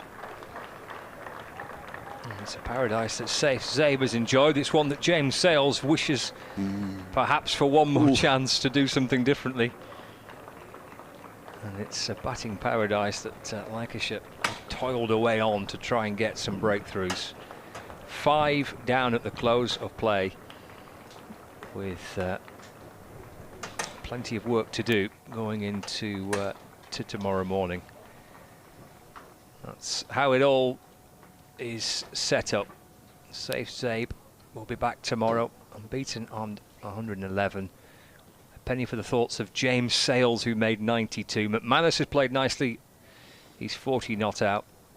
The bowlers have toiled away. They have, and Proctor played well. That's 64, opening the batting, very watchful in that morning session, laid a good platform. Yeah, they've toiled away and they've stuck at it, but there's really nothing in this pitch that would excite them. We haven't seen any swing, there's no movement, it's very, very dry, it's hard and firm. And I should think this pitch will stay pretty much as it is throughout the game. And so both teams have got to try and work out how can we win this game. They're in the box seat, Northamptonshire. A lot of runs on the board and 5 wickets to play with. Well, that's the end of the day's play here at Emirates Old Trafford. It's a picture-perfect evening. The ground staff just heading out to get things settled down for the night. We'll catch you again tomorrow morning. Northamptonshire have enjoyed an excellent first day here. 355 for 5 at the close of play. Thanks to Paul Allop. We'll hear again from Andrew Radd tomorrow. Bumble's back with us as well tomorrow. Callum Flynn will join us for commentary as well from myself, Scott Reed, on the BBC Sport website and app, and on Lancs TV. We'll catch you in the morning.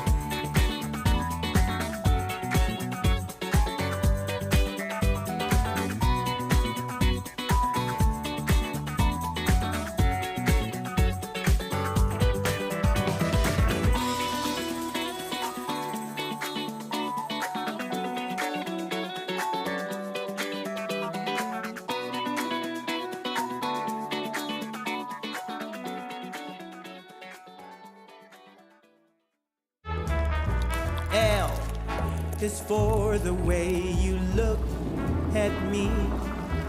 O is for the only one I see. V is very, very extraordinary. Welcome to the opening day. Oh, that is a wonderful shot.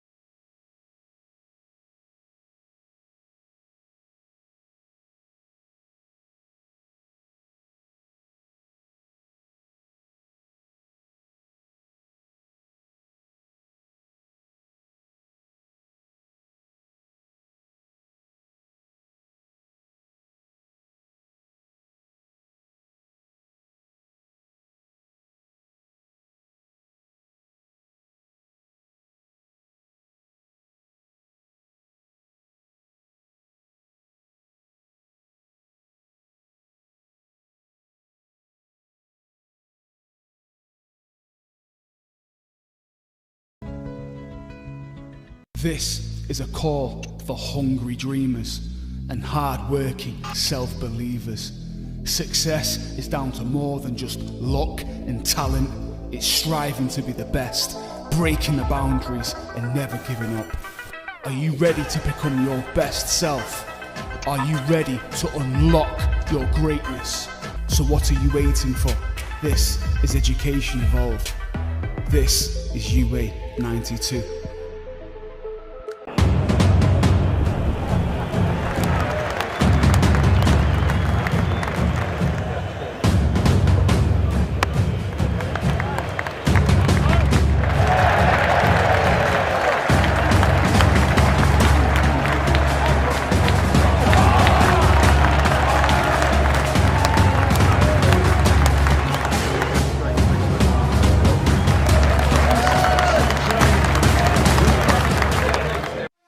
When I was a kid, there was no professional women's cricket. I didn't even think that women could be professional sports people. Especially early on, it just didn't really seem like there was a career in it. To support myself around cricket, I had to work at the petrol garage. I was the only girl, so I stood out. I'd love for young girls to be able to dream about being an athlete and it to be achievable. Thanks to the Hilton funding my contract, it's allowed me to play the game that I love all day, every day. We're like an engine and we need to be fueled with the right gas. Without funding, we can't be visible. You can't be what you can't see. As a team, it feels like we're breaking boundaries. Thunder and Lancashire always want to put women's cricket at the forefront, and now I think that's really shining through. It's mad to think that without the Hilton funding, like we wouldn't be playing cricket every day, training. Well, we could be, but we wouldn't have any money. We wouldn't, yeah, true.